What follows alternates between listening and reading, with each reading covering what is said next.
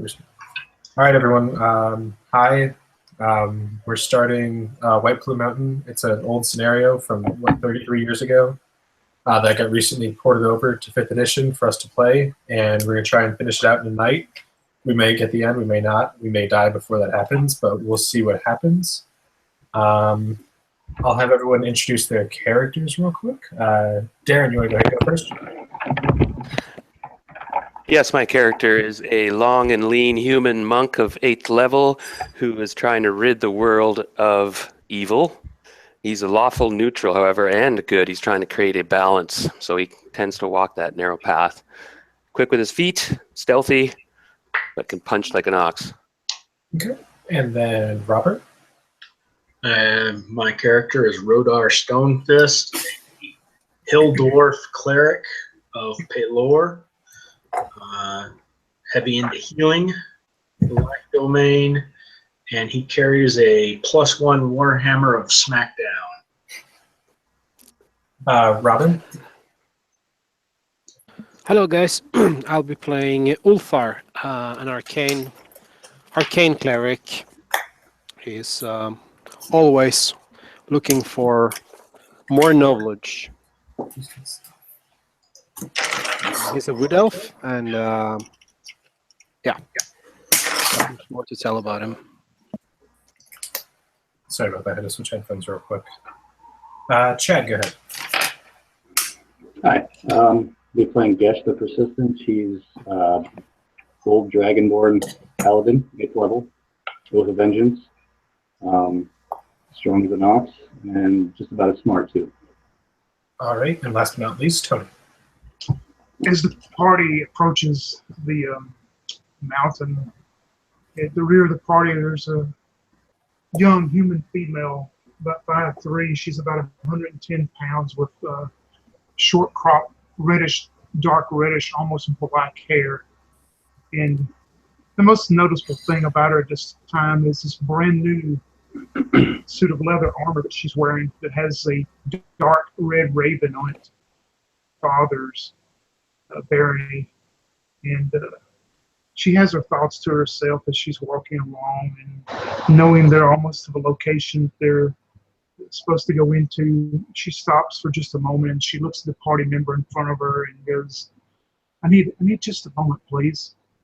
As she kneels down and takes about 10 minutes as she casts her pack of chain, and you'll see this dark reddish black raven come out of the sky and land on top of her leather armor. And I'll be playing Scylla Blackbeak, human female warlock.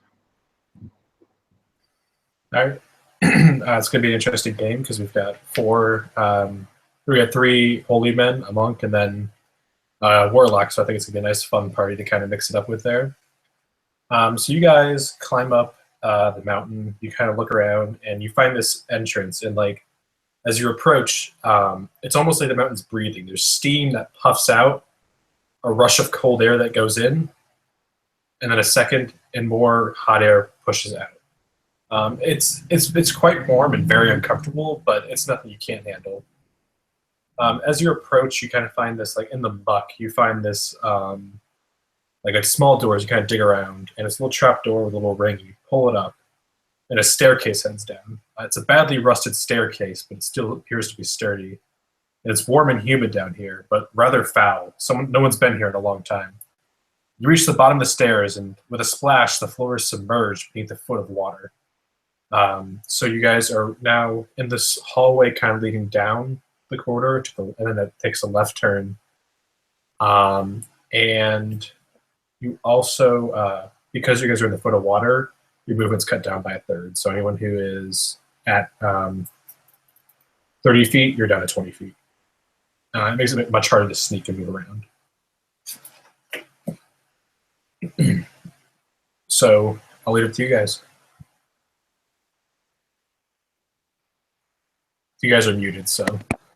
Sorry, I'm just going to have a quick huddle with everybody. When you read that poem or whatever it was he sent, search ye far and search ye near, you'll find no trace of the three, unless you follow instructions clear, for the weapon abode with me, and so on. Have you guys looked for clues in that that poem or whatever? It's Yeah. It seems like we got to dig down in this. It says go down away from the.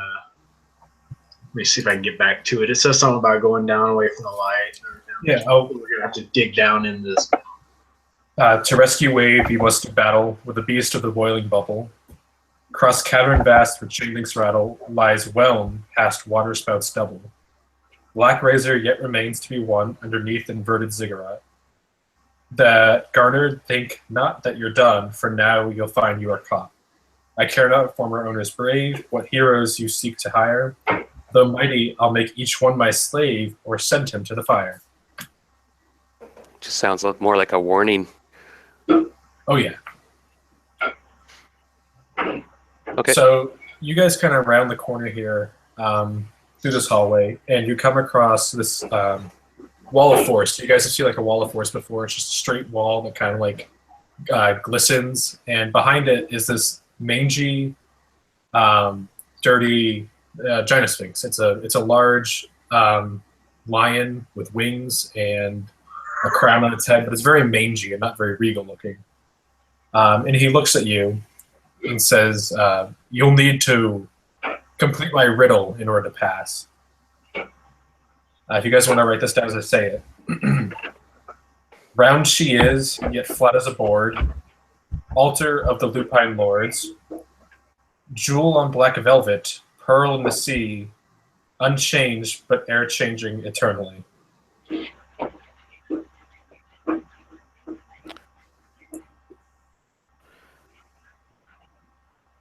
Round she is, yet flat as a board. Altar of the lupine lords.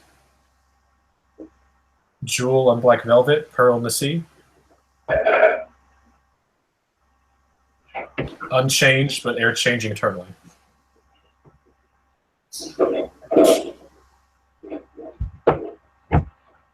And he kind of leads you to it and like just gives you like looks at you like very hopefully. And past it, you can actually see a passageway down to the right, left, and straight ahead, right past the wall.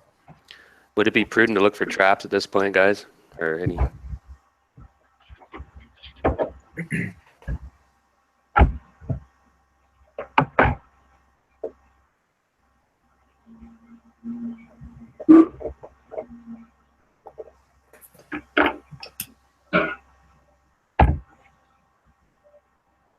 Hey, Chad, I'm getting a lot of bumping around from you. If you can just mute while you're moving stuff.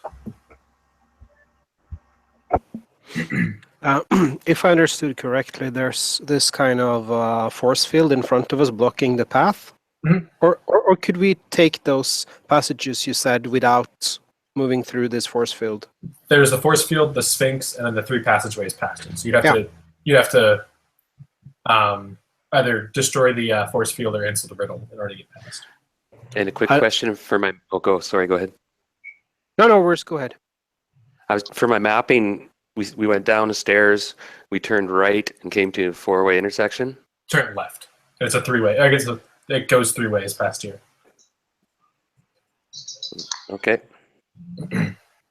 I turn to the rest of the group and I say, any of you have any clues? No, not really. I'm trying to figure this riddle out. Yeah. Let me have a look at that. Round she is, but flat as a board. Altar of the lupine lords. Lupine is a flower, isn't it? I thought it was a wolf. Is it? Yeah, I thought lupine was wolf. Yeah, that's. I think it might be both. I swear I've heard of lupin as being a flower. But you might be right. Lupine is a flower. Lupus is wolf.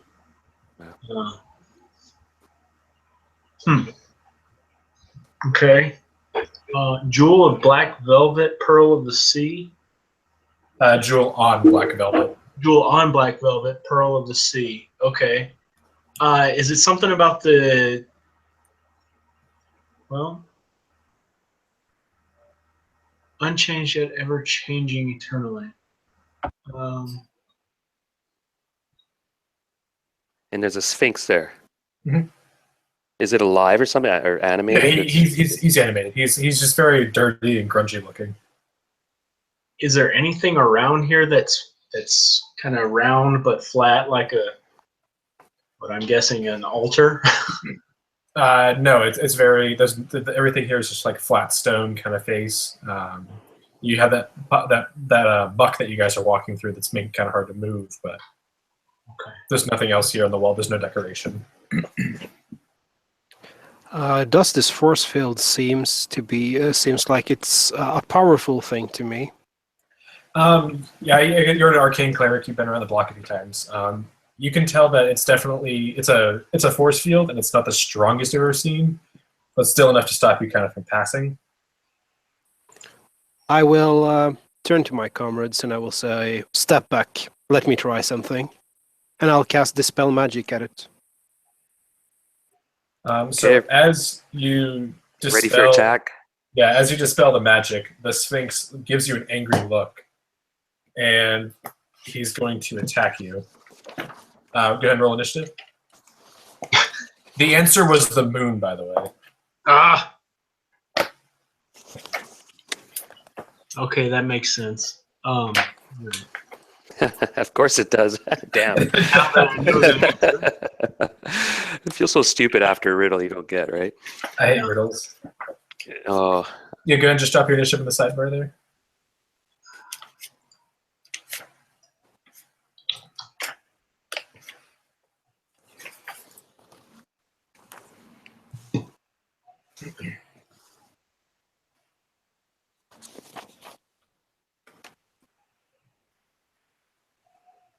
Guys, I made sure so we didn't go the entire evening without combat. I hope you're happy. first one out of the gate. Robin and Darren, you guys were both roll 12. Dex mod 3, but I'm happy with it going first. It would be the most meaningful. And, Sure. Can I attack it? actually, Chad is up first. He got an 18 on initiative. Yeah, And this thing is the slowest thing I've ever seen. cool. Well, I'm going to take a swing on it. 23. Give me 1 second. Yeah, so you kind of trudge through the muck at it, and you swing your longsword into it. Go ahead and roll for damage.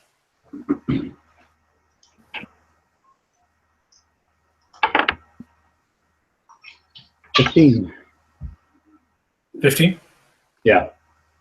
So you kind of thrust into it, and it kind of like rears back as you're stabbing at it, splashing the water around it.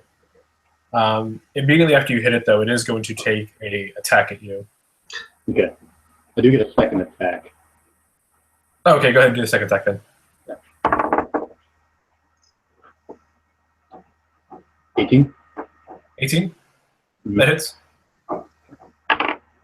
Now it's 10. All right. So as you slash into it more and more, it reaches out with its claw, and it's going to swipe across you. Okay. It is not going to hit, though. Darren, go ahead. Okay, I was thinking about using an ability, but for now I'm just going to go with a flurry of couple strikes with my fists. 22 and a 21. Okay, go ahead and roll damage.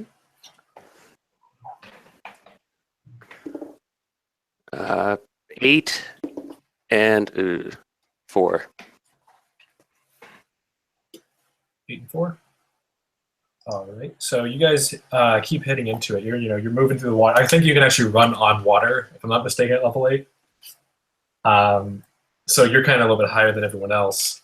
You kind of move forward quickly and you punch at it, but it's also going to attempt to slash you again as you approach it. This time it is going to hit you.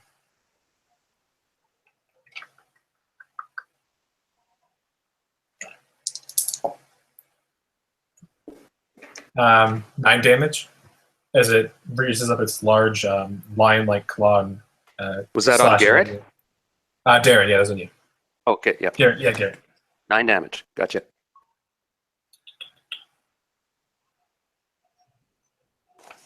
Ouch. First hit for the team, guys. Robin, go ahead.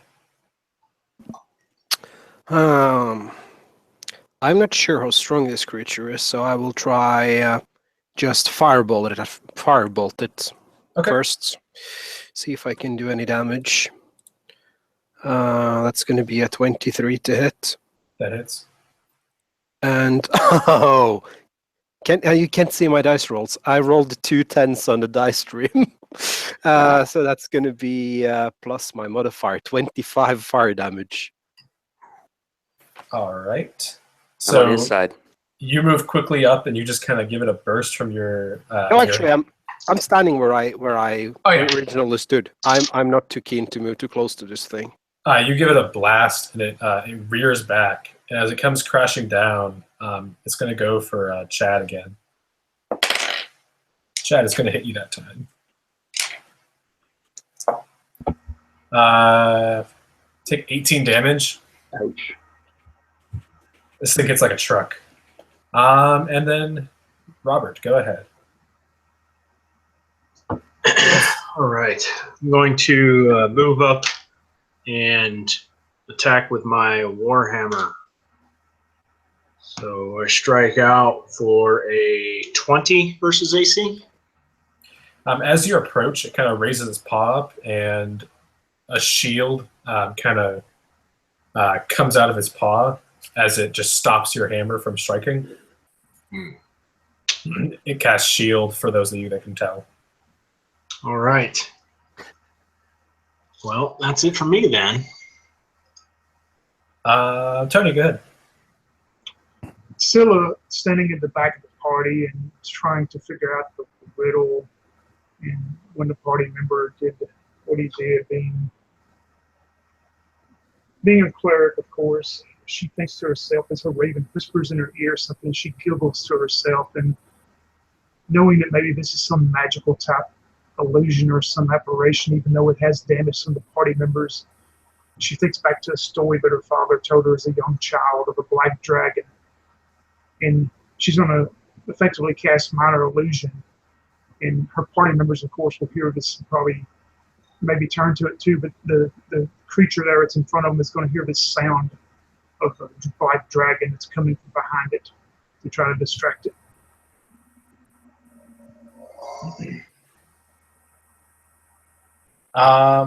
The Sphinx continues looking straight ahead and doesn't bother with the clear illusionary magic to it behind it. Its mind is very collected and like magically collected, and it doesn't fall for tricks like that. Okay, good enough. Nice try. So the Sphinx is going to move forward. It's going to centered on itself. It casts this magical, like, all of a sudden, like, at the point centered on itself, it just starts like spreading this darkness and like this cone around it. And you can hear the flapping of wings as it disappears. And after a little while, the darkness kind of fades, and you look around, and the Sphinx has just disappeared. Anyone have detect invisibility? The magic user would identify as darkness, cast darkness.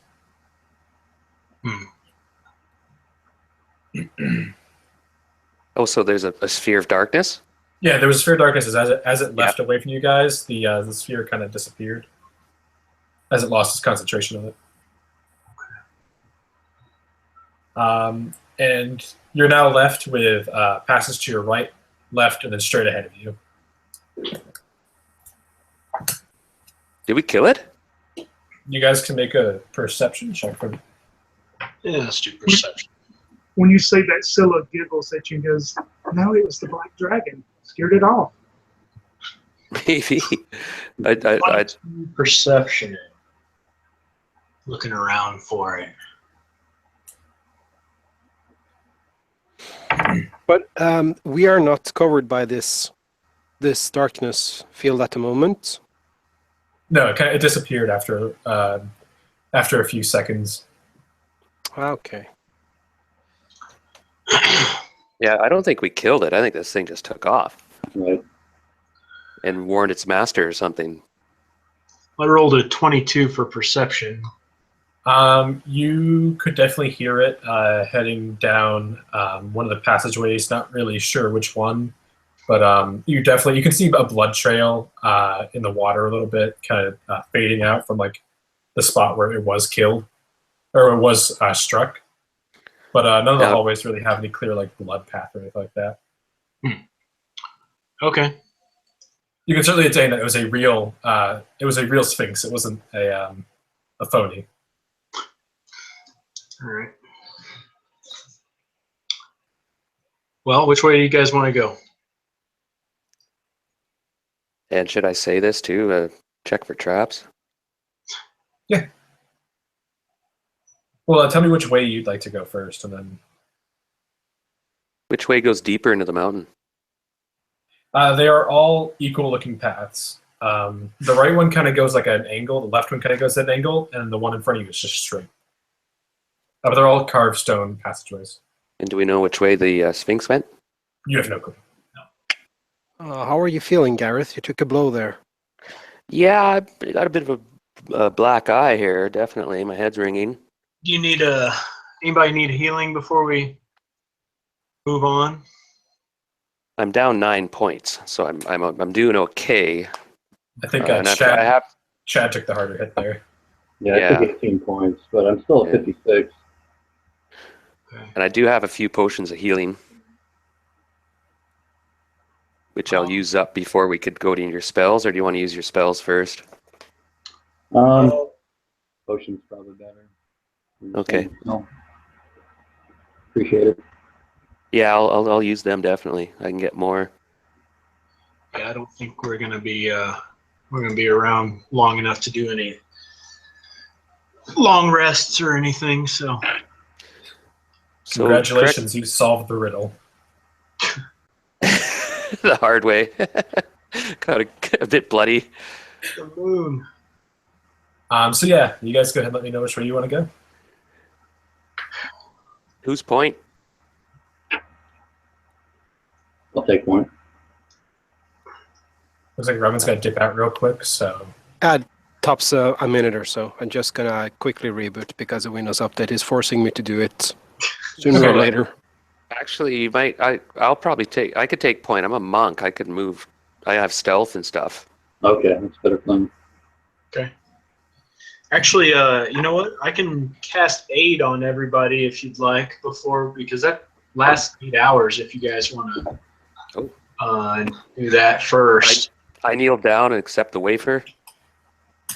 All right. So each target's hit point. Let's see. Well, I can do 3 people. So who are our squishiest? Not it. I think you guys all have a D8 hit die at least. Yeah. Let's see. Tony? How are you? Okay. Do you want let's do Tony, and then who is Garrett, and I guess I'll give Ulthar as well. So that's going to be, we'll say 10 hit points.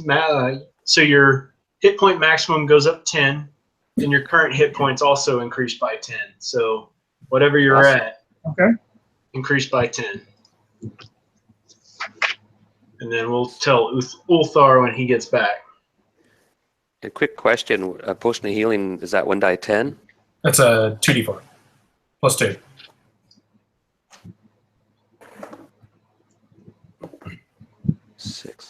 Eight hit points back, so I'm up to 62 hit points again if I have that bonus. Cool. Sweet, thank you so much, sir. Yep. We'll call that. I'll say that was at a level 3.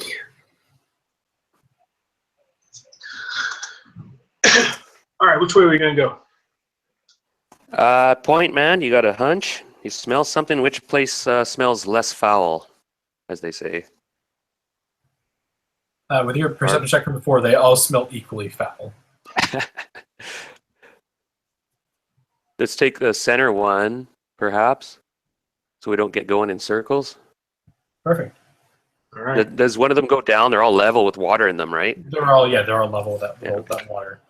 So you head straight forward, and ahead of you is what appears to be like a water-covered room with steps rising out of the muck on the far side. So it's a room, and straight ahead, it's a room with water, and as you walk straight ahead, the steps kind of go up a little bit.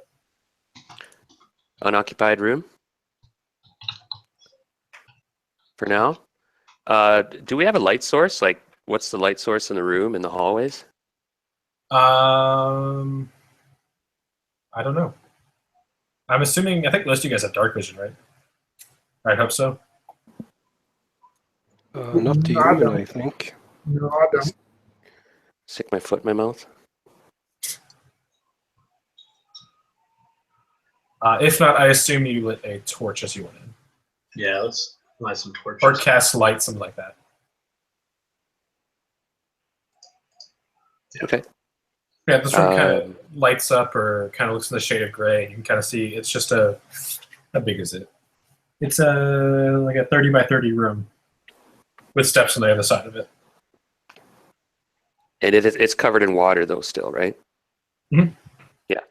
Okay, I'll proceed into it stealthily, and then when I'm searching for traps at appropriate time, and just cautiously move to the room and make my way around the edge of it, not down the center, and like feeling under the water with my feet or hands, like searching for traps. I do think that you can walk on water.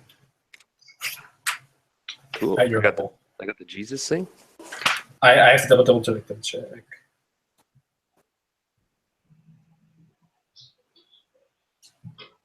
No, it's at 9th level. Whoops.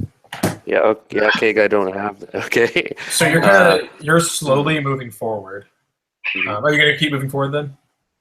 Yeah, and I'll say, watch my back, guys, and you might want to tie a rope to my chest or something. No, I'm just kidding. But I'll go around the side. I'm not going down the middle of the room, and just cautiously. Left or right? Ripples. Left. Left. So as you move around the left side of the room, you kind of maintain this same kind of like your depth. It's all kind of foot deep as you kind of head around the left side there. Okay. From what you see, there's no ripples or anything in the water.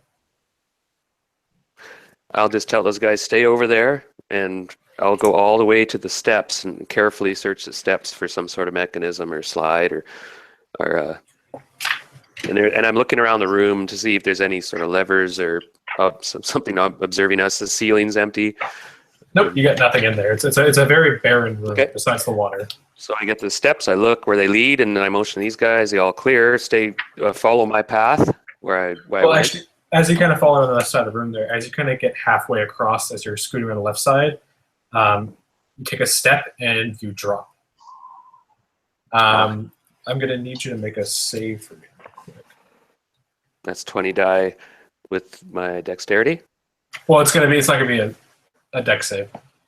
Yeah. The water is so murky that you really couldn't see where you were going. So I rolled a 16 plus 4, so 20. Well, hold on one sec. It's not going to be a...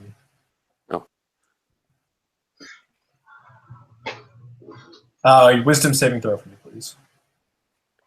Oh, right. Okay. So and then also, who is first next? Who's the next one in line? I'll be the next in line. Okay. Can I make a wisdom saving throw too? Wisdom saving throw. 8. And I got a 12 with my... I was feeling with my foot for a drop. Like if there was just a drop. If it had been clear, you would have seen it. Like I said, the water is it's basically mud. Okay. But as you're kind of stepping out, you kind of catch yourself on the drop there, and in the water you see two eyes that look at you, and you feel yourself kind of just like drawn all of a sudden to it. And same thing with you, Robert. You feel yourself. You see a pair of eyes kind of rise up in front of you, and all of a sudden you're like, "This is comforting."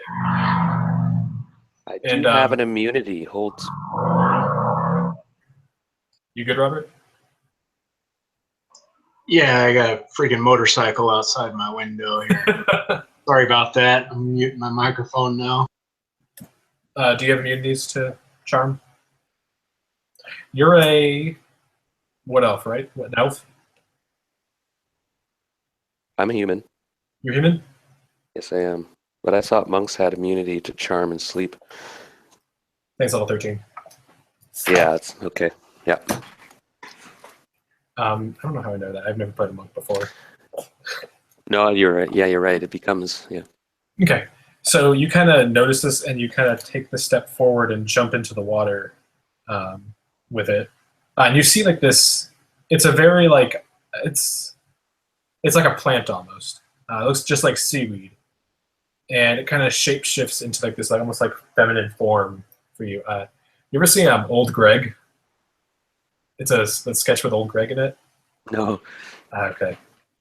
If you look at Old Greg, but it kind of almost looks like that, where it's like this weird. You guys have never seen it? Sea dried or something. Ever drink Bailey's from a shoe before?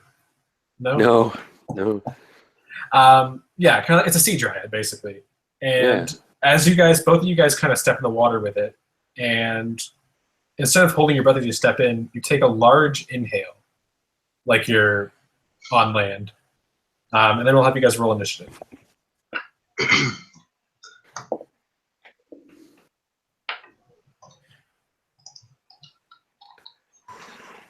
I rolled a natural 1.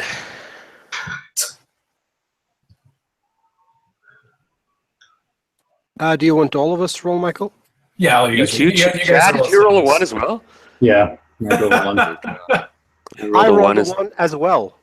You guys are gonna drown before your friends even get to you, because they both rolled. These guys both just got like a 20. I'm coming, sweetheart. Think of that as a cross between like a dryad and a mermaid. So like a siren too. It's called a kelpie. Yeah, that rings a bell. I remember the picture now. It had a rack on her, and it was one of the rare pictures in the original module where it had a full frontal. Oh yeah. Remember that? Yep, I saw that. I'll never forget. You're 12. You're like, woohoo! Holy crap! You guys like, rolled above a 9. Isn't with my 9 bonus, initiative? like, Rodar's not very motivated right now. with my bonus, I'm like a 6, I think. Oh my god, guys! Not pretty. So I'm charmed here. Do I know that this thing is bad for me? Would I actually be attacking it, or is it like? You want to hump it? Yeah. You have to make a save to help get rid of it, or your friends will try to help you. Okay. Shit. Who's next? So I'm gonna try to next. grapple and hump it. Yeah, can you give me a quick overlay? I'm kind of confused on exactly what all we got going on. Understanding this things, does it have one of our party members grappled? Does it just sit in there next to them, or what? Both of your party members have been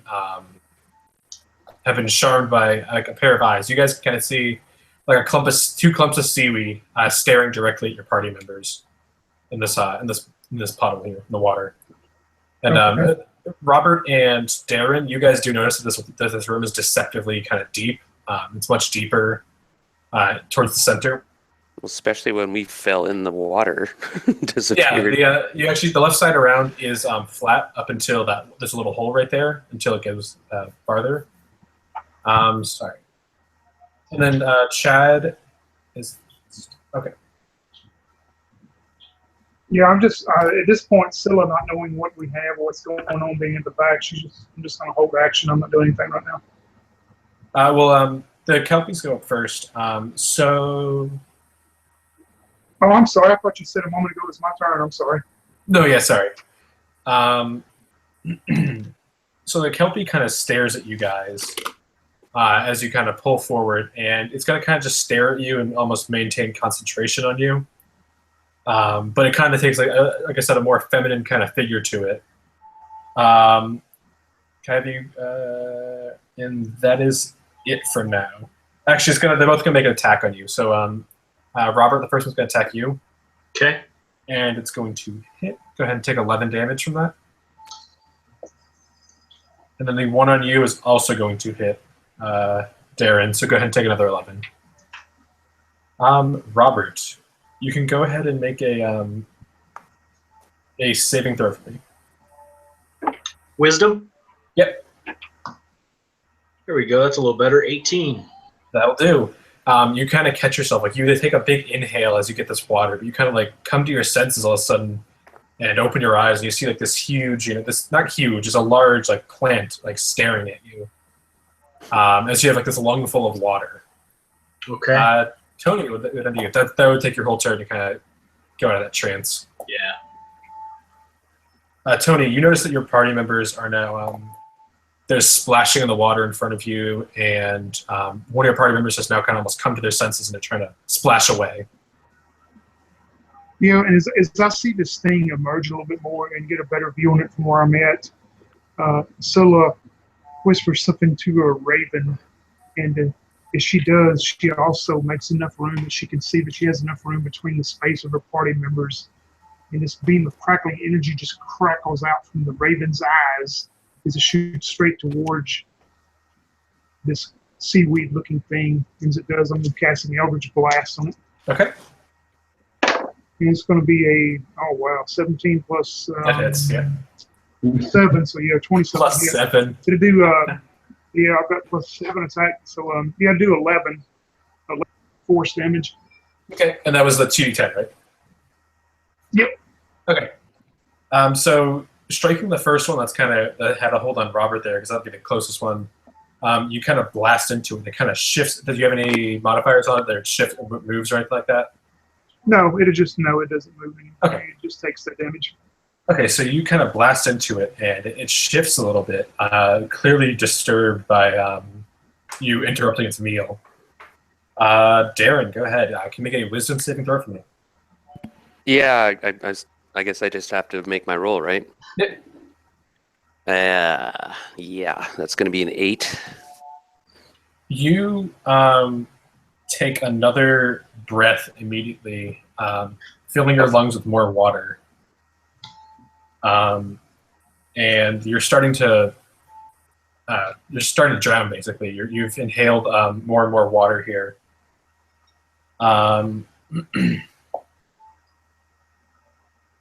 And we'll go down to Robin. Go ahead.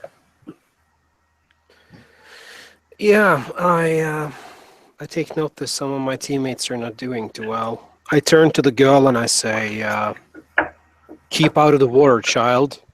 And I move toward the pit, and I'll cast Bless on Gesh, Gareth, and Rodar. As I say, receive the blessings of Mistra. They will aid you. That's 10-10. Now, it's if you accept it, you can add a d4 to attack rolls and saving throws. I was just about to cast that myself on my next turn. Thanks. I'm charmed, so I can't do much of anything, can I? I think because you're technically a willing target, you can still take it. Yeah. So basically, when you roll your next saving throw, you can add the extra d4 to it. Nice. Chad, Slowpoke. Yeah, so You're on. the monk is drowning. I want to go try to pull him out of the water. Okay. Yeah, I was Shit. moving in that direction as well, but I can't do any more actions. I was Well- seriously going to tie a rope to myself, guys. I so wish I did that.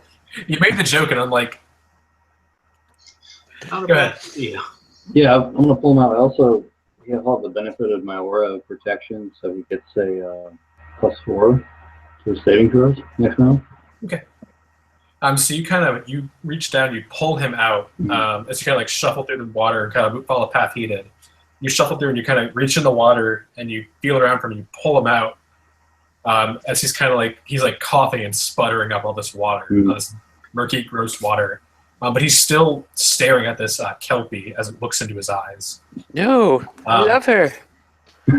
So the Kelpie, clearly very upset that you're taking her meal even further, is going to attack you. Understandable. She's going to hit and go ahead and take 11 damage. Garrett? As she kind of whips at you. No. Gesh. And Gesh, you actually take 2 hits, so it's going to be 22 damage total.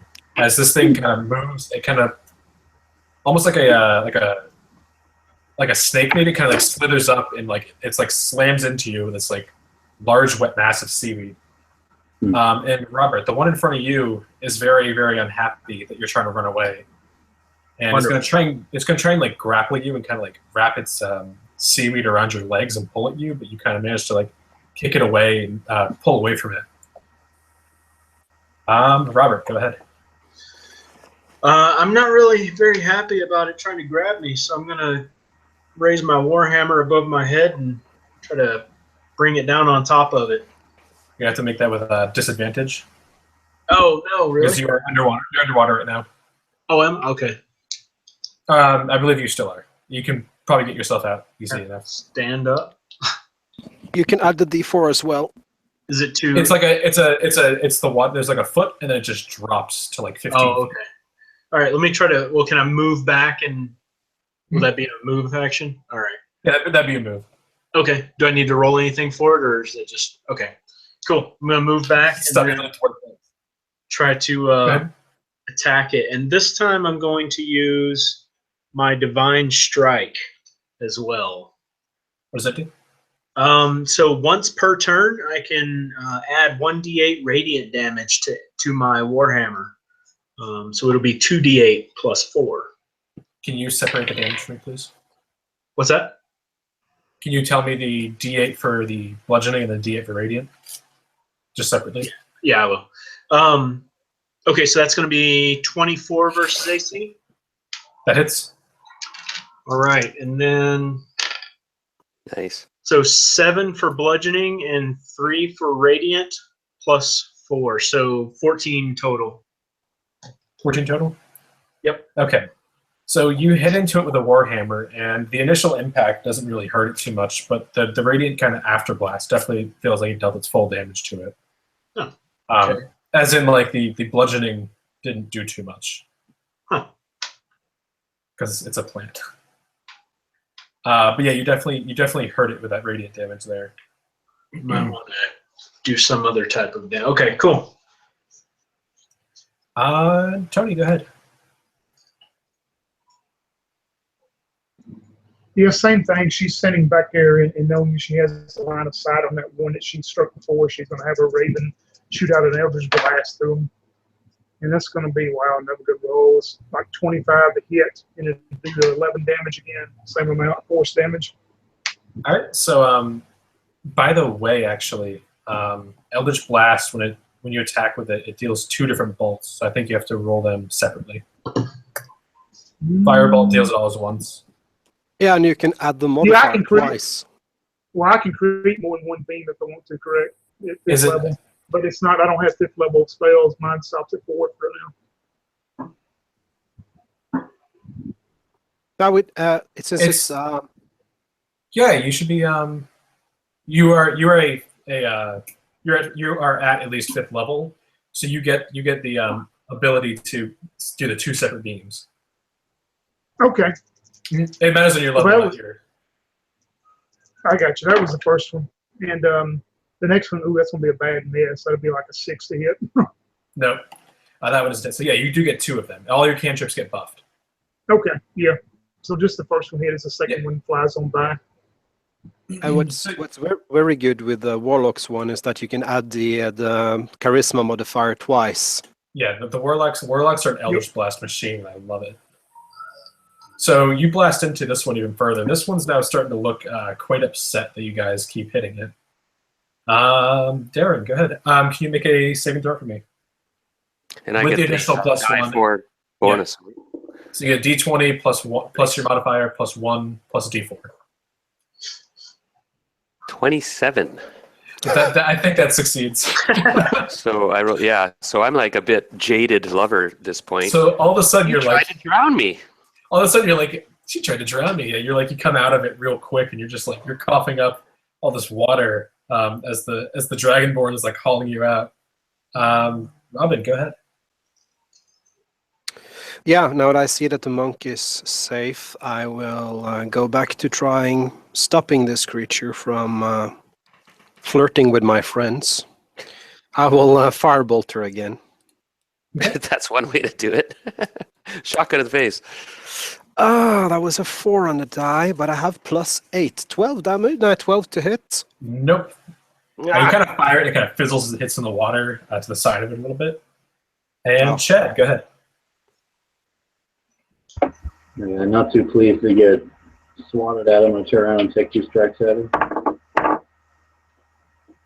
Over 20 and 15. Yep, those both hit. Both hit. Yeah. 17. 17 damage total. Mhm. Sweet. So you slash into this one. This one actually hasn't been touched yet. And you slash into it very heavily. Okay. You kind of knock a chunk out of it. It's the kelp or the seaweed hanging off of it. Really hurting this one. So this one's now quite upset that you've taken its lover away, or its food, a little bit of both. It's going to attack. It's going to try and grab onto him. And again, this one, its seaweed comes up and it kind of wraps around your legs, and you just like you kick it away, kind of lazily. It's getting hurt, so it's not quite as strong. The second one, Robert, is going to go for you. Damn, these things are like rolling consistent, like 17, 18, 19s, and then now they're just rolling 3s. So he reaches up to you again. You kind of like just brush it away again, like stop, please. Robert, go ahead. All right. Well, the divine strike seemed to do some good last time. I'm gonna go for it again. This time, more of a golf swing, uppercut to the chin. Oh man! And I'm gonna swing and a miss. That's gonna be 9 versus AC. Nope. Remember the D4? Oh, you get D4. Oh, I get a D4 as well. So 13 versus AC. Sadly, you were very close. No.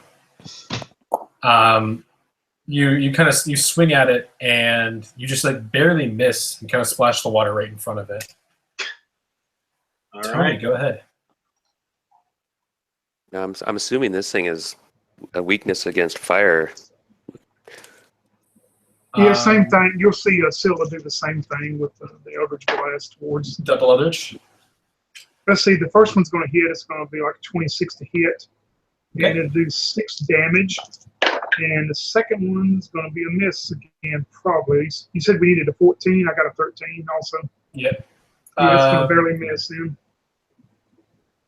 So you blast into this. You blast into it again and again and again. You're just hitting these Eldritch blasts. It's like the water's flying everywhere, and this one's definitely starting to look very, very hurt. Okay. Darren, go ahead.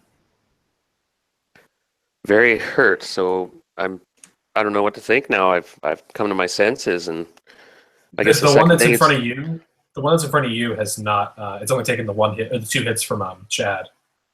The one closer to the entrance has taken more hits. Okay, so second date's out of the question. I'm gonna do my double strike. Yeah. Okay.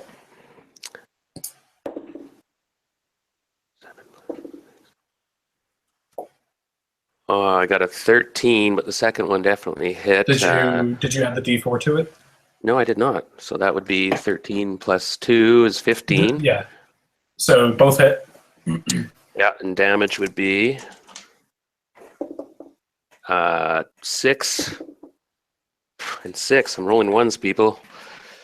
I just imagine like you guys, you're up to the water, just punching at the plants in the water. Die. The kelp tearing out chunks of kelp and. So you're punching the water, and the kelp definitely seems pretty distraught by the fact that its once boyfriend is now punching it.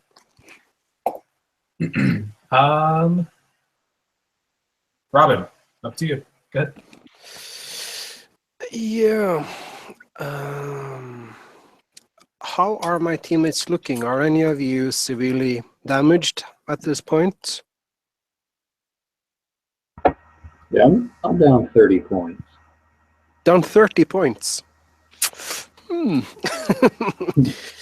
Okay, I will firebolt the creature and I'll cast Mass Healing Word as a bonus action. Okay. Can't cast 2 spells in a turn. Huh? You can't cast 2 spells in a turn.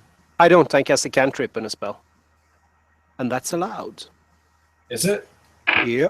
All right. Yeah, I trust you you because can I cast trust a you. cantrip if you do a bonus action spell. You sure can. You're right. I trust you. I haven't For played the D&D in a while. For the D4, I rolled a 1, but it's still going to be 6 HP to everyone. Thank you. Hey. Oh, thank you. And up to 6 creatures, but I don't want to heal the beast we're fighting for some reason. And I rolled a 4 to hit again, so I guess that's going to be a miss with 12 this time as well. Yeah, it kind of. Oh, did you really add the extra D4 to it, or was that a? I can only target up to 3 creatures with a bless. So yeah, you kind of again it fizzles around the side of it there as you bad at cast it. Chad, go multitasking.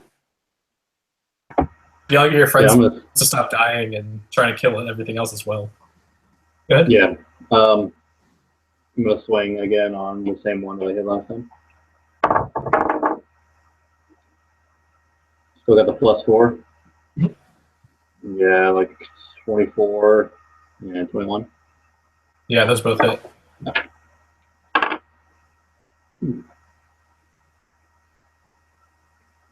24. 24 damage. Mhm. Damn. So you slash this thing further, just like cutting off parts of it, and it's like it's starting to kind of get to the point where it's like strands of it almost left there. So one of them's going to go for Robert again. It's going to go for that grapple because it's really, really upset. And damn, he's really, she's really not able to hit you. And this time, the second one's going to go for you again, Chad. And damn it, they were hitting really hard earlier. Now they just can't. They're trying to grab at you guys to pull you under with them, and they just really can't get you. Robert, go ahead. All right, Gesh, how bad off are you right I got 50 hit points. now? Okay. I'm gonna wait on healing you just for a bit. Yeah, I got some things up my sleeve anyway. Gonna take another swing with my warhammer here. That should do it. 19 versus AC. Yep. All right, and this is going to be a divine strike again. So it'll be 4 radiant, 3 bludgeoning, +4, so 11 damage total. So again, the radiant damage still feels like it's doing much more than the than your actual warhammer. Okay. I trusted you, Robert. I haven't played this in forever, and I just completely forgot if you could or not. Yeah, no But worries. I forgot Mass Healing Word was a bonus action. All right, Tony, go ahead. Yep, same old thing. She's just standing back there giggling to her raven. She shoots 2 beams, and one of them's going to hit, and the other one, that one's going to be a 14 on the dot. So these will both hit. One of them's going to do 9 damage, and one of them will do 7 damage. Hot diggity damn, that was perfect. So you blast this one, and this kelp just shreds away from it, revealing like this like gross kind of human-y kelpy form as it kind of reverts to it, and kind of melts into the water. Darren is gonna kiss that. Darren, no, that wasn't the one you're gonna kiss. Your girlfriend's still alive and looking you dead in the eyes. Go ahead, Darren. It's your turn. Well, if she wants to go toe to toe, I suppose she picked the wrong mofo. That'll be miss. And 10 plus I got a 17, so the second one probably was a hit. 8 points damage. So you punch it in its stupid face, and it still has this dumb grin on you. As this dumb grin is looking at you. Robin. I will try to concentrate a bit this time and maybe hit it. Oh, 16 on the die. That's a 24 to hit. Solid, you hit. Double force, so it's a total of 13 damage. Fire. So you fire this firebolt at the at this kelpie, and it kind of fizzles with the water around it. And the kelpie is completely soaked in water as well. So it doesn't feel like you did the full damage that you could have on this. Oh. Wonder if it's wind or something that it's got to have a weakness. Chad. Yeah, I guess I'll get the one that's still standing then. That's a 22. Yeah, so you lifted your sword, and you just saw the thing directly in half in the water. I'll take it. Yeah, you left it with 2. So you guys consistently used bludgeoning and fire damage on it, and it was resistant to both of those. From non-magical and magical sources. I didn't get it from the first attack, but then again, I rolled maximum damage, so maybe I didn't see it took less damage. Yeah. Max damage is kind of harder to see, but yeah, that's why I was like watching Chad over here chop this thing in half, and everyone else is like trying to hit with hammers and fists.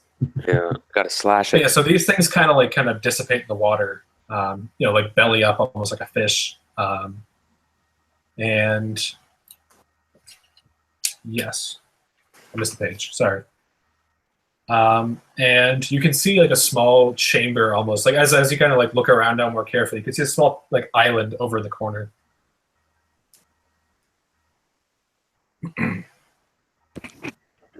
An island in the corner? Yeah, like it's not an island, like a little like a ledge in the corner. Let's head to that. Yeah. So should we tie a rope to my waist? Oh, you definitely have to swim over to it. Should we tie a rope to my waist? I'll swim over there. Might be a good idea. Okay, tie me up. Somebody who's strong can haul my ass out of here if I get... So you kind of tie a rope around his waist. You guys kind of all hold this. He digs over there. As you come over there, you open up this chest that you find is a small little like coffer, and inside of it you find 600 gold pieces. This elaborate like necklace, like laden with gold, jewels, everything, and then a suit of chainmail with a faint like aura to it. Looks like it's perfect size for any single member of the party, possibly. And a necklace. Yeah, the necklace. The necklace. I'll let you hand it. I'll let you look at it when you get back. Sure, haul me back, boys. So you pull it back over. Robert, you recognize immediately that the jewelry is worth about 2,000, judging by the jewels and the gold inlaid in it. Nice. Just because you're a Hildorf. goods. Hildorf can tell. Yeah. It's an expensive bit of jewelry out there. And then the set of chainmail has like this faint, almost glow kind of aura to it. Someone have a lore check or something? Yeah, can we figure out if I'm guessing Arcana? this is magical with a I got a 23 on Arcana. Anybody got better? It definitely might protect you better if you wear it than a regular set of chainmail. Who needs it? I can't wear armor. I'll throw it on if nobody else wants it. Or did you want it, Gash? No, I already got split now. Okay, I'll do it. So if you guys take a short rest, you can definitely tell what it does. It's a set of +1 chainmail. Cool. So it'll be 17. And then you guys all kind of maneuver your way through to the other side of the lake here. This just deceptively deep room is really what it is. And ahead of you, you can see a door straight in front of you, and then to your right is this large spinning cylinder.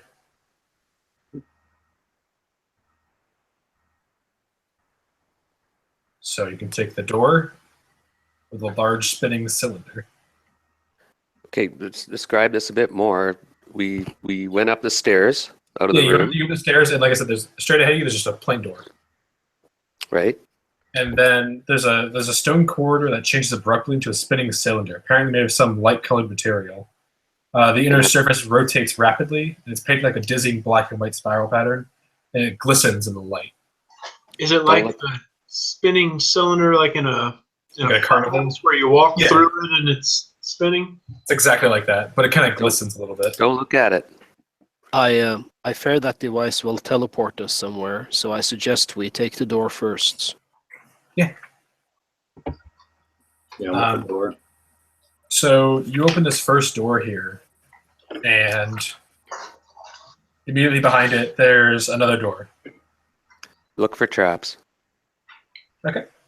You guys can look for a trap before you open that first door. I know. That's why it's like he opened the door. I was like, "Whoa!" I stepped back. There's an old module. There's an old D&D module. Look out, guys. I thoroughly look for traps. I smell a trap here. 2 doors. Perception or investigation? Well, who's our thief, rogue, or whatever? No one. Am I? You looking at him? I have 18 in passive perception though.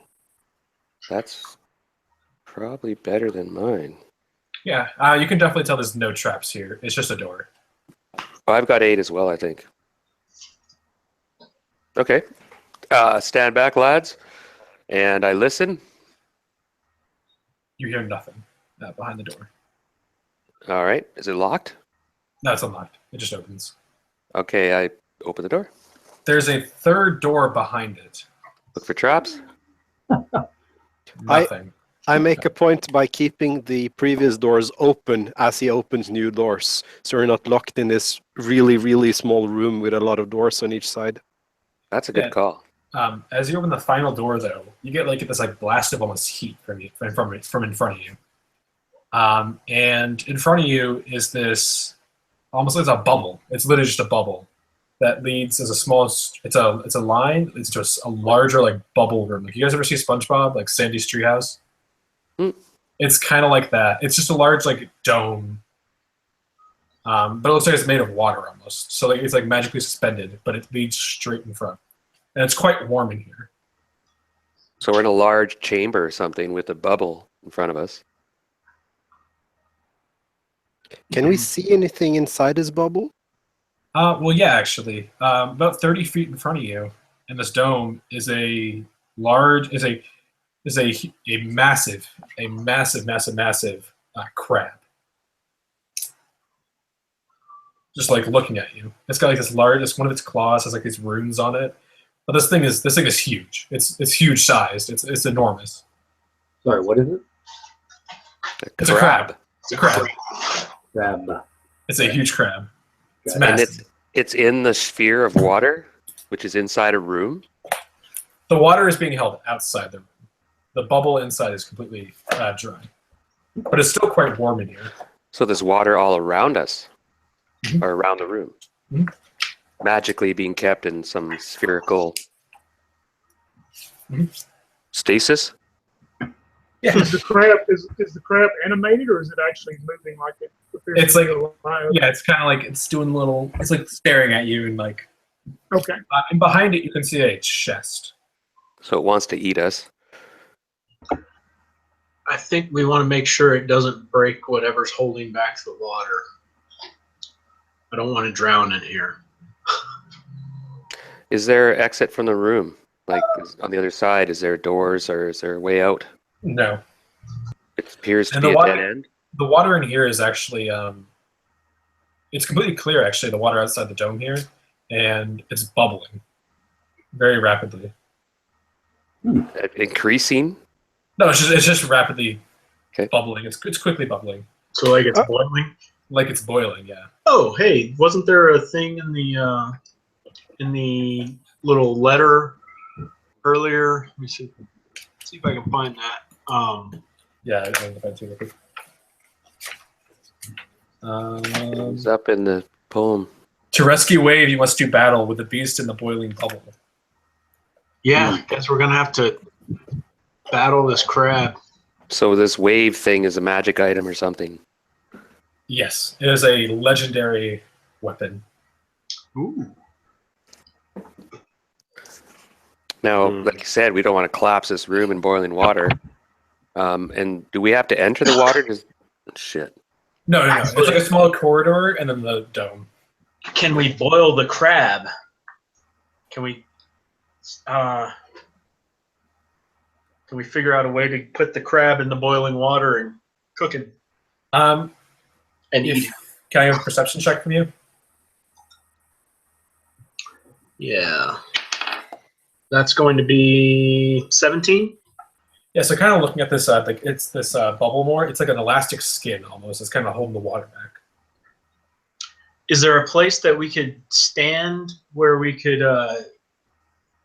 kind of get ourselves out of the way if we were to break that skin of whatever's holding back the water? You definitely couldn't tell, but it's almost like a balloon. So if you try and pop one spot, it may deflate the whole thing around you. What do you Did you guys say there was a chest in here? There's a chest right past the crab. Well, if you guys tie a rope to me, I could go over there and see if there's a clue in the chest. I fear that the crab would be stronger than all of us together if he grabs you. Ouch. This thing is enormous. I'm talking like it is like 20 feet tall. If we can boil him, then we will eat for days. You would eat for days if you boiled this crab in here right now. I thought he was in the boiling water for a minute, but It's the bubble kind of protecting him.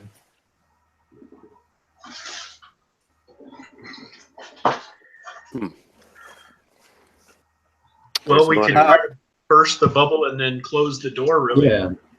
Is the crab bigger than a 10-foot radius?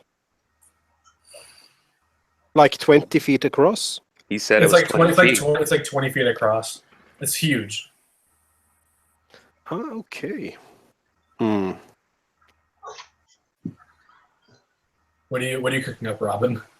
I'm cooking up my magic circle, and I could create a kind of a cage for it. Ooh. This is one of my favorite encounters in here. It's just this giant boiling bubble. You don't have any teleporting stuff where you could teleport the crab somewhere else, like into the hot water. Level 5, you get arcane banishment, don't you? Yeah, but that's for small creatures. But I have banishment as well. If you could clarify for me. So we open up the third door. There's a large room.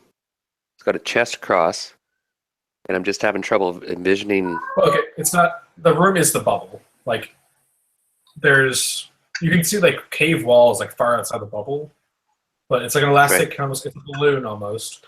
It's a balloon that's been blown up, about 30 feet around, and there's boiling water all outside of it.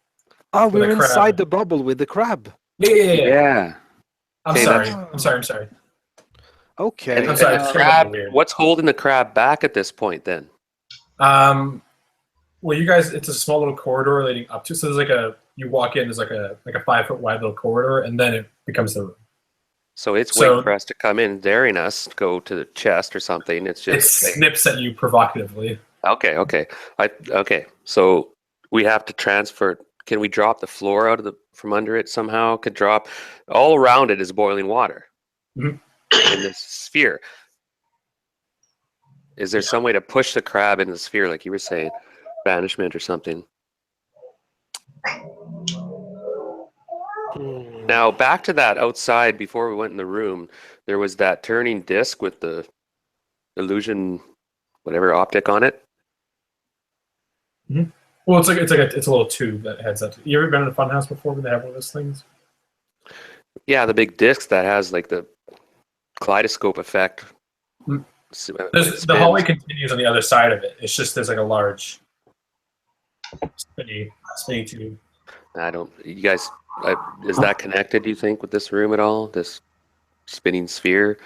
Should we go down the other hallway and see if there's a clue? Because right now, unless we have a means, this crab's going to snip us in two. Unless Well- you just want to take it on, we can run in there and fight it. Well, okay, so this is pretty much the only thing in there is that chest with the weapon that we want to grab. So who's our fastest guy? Go run in. We'll try to distract the crab while you grab the weapon, and then start running back out. If we can get out and then shoot, like, say, a crossbow bolt at the skin, which will then compromise the bubble and let all the hot water flood in. That way we get out of this room, kill the crab, and we don't come back. Does that sound Yeah.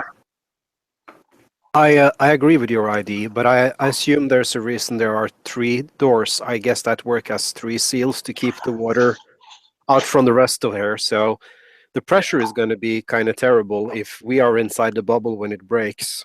So I think that's our first priority, to try to avoid that from happening. Yeah. I could try the magic circle to kind of encapsulate it in a sort of a cylinder. It can't escape for an hour, actually, if I manage. Or I could try to banish it, but not sure how successful I will be with any of those. That banish spell we might need later. Yeah. And I'm just trying to picture the room and stuff, and I'm trying to picture this thing, and it's got low intelligence, but I don't know if that's going to help us. Can we charm it? Nobody. Where's a druid when we need one?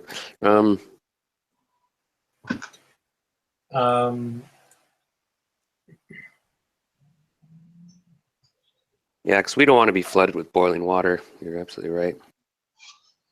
I guess no fun. You don't want to be boiled alive. No. Mind you, imagine how much crab that would feed people. Holy. Oh, it could feed the whole village.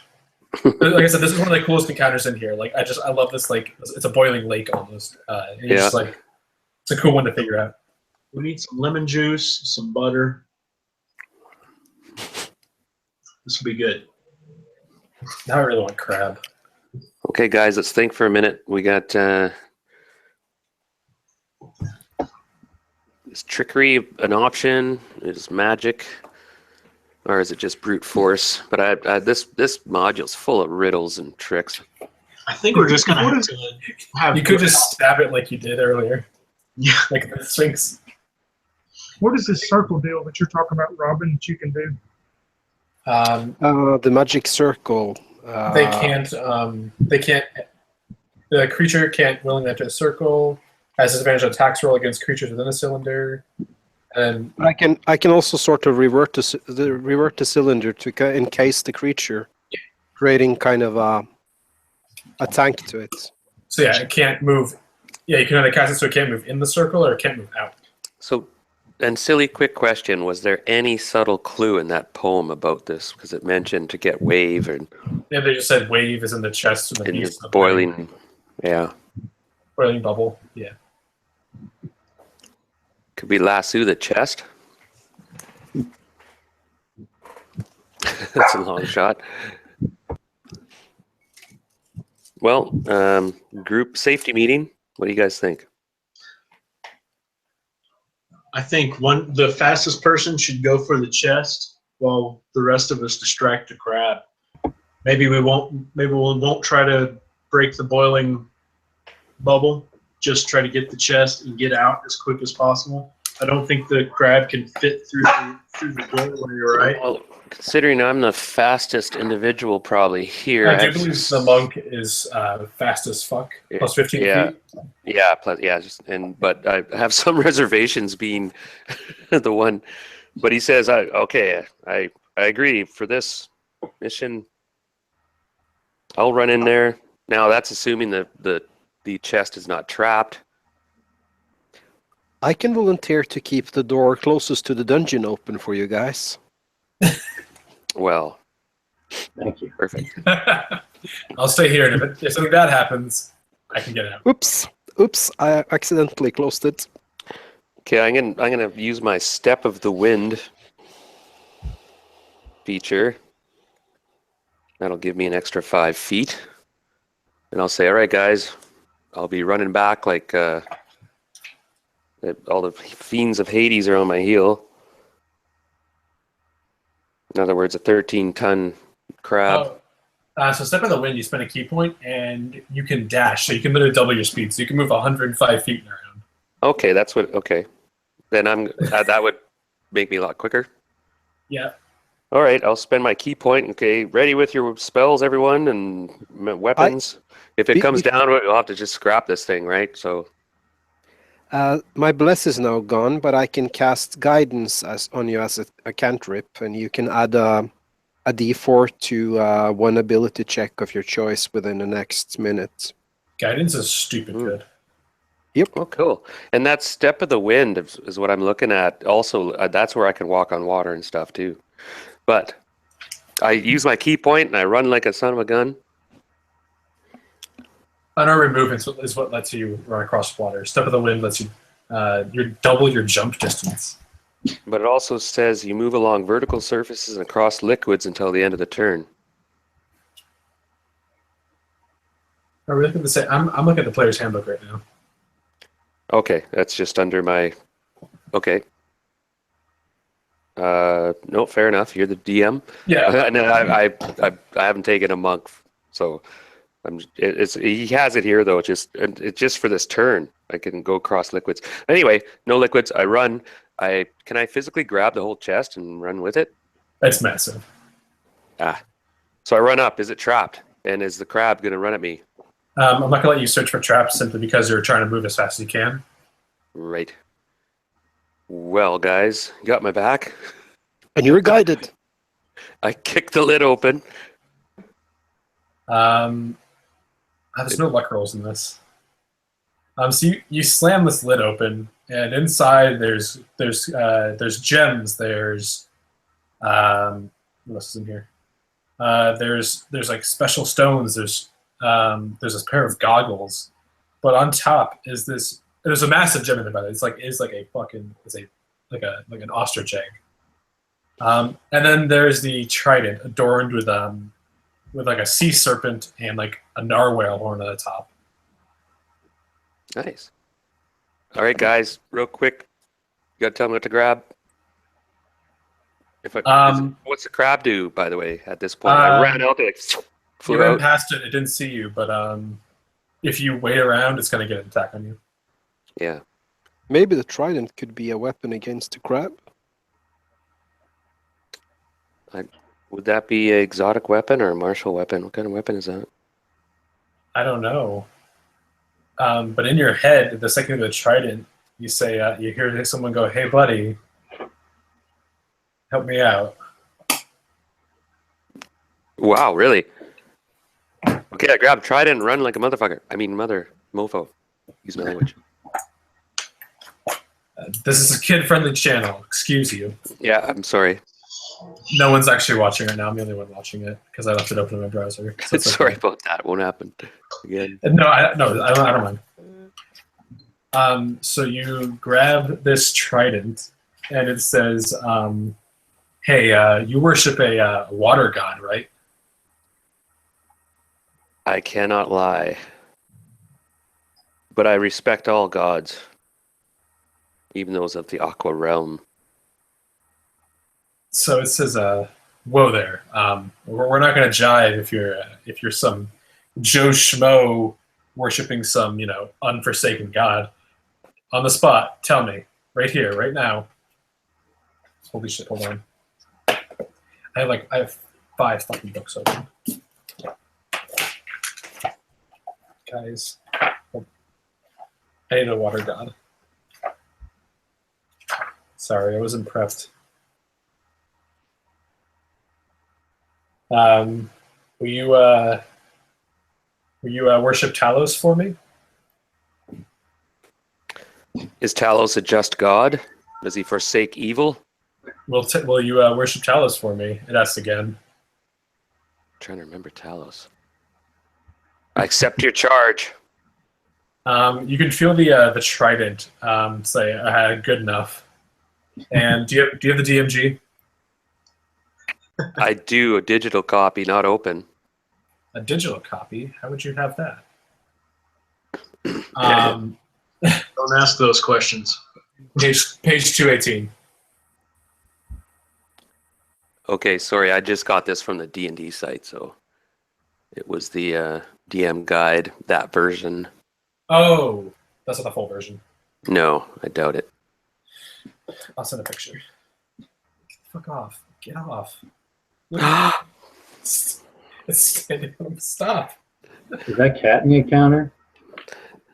Jesus. It scratches Roll a it. hole in the bubble. We're all drowning now in boiling water. Yeah, nice shot, Roll guys. resistance versus brown eye. All right.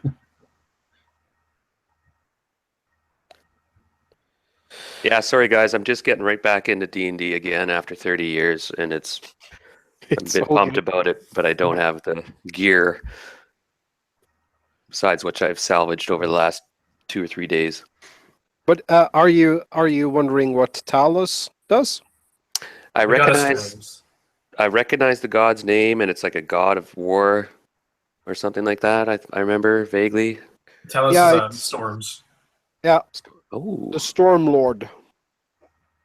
I can link you a page interesting. I sent it in the group chat there.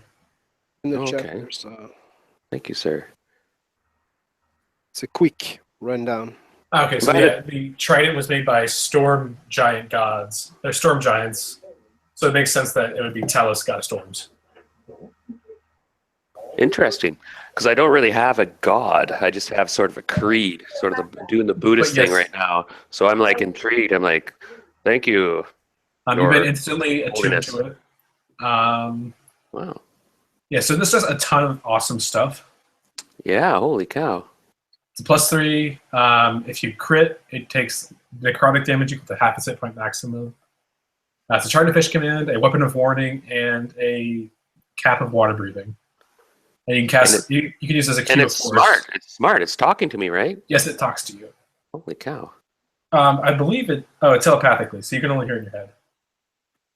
Yeah, sure. Everyone's gonna be looking at me now. Guys, this thing is talking to me. But as your allies, are you distracting this crab properly? I'm actually just standing there with a gaping mouth, waiting for any terrible thing to happen, with trying to come up with a good spell to save our friend if it happens. I'm yelling at it. Can I get can I get an intimidation roll from you then? Oh shit. Okay. This friggin' thing's smarter than me. How about a 3 on the intimidation? Anyone else helping out? Yeah, I am. Ooh. Yeah, 22. Intimidation. Yeah, are you guys in the room distracting it, or are you just staying at the doorway? I'm in the doorway. Doorway. Doorway. And I'm like opening and closing my hands, kind of like crab claws. And just, I'm not trying to intimidate it. I'm more making fun of it. Now, hold on. Has it advanced on me? Can I wave the trident sort of like in a commanding gesture? I'm now your god. The crab turns around to you. Shit. And Run! Am I still hasted? Like still in speed mode? Yes, but you stopped to open the chest up and dig around in it, Right. which is where you're getting that hit. The key point thing kind of doubles your move for the round you're in. Yes, it will have disadvantage on this hit because you're fucking blindingly quick. So it's going to try and attack you Roger. with disadvantage.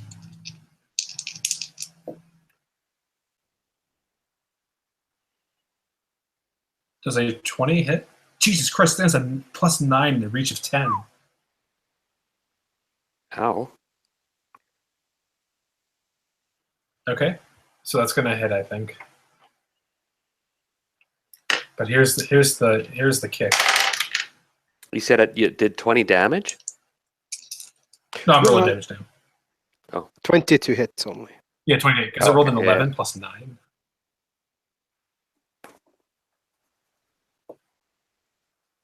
You are going to take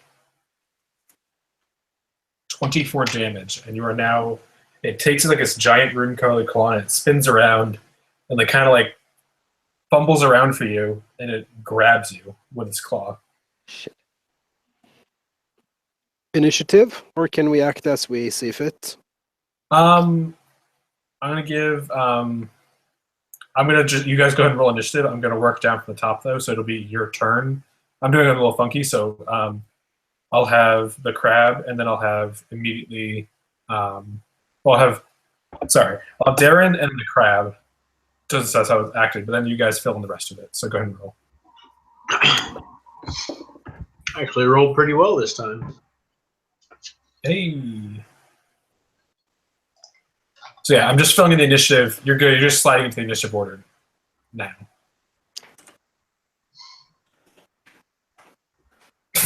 Arg. No, Darren, you're first in the initiative. You're good. Oh, okay. You're at the very top of the order because you move quickly. Okay, just give me a second. So I'm actually grabbed by one of its pincers. It's enormous claws. Yeah, and I have wave in my hand, which is telling me you're the man. It's like, Jesus Christ, what are you doing, man? But yeah, if you look up the effects real quick, just let me know if you need something. I believe the weapon of warning glows when an enemy is nearby. It So this thing vibrates. it's glowing right now, very, very brightly. Yeah, and I didn't get any actual benefits. That description just tells me what it wants to do, and I didn't get a bonus on it. I can use exotic weapons and such, so I'm assuming I can use a trident, and I actually get my proficiency bonus against that. So what's the plus on that thing? I think Plus there's a 3. list of what counts as monk weapons in the book. Yeah, short sword. I mean, it can kind of depend on like what you guys have. I'm going to say a trident isn't a monk weapon simply because it's It a says trident. long. Yeah, but I am a special monk. I got this. I'm a special class. Is this thing Ooh, considered long? Wait, what is it? What class is it? Give me a second. I just saw this.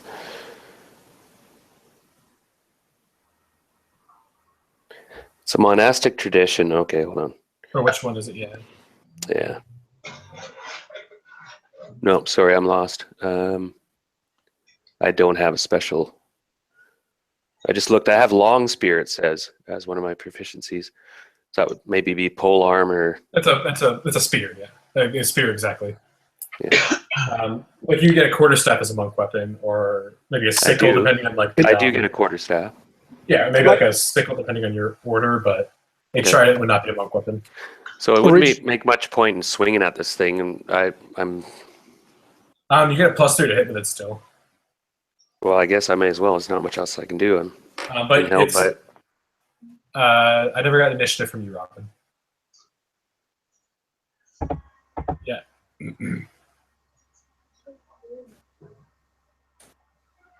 From me?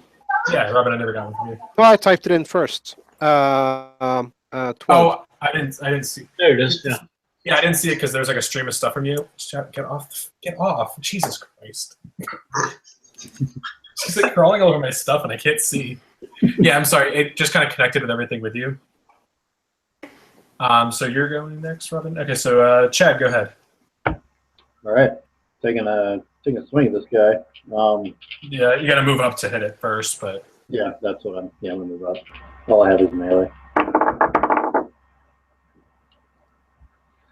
Got a 25 and a 20 unnatural. Nice. Or yeah. unnatural. So those both hit. Okay, I'm gonna use divine smite as well. Okay, Add that to both attacks or just one? just one. Okay. Let's see. 15. 7. 37. 37 damage. 37. Yep. Hot diggity damn. The spell slot. So you stab this thing incredibly hard, and you cut into its shell, certainly, but it's still standing up pretty strong against that hit. Ow. I'm gonna go to Robert now. All right. Where's our monk at right now? Is he I'm being held by its claw. being held? Okay. Well, I can't do much about that. I think I'm going to use a spiritual weapon, and let me bring that up here real quick. So, create a floating spectral warhammer, and this is going to. All right. Pretty much just kind of like casting out my warhammer at this crab, and I'm going to attack it, but I'm going to use it as a 3rd level spell. It takes the form of a pair of those crab. Yeah, it's a crab pincher. Cracker, yeah. We'll eat well tonight, lads. So that'll be 23. Yeah, that hits. Okay, and it will be. I'm going to also use my divine strike with that. So, that's going to be good. 16 plus 4. That's going to be 20 damage. Yeah, so you lift this massive hammer up and you just crush it on this crab. And it shudders from this hit and kind of like bounces back from it. And that's going to be force damage, by the way. Yep. Robin, go ahead. Yeah, slash criticals probably won't do much against this thing with the exoskeleton. You know what's, yeah. I'll tell you about it after, just because it's hilarious.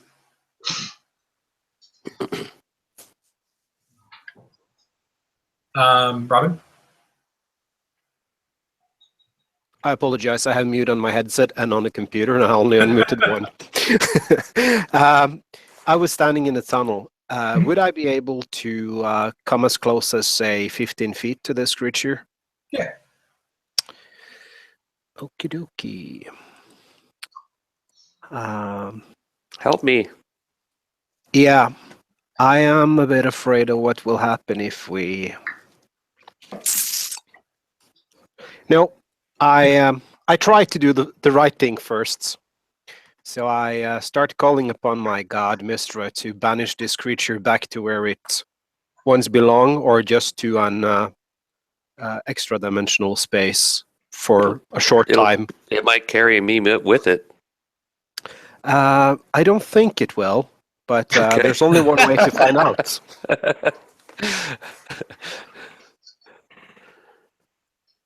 It needs to make a charisma saving throw, Michael.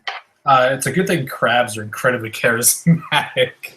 I assume so. And actually, as a component, I need to do something, and I up from my pocket I pick one of those small tongues that you use to crack open crab shells with, and I wave it at the creature because it needs to be an object that is distasteful to the creature.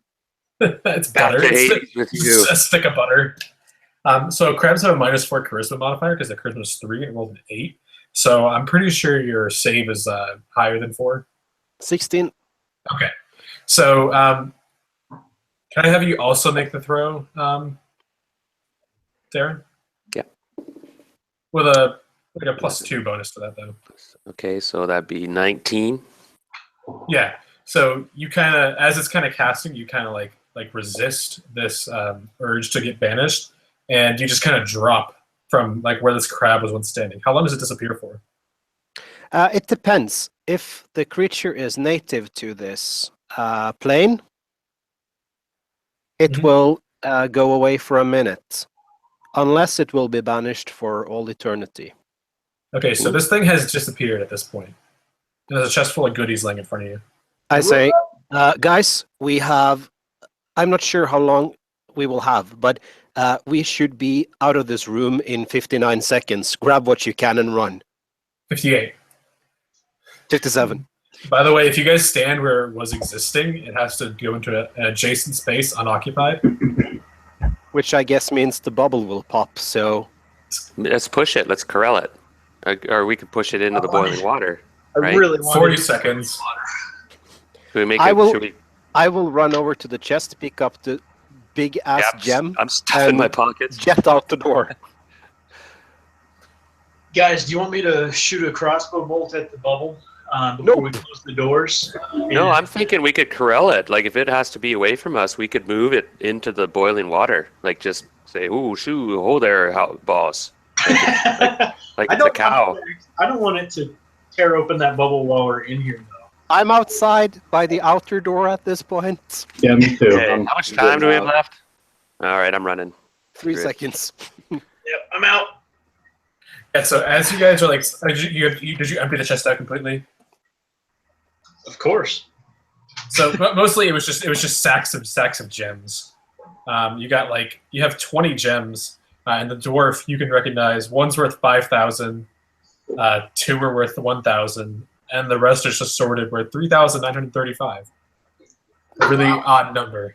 Is the big ass gem worth 5,000? The biggest gem is worth 5,000 gold pieces. Wow. Oh, that's perfect. And I actually just can cast my spell. You see the bait? You think like this like a soccer ball sized gem. Tony, you okay? Yeah, I'm So listening. I'm listening Okay. here.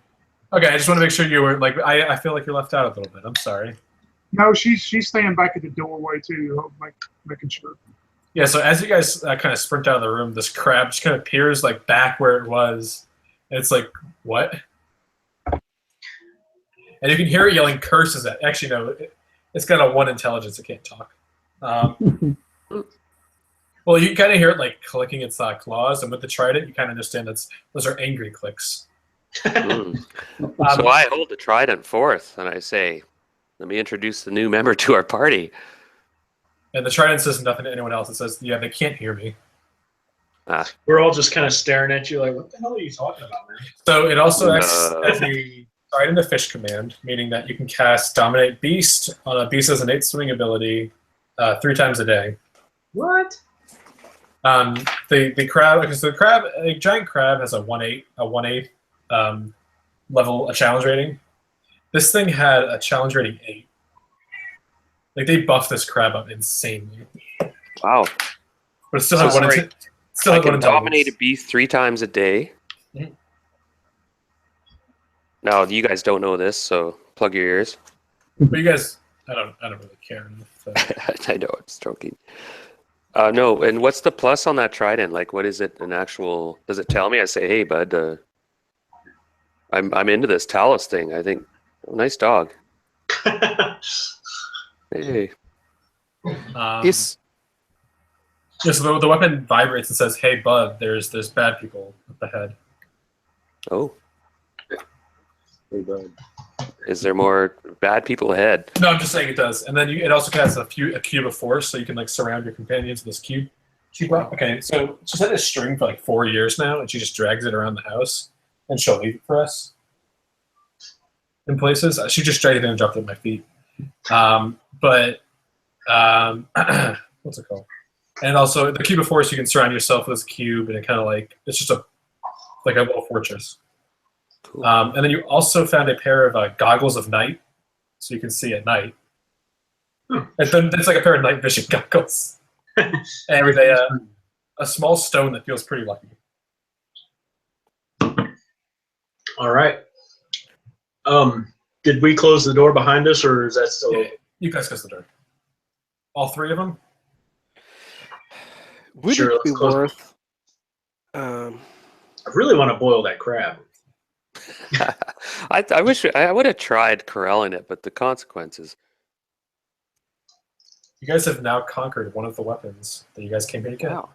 I need. So I tell these guys, look, I've found this new force. I'm like a lawful neutral monk, so I'm like very somber and severe, and I just say, look, this weapon has chosen me as its keeper. It has certain powers, and it's told me that there's danger forward. It's not glowing right now. You need psychiatric healing. Oh, I'm serious. This thing is. All right, forget it. If What? these items are speaking with you, I can try to cast silence on them. Oh, well. What's your hit points at though? Really? Do you need healing? I have 34 hit points left. I could use... I'll take a heal potion again. I took one earlier. Okay, I will give you. Well, how about? Do you want me to cast healing on you, or do you want to take the healing potion? I'll take the healing potion for now. And Eight I just plus got 5. eight back. 42. Is that okay? I started with 54. I got a bonus for the bless spell, so I had 64. I'm down to 42 now, so I'm a third down. Not too bad. Yeah, I'm doing okay. And I got this keen weapon that's... I've said too much. I'll take point again, I suppose. It's like with my new trident. Looks awkward on a pudgy monk, but I'll make do. You guys did not want to break that skin open. No, It would have killed you instantly. That's fun though. So yeah, you guys walk back, and on your left is the spinny hallway. right. I guess we got to go through that. But there's also you guys want to do that. Be a little motion sick. So you guys are going to try Yeah. and climb through that? Don't look at it. Yeah. Yeah, I'm just gonna close my eyes and walk. Is there a walkway that's not moving? No, the whole thing is moving. It's like it's a giant spinning tube. Okay, I guess I'll keep my eyes open then. So it's like a reverse log rolling walk. You have to go down the middle of it and keep yourself. If you start spinning, you're effed, right? Can I have you guys all make acrobatics checks for me? Well, hold on. Do we have levitation spells or anything that could? I'd cast Longdoor if we were playing Middle Earth. Damn it. Well, the dwarf is gonna run through there with his short little stubby legs with a 10. So you guys all start walking out there, and Robin and 23. 23. Like a drunk gerbil. No, sorry, that's bad math. 22. I was like 23 bad math. I'm like, oh, it was a 3. Sorry. I Now got is 20. You got 20? 22. So Robin and Darren, you guys slipping and sliding around for this is easy. The rest of you are like trying to like hold on as you guys like slide up and down these walls here. I show off a bit. I go backward. And then about halfway down, all of a sudden you see an arrow flying at you, but the arrow is on fire, and you realize that you smell oil, or like oil, and you look at your feet and realize that there's oil everywhere. Oh shit! Robin and what's it called? Darren, you guys, so the oil underneath you guys ignites. I activate the cube of force. Well, before that arrow hits, can I cast Create Water around the arrow? You are currently prone. You didn't notice it. That was more for Robin and. Yeah, are there walls in this room? Yeah, you guys are still in this. It's a spinning tube. In a hallway. It's like a hallway, and it's a tube. It's circular. It's spinning. Right. Okay, and it's burning on the ground beneath us? Yes, it's now burning. Okay, I'll make sure to stand in the roof section of the tube then, and walk in the direction so I'm always in the roof section. The whole tube is coated in oil as it spins. The oil is surrounding. Yeah. It's kind of. I'm trying to it's spinning. The whole tube is just spinning. If I activate a cube of force, like the Intel Trident. Let me get up real quick.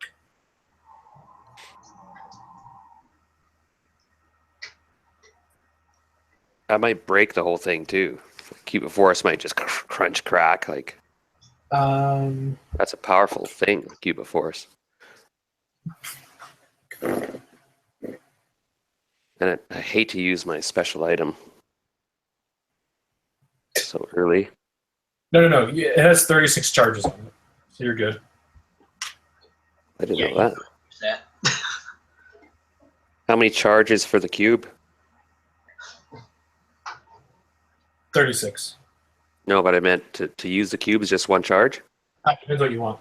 Gases, wind, and fog can't pass through it. Non-living, living matter can't pass. So I'll say it's a non-living. So basically, you surround your allies real quick with this. It'll cost 3 points to use it if you want to do. Well, I'd hate for us to roast. The Trident sentient. So it kind of like it says, "I got this," and it surrounds you with 15-foot cube. You Where know like what to do, buddy. where the oil and the fire kind of wicks away from it as it kind of like comes along. Can we move forward Yeah. now? Like through the tube? I say, follow me, everybody. Stay At close. this point now, too, the oil has now been like wicked away as you kind of cross it. So everyone else kind of is like they're like kind of like crawling behind you down this tube here. You guys know what we should have in this tube? The giant crab. Nice. Deep fried. Mm-mm.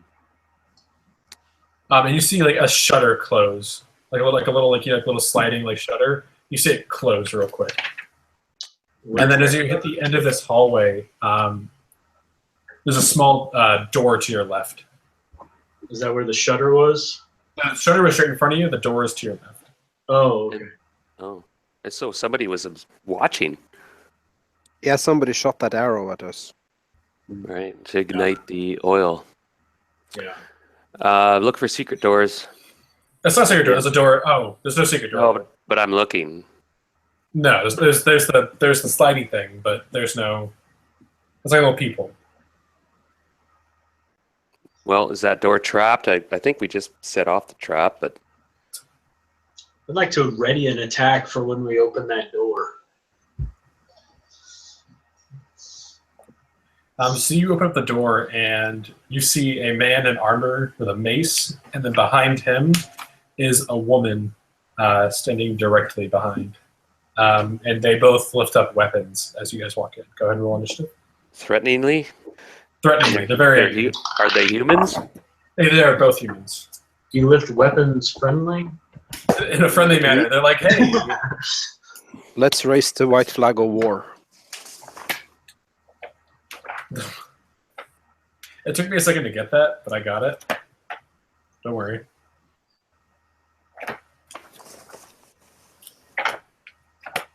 That's my third 12 for initiative tonight. I was flipping through one of the other adventures, and it just said Salamander Central somewhere, and I was like, that sounds like a party. Just Salamander Central.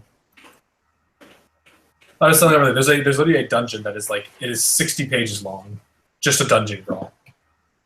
It's enormous. Dead and Thing. It's just massive. So, who got what?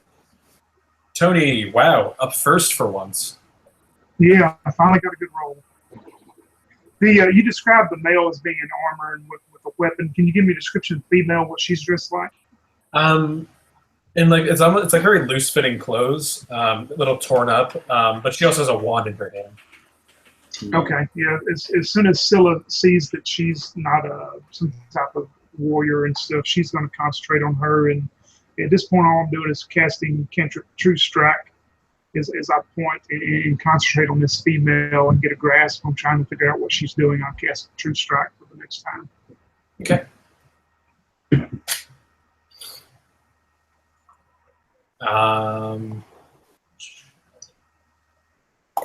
So the guy in front is going to lift up his. He's severely. What's it called? Bless you. He looks very like worried as he lifts up his mace, and he moves towards who opened the door? I believe you opened the door, Robert. Sure. No, I did. I was point. Oh, that's Okay. right. So he slashes at you with a short sword or a long sword twice, and he just kind of flails it around, missing both times.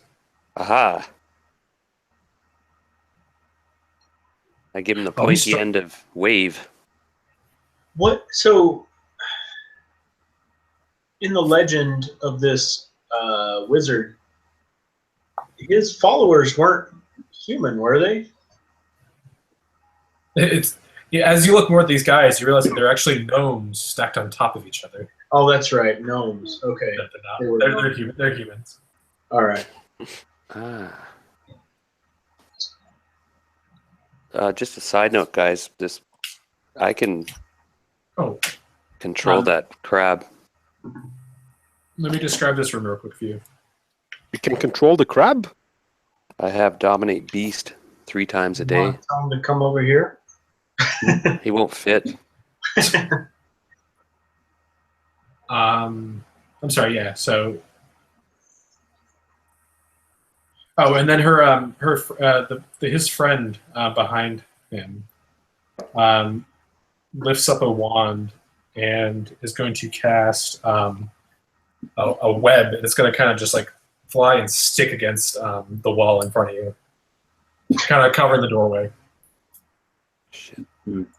And seizing this opportunity, she's gonna turn around and run out with the guy through a door behind him. Away. They're running away? Yeah, they're running away. I say, stop! They stop and listen to you. No, they keep running. I thought, wow, that worked. This trident's awesome. Nice charisma skills. Yeah. I say, stop, we mean no harm. By Talos. They keep running. Right. They're going to warn their masters. Feather them.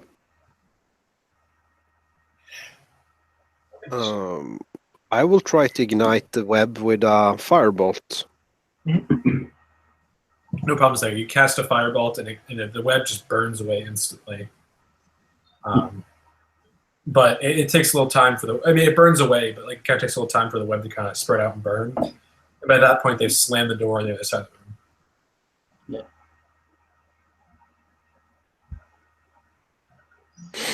Yeah. Well, we're not alone here. Something to take notice of. We don't think there might be other adventurers.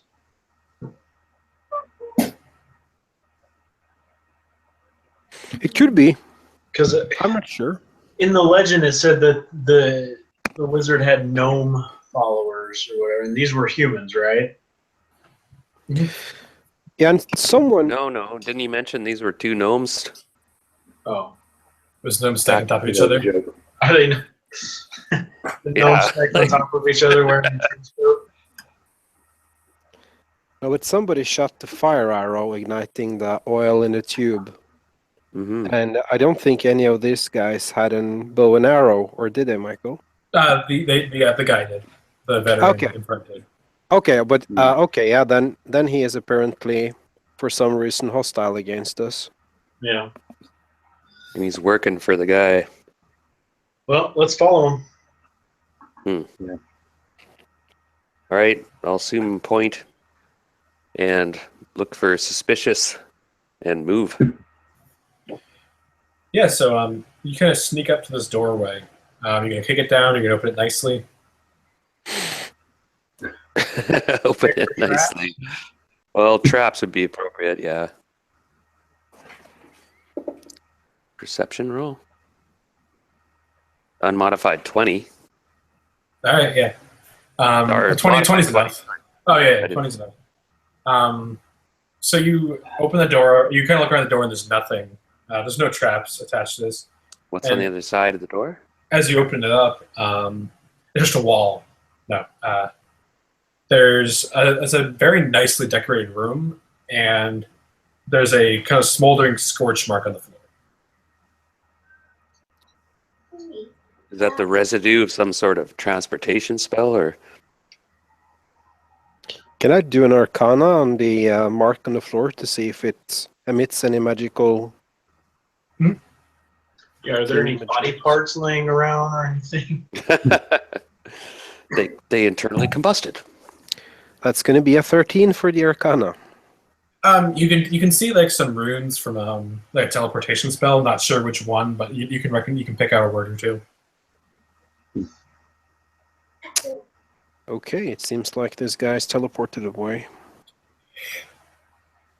Was there any other doors in this room? No. It's a very lavishly decorated bedroom. Actually, I'll read out for you if you'd like.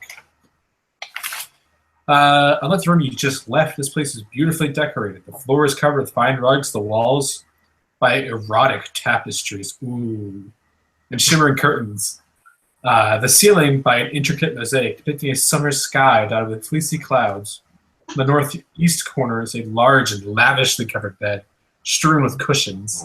Next to it, a low table is a buffet of sweetmeats, cakes, and other delicious things.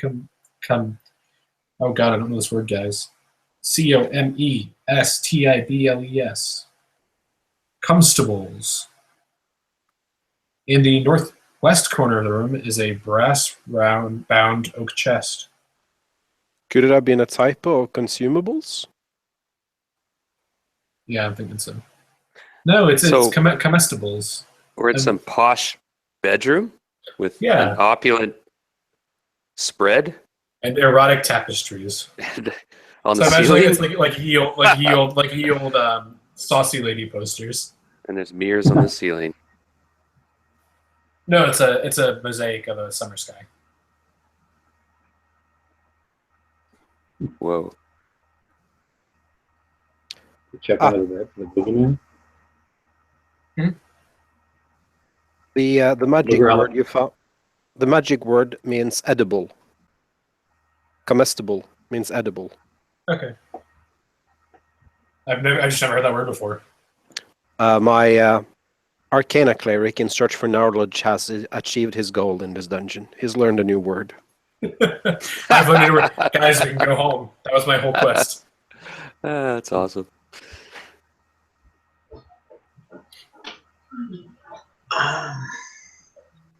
Well, is there doors or exits out of this room?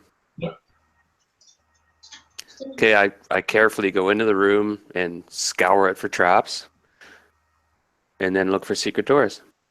I already stand in the middle of the room looking at some runes, so I might have detected some by my body. You're not a patch of incinerated blackness on the floor. Okay, so excellent.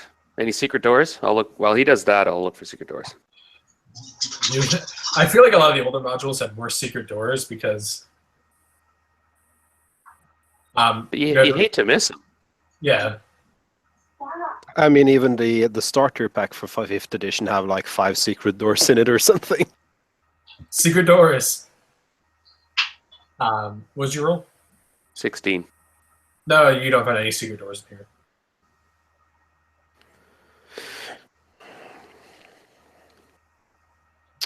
I think I will, just for the hell of it, cast a detect magic and keep it up for the 10 minutes. To see if there's anything interesting in the rooms we're scouring through. So you cast detect magic, and all of a sudden you get this like kaleidoscope, like crazy, like everything is glowing. It's an illusion. The chest is glowing. Everything's fucking glowing.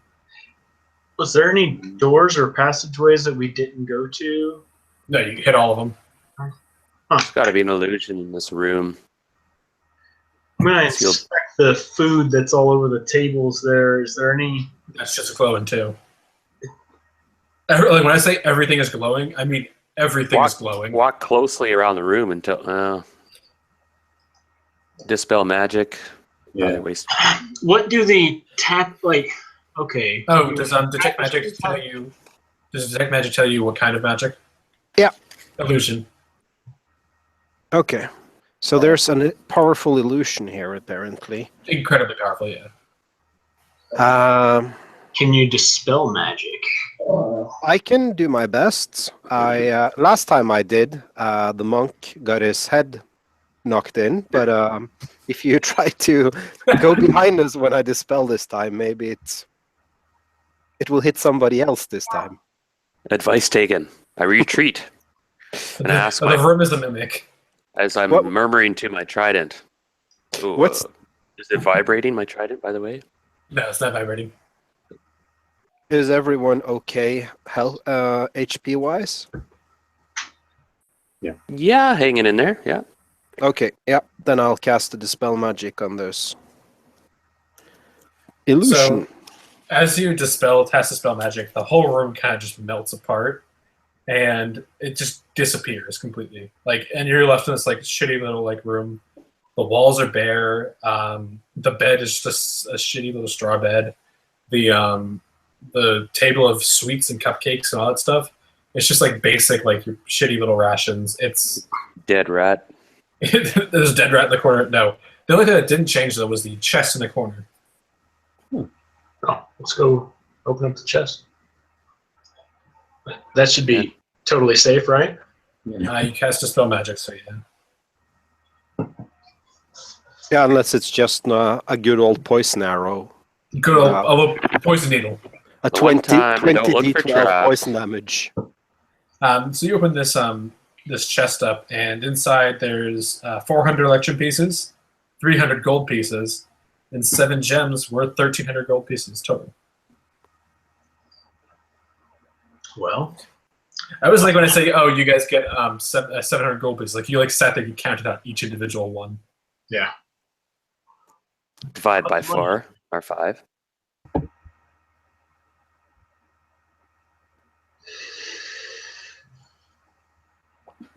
Being of the academic type, my guys, he has just assumed that somebody else is carrying the loot and hasn't taken a note except from his enormous football-sized gem that is walking around with.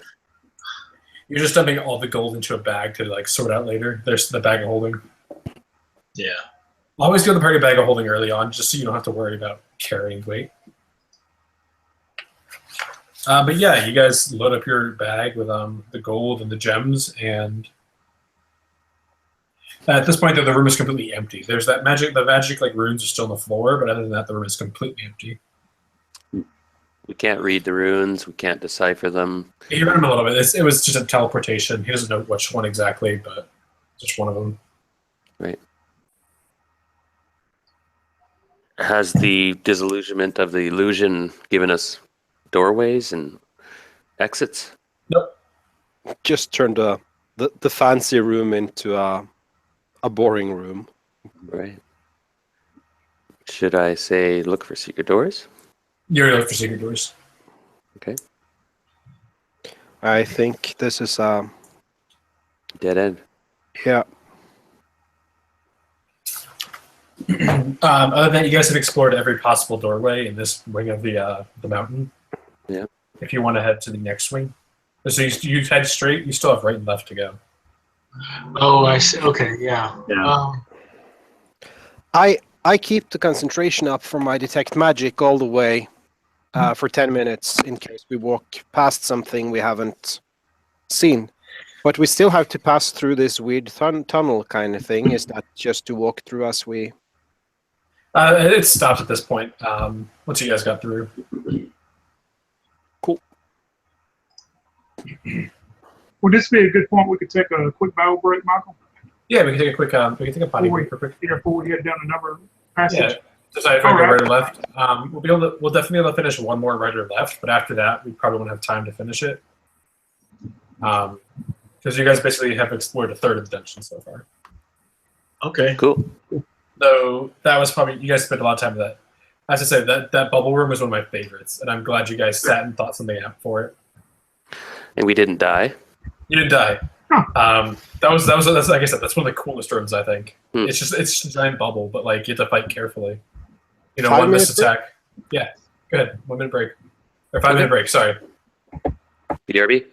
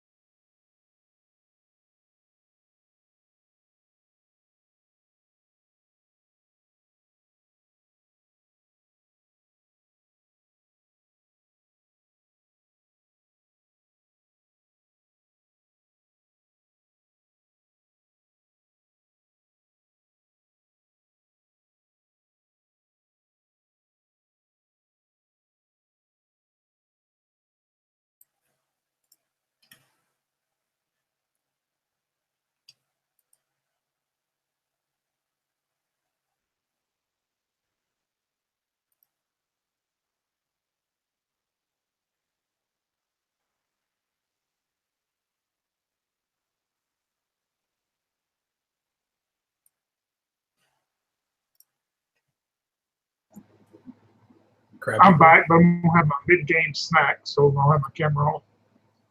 Yeah. I didn't realize I've been chugging down this water, and I don't remember how much I had to pee. I like about 1 or 2 cups of coffee, and I'm down to, I think it's close to like half a gallon of coffee. I'm on the end of like a 3-day like 3 shifts thing at work. I've been working like the last 3 months. I've been building the same thing every day, and I finally finished. There's 52 of them. I finally finished the last one today because I had to wait it apart. What are you building? Electrical panels, Oh, cool. and we've had 52 of them to build. So I've been finishing them, and I'm done now. It took 3 months, but I'm done. Because we lift them up in a big crane thing, and I have to put my head inside it. It's awful. Good chat. Yeah. But I'm finally done with it, and I was just doing regular stuff, so I'm excited. But I have to say, if you guys are interested, you guys should pick up this book. It's perfect for one shots or mini campaigns. Is it? Oh yeah. It's the yawning portal thingy. Mm-hmm. Ah, awesome. Yeah, I will pick it up. I just need to wait for Amazon to have it on sale because the shipping is the same as the book to Norway. So I normally wait for it to be half the price, and it's only gonna cost a long. Do you know how many game stores out there you can get to? Yeah, but they know how hard it is to get the books. So if the book is $30 on Amazon, it's about twice the price in the bookstore anyway. Okay, because the MSRP is $50, but I guess whatever store I went to was selling it for $40 because they get 2 weeks before. Yeah. You sound like you're in Denmark or something. Where are you? Norway. Norway. So very close. Yeah, you Also, sound Scandinavian. Yeah.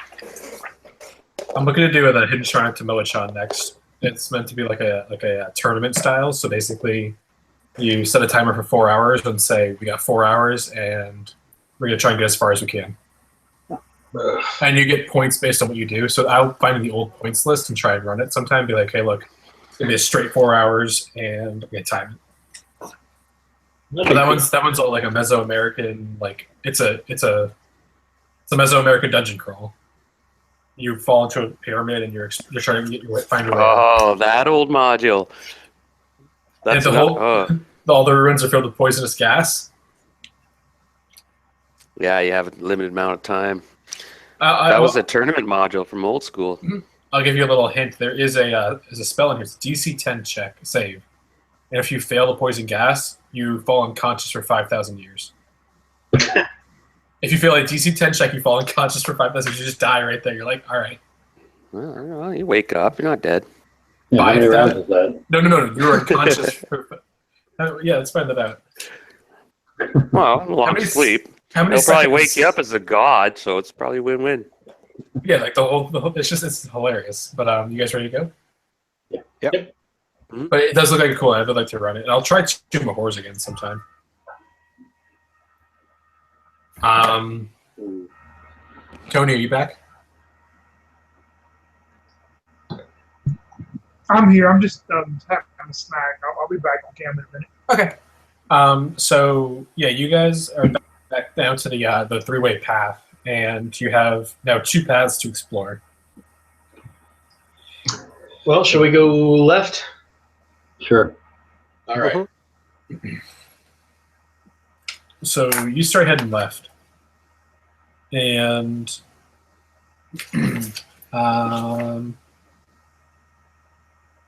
who's first in line? That would be Garrett. Can I get a Dex saving throw from you? Dex 7. Sorry. Dex saving throw. Dex throw. Saving throw. Oh. 6. So you're kind of walking forward, and you kind of, because of the murky water, you miss this pit, and it's tiny and you fall in it. But that's it. It's filled with water. You just kind of fall into it a little bit. Now, wave, he gives me movement underwater, doesn't he, or something? Yeah, but it's just a little Okay. pit. And you're like, oh crap, there's water here. You kind of swim through it. To Should the I swim side. down the pit in little ways, or would that be stupid? Up to you. Okay. Past the pit. I'm going around it. This pit is okay, hold on. This pit, I'm curious about this pit. Tie this rope to my ankles, guys. Tie your ankles together with it? No. Tie one ankle. Maybe two. You don't want to sardine me. Okay, just tie my ankle up here. I'm gonna use this trident or wave to give me free movement underwater. And I'm gonna go down that pit.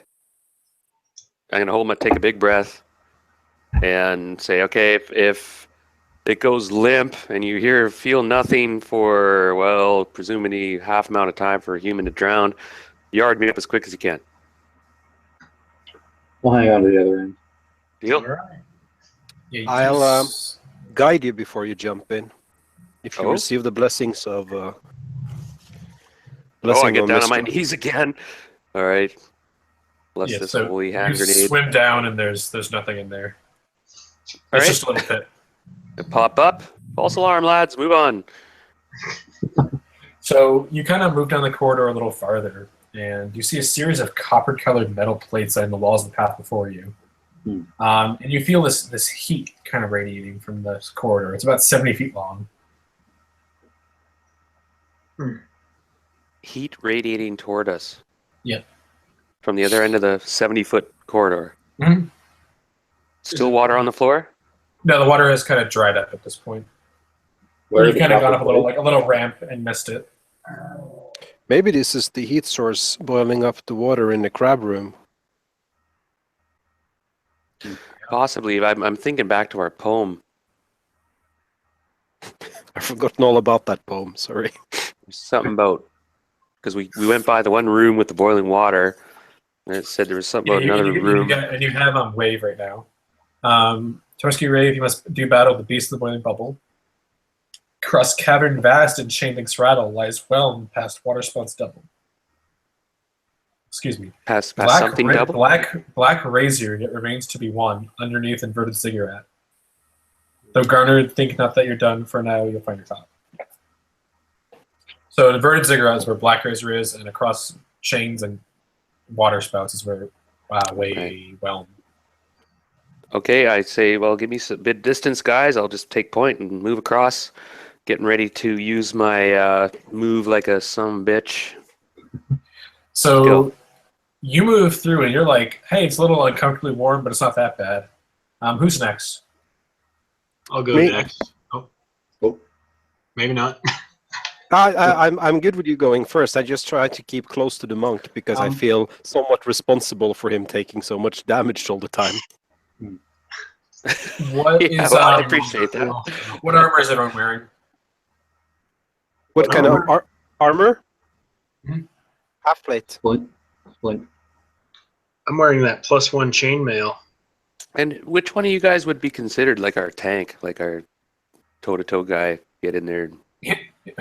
I think it would be me. I want to run an old scenario and be like, you have to have a magic user, a cleric, a fighting man, and a thief. So after about 20 feet, those of you wearing the metal armor or carrying metal weapons, all of a sudden you become uncomfortably warm. The monk, you're perfectly fucking fine. You're like, hey, guys, what are you guys worried about? What? Well, and then at about 30 feet, it's like painfully hot at this point. But the monk, you're still perfectly fine, wearing no armor. Well, I tell them to wait then. Or you're going to be in pain, take damage, might want to retreat for a minute. I think it might be worth creating water around us to kind of cool off this metal. I was thinking about... We'll stop for now. We stop. Right? It's painfully hot still. But Yeah, so... Well, we back up a bit until we can concentrate. Should we carry our armor, drag it behind us or something? Well, And do we see a door at the end? Like after 70 feet, there's a. It's a corridor, then the copper plates stop. And it opens up into a room from where you guys Kind of are. reaching out, not touching the copper plates, but just reaching out kind of close. Does it feel like the heat is emanating from the copper plates? Yeah. Okay. And it gets painful as you kind of put your arm Yeah, close but to it just affects metal. It doesn't affect me. So I'm not wearing armor. Maybe if we just run through to get past the hot, the hot plates.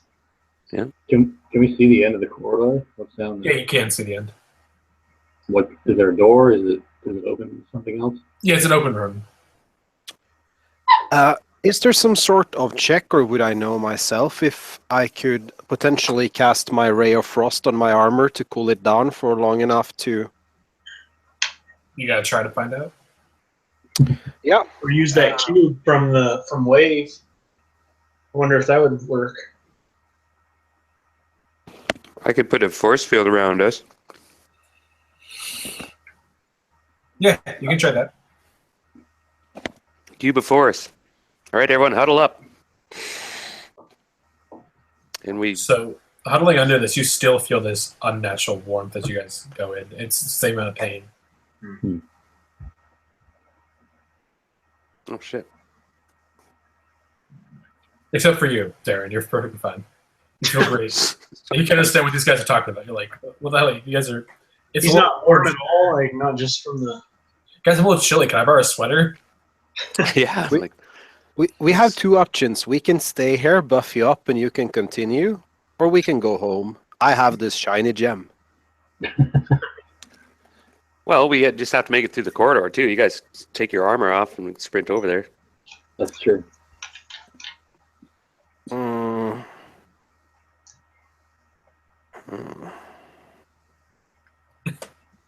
There's still the right path, too. How long is the corridor? About 70 meters.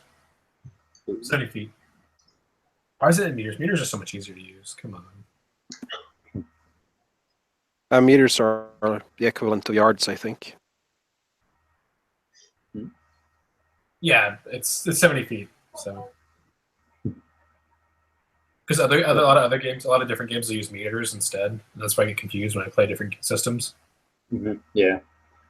Is it 70 feet from where we are to the end of the corridor, or is the whole... The whole corridor is 70 feet long. From where you guys are, I'm going to say you're like at 10 feet because that's like the spot where it doesn't hurt at all. Okay. And that's...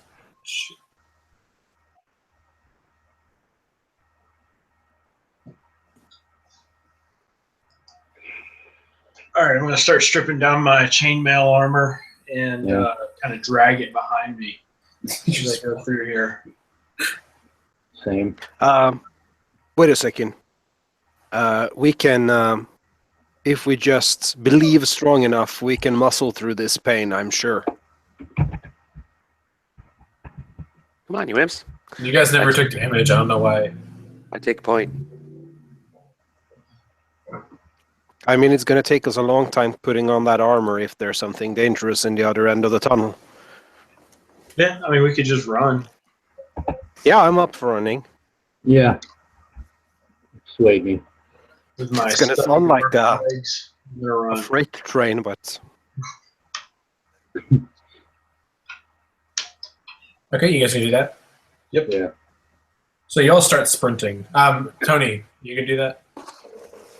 Well, she doesn't have any metal armor. She just has leather armor. You're wearing leather? Okay, you still feel warm, though. Okay.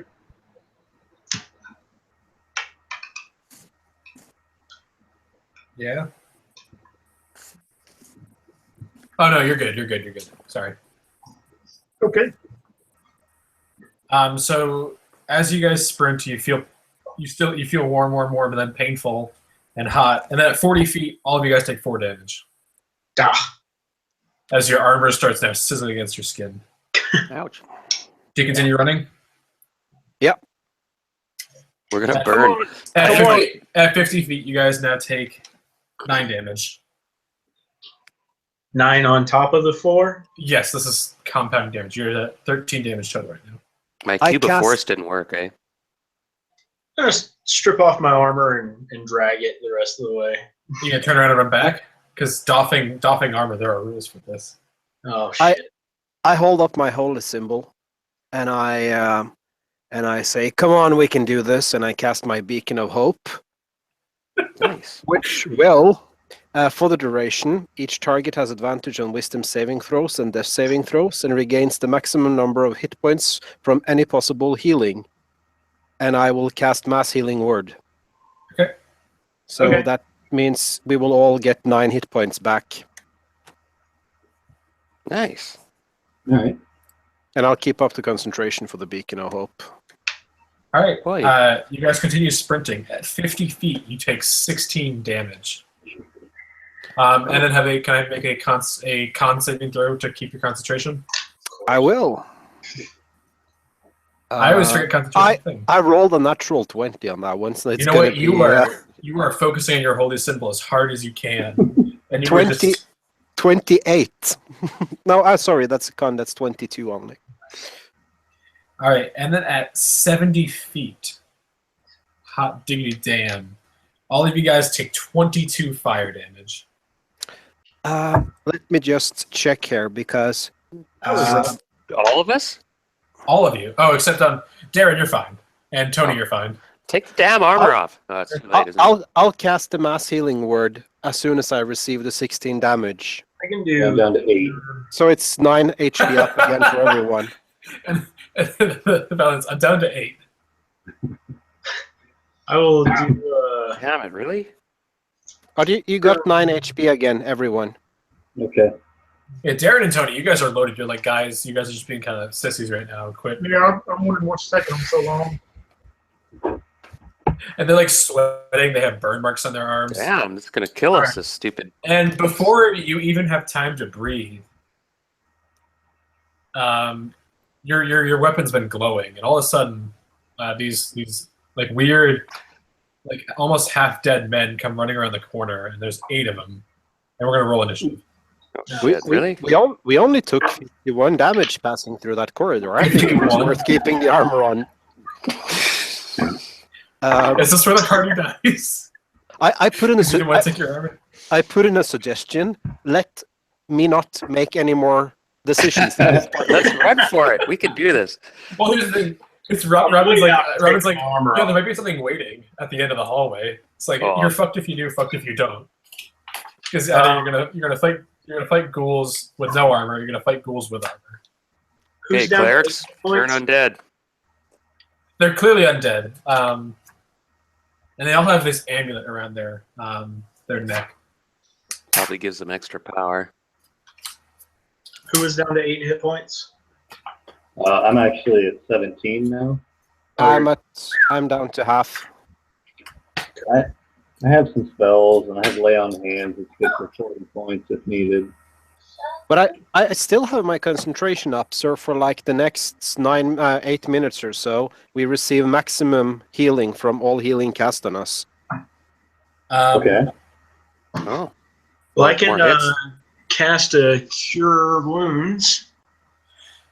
Can I have you guys all put your initiative in the chat there? Yeah.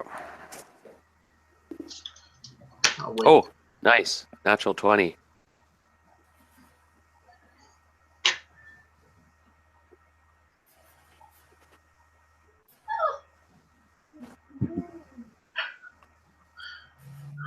Jesus.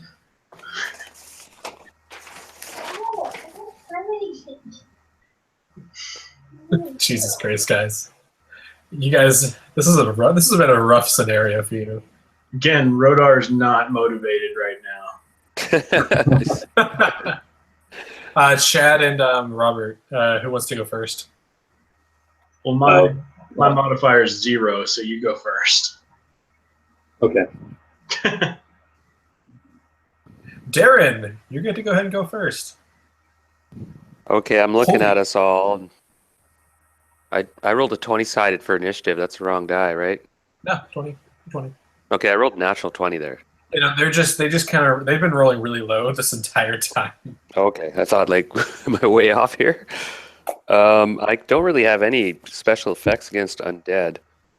I'm trying to think of, are we in a like predicament where we have to retreat? You might die if you retreat. That too. We have to run back through Yeah. the oven. Maybe you guys are between an undead and a hot place. Maybe we could Okay. push them through to the hot plates. They're all naked. Come on, keep it up. We can do this. Okay, yes. Yeah, you're right. You're absolutely right. Okay, we could do this. I'm a neutral monk, so I'm a bit like, right, trying to analyze this. Remember your trident. You can. I know, I'm just looking at his abilities. It can do all this cool They all stuff with kind of look water like and Gene fish. Simmons, too. They look like Gene Simmons. Oh Poke my them. god. Yeah, I didn't need to see that. Now I'm more nervous.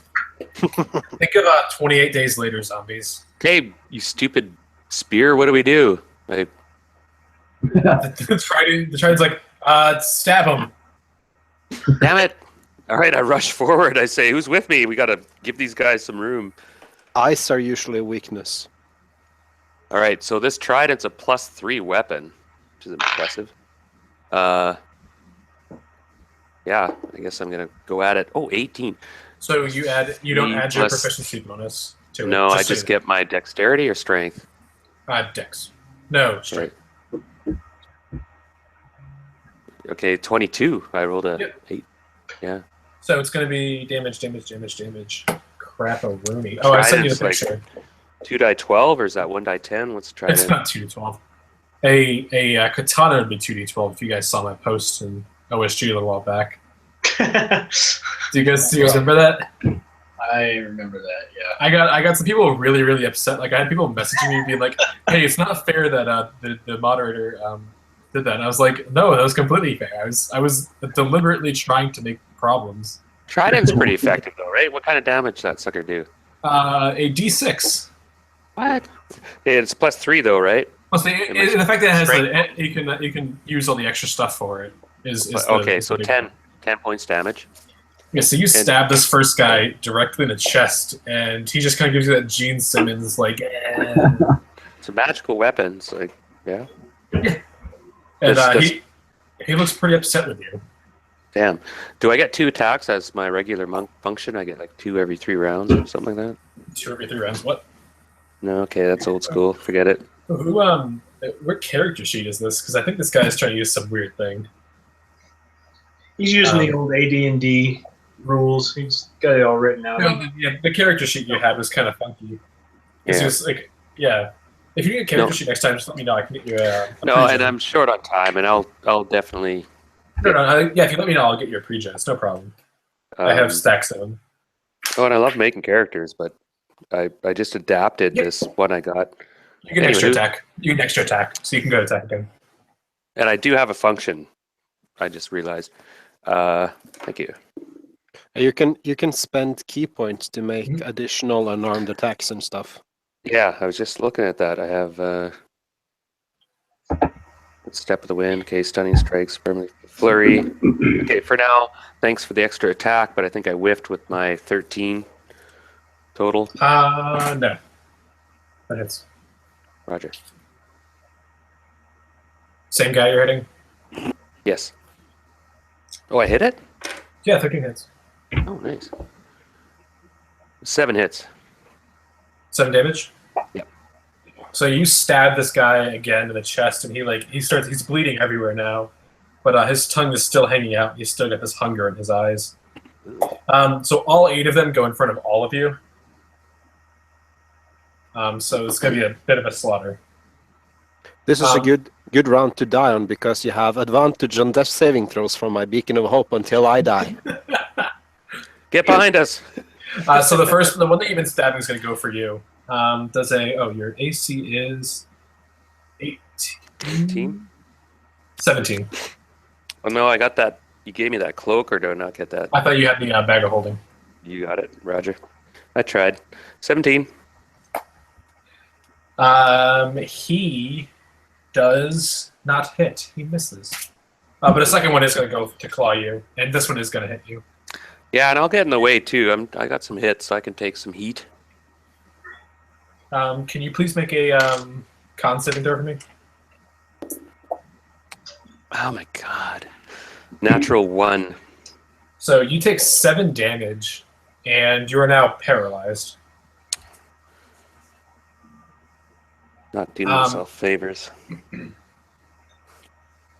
So I a- drop? you drop down. You stop all of a sudden, and you kind of just fall over. And a third one is going to come, grab you, and start hauling you down the hallway.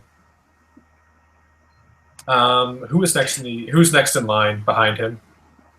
I'm on a 10. Or who's like next in line, like in order, marching order? Oh, I think that was me. So you're gonna have another 2 come after you. Okay. First one's not gonna hit. Second one will hit though. Getting a con saving throw for me. 15. 15. You can feel like this like poison as it claws at you. You take 8 damage, and you feel like this weird feeling over your body. You kind of shake it off as this thing is like in your face, like staring at you. Did you say poison? It's not a poison. It's like a Like necrotic damage? yeah. You still have the ankle around your rope. No, I assume you left the. Yes.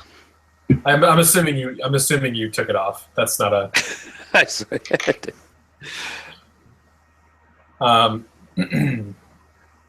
So 2 more. I know 2 of them are gonna go for you, Robin. 19. First one misses. Second one hits. Make a con saving throw for me. Oh, come on, dice. Is a natural 1 good enough? Yeah, that's actually good. It wasn't good enough for Darren, but it's good enough for you. Cool. No. You take 9 damage and you are paralyzed. Do you automatically end your Not if I'm thing? paralyzed. I think it's if I'm incapacitated, I automatically end. Okay, you have to make a saving throw for this then. Yeah. Rolled 2 for that one, so no more Beacon of Hope. Oh no. I'm glad I'm So getting you all the take- bad rolls out of my system during combat.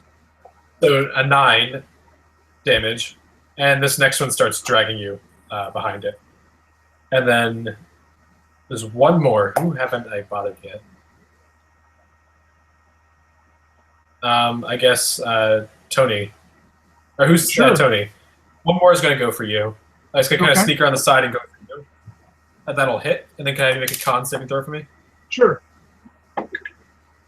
It's going to be 20 on the dot modifiers. You will take 5 damage, but you kind of feel this like, again, you feel this like almost paralyzing fear kind of go through you, but you kind of shake it off. Okay.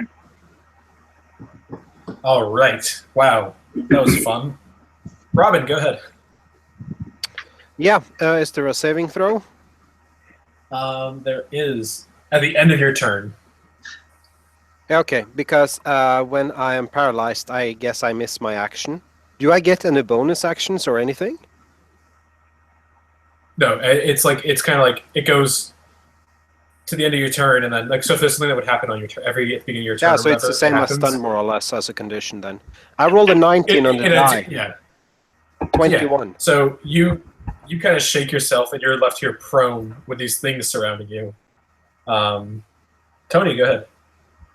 These things are dragging them back towards the entrance to where they come from. Is that correct?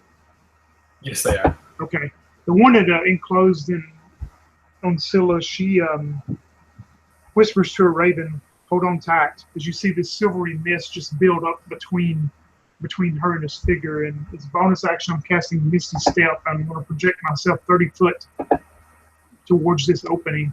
And as I do and appear back in front of this opening, as these creatures are dragging and trying to bring my friends into this room, I'm going to use a cantrip and cast 2 rays of Eldritch Blast towards them, hopefully. Nice. Let's see. A 13 to hit, and then like a 24 to hit. Yep, that's what hit. Oh, the same one. No, she's going to cast one of each. One that has Robin's character, and one that has the other character. Okay.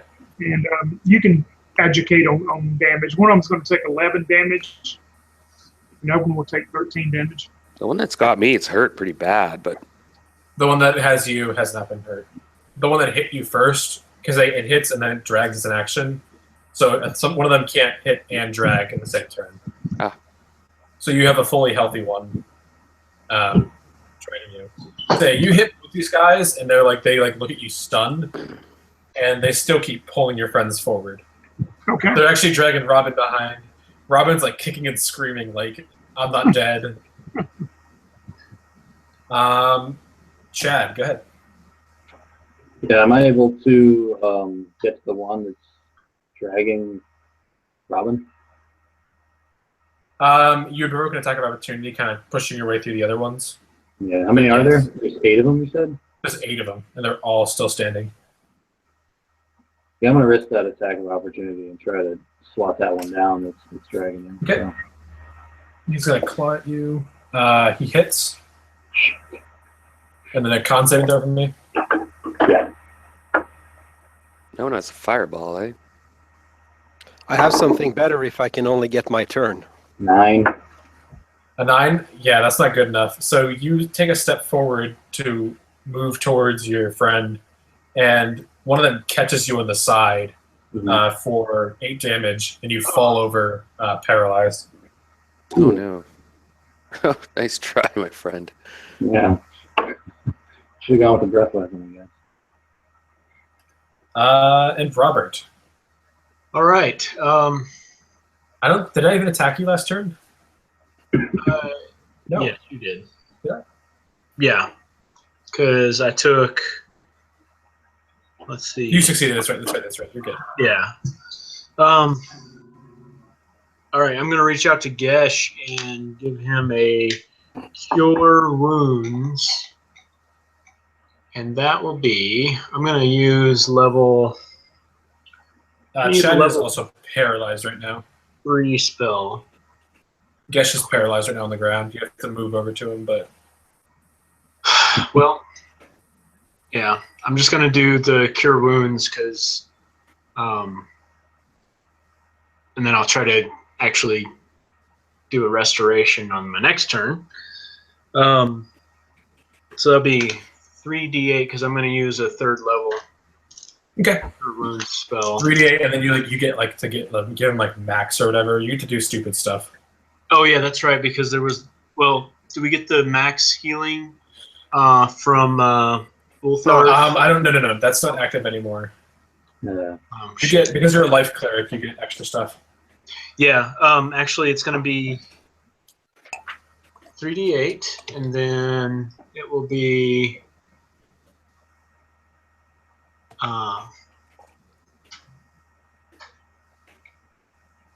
Oh yeah, so my preserve life. As an action, you present your holy symbol and evoke healing energy that can restore a number of hit points equal to 5 times your cleric level. Choose any. Actually, you know what? Okay, how many people do we have that are hurt badly? Yes. Gesh. Me? Yes, all of them. All of them. I still surprisingly have 44 hits. Okay, so Gesh and Robin, or Ulthar and Scylla, how badly are you hurt? I'm at 9. I'm good. Don't worry about me right now. Okay, Gesh and Ulthar, you both get 5 times 8 is 45. You both get 22 hit points back Awesome. From what you Thank cast. from using Preserve Life. As an action, I present my holy symbol and evoke healing energy that can restore a number of hit points equal to 5 times my cleric level. Choose any creatures within 30 feet and divide those hit points amongst them. This feature can restore a creature to, no more than half of his hit point maximum. So as long as it doesn't go past your half of your maximum. That's Nice. a feature. Yeah, that's just the Channel Divinity feature. So Oh, There you that's go. awesome. that means I didn't use a spell slot. That's nice. That's huge. Right. You guys takes a lot of damage, so. Yeah, and you can Aaron. do it twice on your level. Aaron, it's gonna roll back around to you. I was going to I have to activate.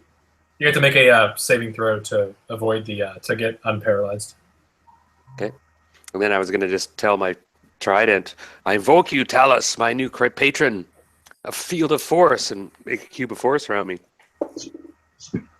18 plus 23.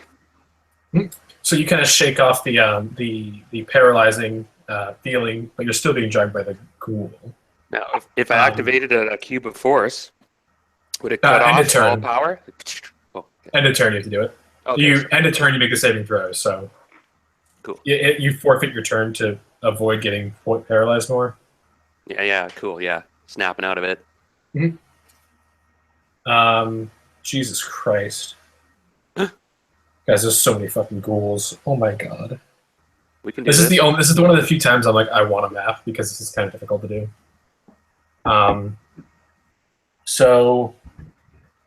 Chad, one of them is gonna pick you up and start dragging you towards the opening. To start dragging you towards the end of the hallway. Tony, two of them are gonna turn and go for you because you like appear at the end of the hallway, right? Right, yeah, to try to block them, right? So the two that are dragging the companion. Okay. Two of the ones a little bit farther back are going to go for you. They both miss. Yeah, they both miss. And then I'm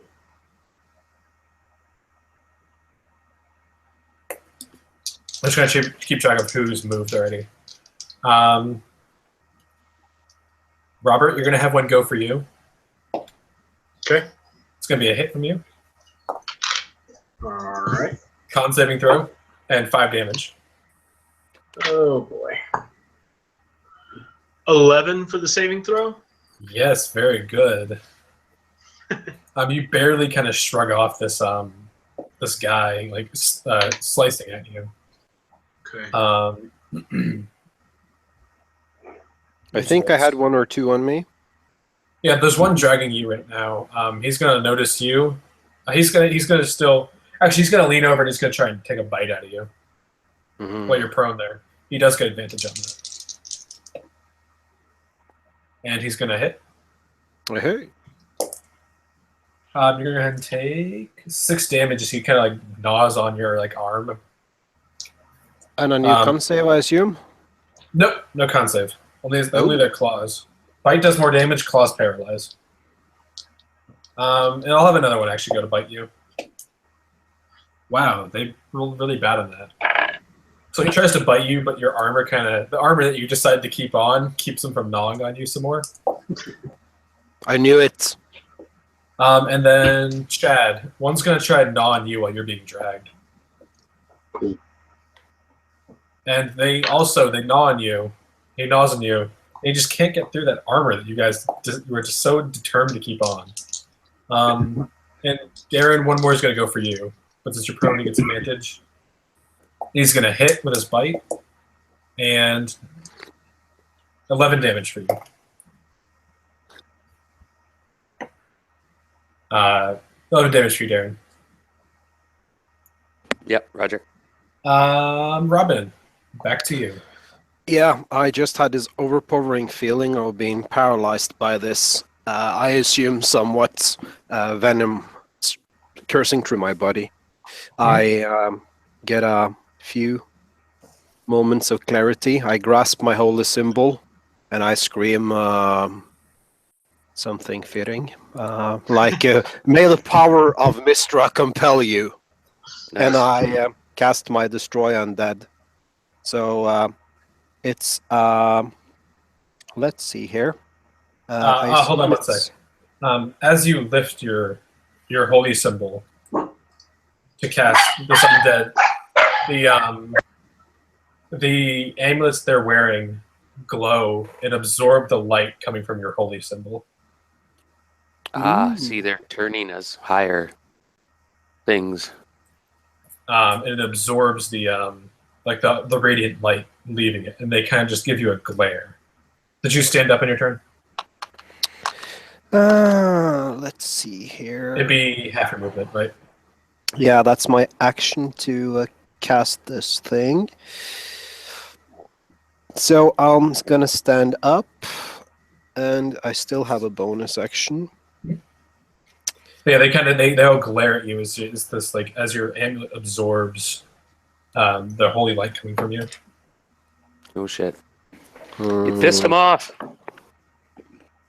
I'm just gonna say, "Screw you guys," and I'm done. Can I use a bonus action to tell them to fuck off? Yeah. No, Uh, actually, forget about that. I have a very much better thing to do. I will use a second spell slot to cast my spiritual weapon. I think that's a bonus action. Yeah. Maybe. And yep, casting time a bonus action, and that hammer. No, that a hammer. It will look like I have no idea. Maybe A giant sickle. no, it's gonna be a giant shuriken, and it's gonna start gnawing at one of the guys on me. For let's see here. I use my. I think I It's like used. 2d8s, right? You'd be like a throwing star? Yeah, like the symbol of Mistra is something that looks like a throwing star with a circle around it. So whatever. It's only 1d8, but I use 13 on the die, and I have +8 to hit, so 21 to hit. Yep. Chakrams is what I'm thinking of. And it's gonna do 3 plus 5, 8 of those damages, force damage. Yeah, so you slam into this one in the back, and it's already had like a hit taken out of it, and this one just kind of slams into the wall and falls over. All right. Is that 2 down? That's 1 down. What? This is still 7. Don't Fight worry, harder. I got this. Fight harder, you guys. Chad, go ahead, my man. Make a. Were you still paralyzed?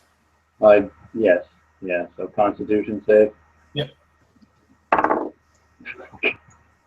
No. 5. This thing is still dragging you further down the hallway. Yeah. And Oh then my God. Robert. I'm coming for you, buddy. I'm free. Sorry about that. I'm gonna go to the closest one and try to smack it with my warhammer, using divine strike, of course. That will be, well, shit. How many times a day do you get your divine strike? What's that? How many times a day do you get the divine strike? It just says once per turn, so. Turn is 10 rounds. The turn is 6 seconds. It's 1 round. Turn round is the same thing. You take a turn. You take a round in a turn. Is that right? See, at 8th level, you gain the ability to infuse your weapon strikes with divine energy. Once on each of your turns. Oh, it's an 8th level thing. Okay, yeah. I thought it was like a channel divinity thing, because some of them have like a channel divinity like that. Yeah. Yeah. They specifically have a thing that says the secret door, 8 ghouls ambush them. These ghouls were aimless, like they're immune to turn undead ability. And I knew I had 2 claims, like one of them's gonna do it. It's not turn undead, it's destroy undead. It's you turn undead and then it destroys them. I know. Well, technically. Yeah. Yeah. Yeah, so it's going to be 12 versus AC? Oh, wait, what? Hits? 12? Yeah, 12 hits. Oh, wow. Okay. So it's going to be 6 radiant damage and 6 bludgeoning +4, so 10 bludgeoning, 6 radiant. Yeah, you can tell me the whole number now. I just yeah. Just for the Kelpies had the resistance to bludgeoning. So you slam into one of them that hasn't been hit yet, and you just kind of send him like tumbling around as you hit him with this. Actually, you just completely just knock him dead. He goes flying into the wall with this radiant like force behind him. Did the 2 radiant down. damage do more to the ghoul? As far as you can tell, Yeah. Okay. he definitely looks more injured from that. Squished one. Nice. All right, Darren, back up the top to you.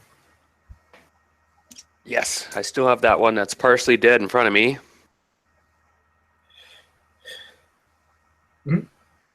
I assume you stand up with your movement, or 15 feet of movement, or half your movement, or whatever. 15 feet, I think it is.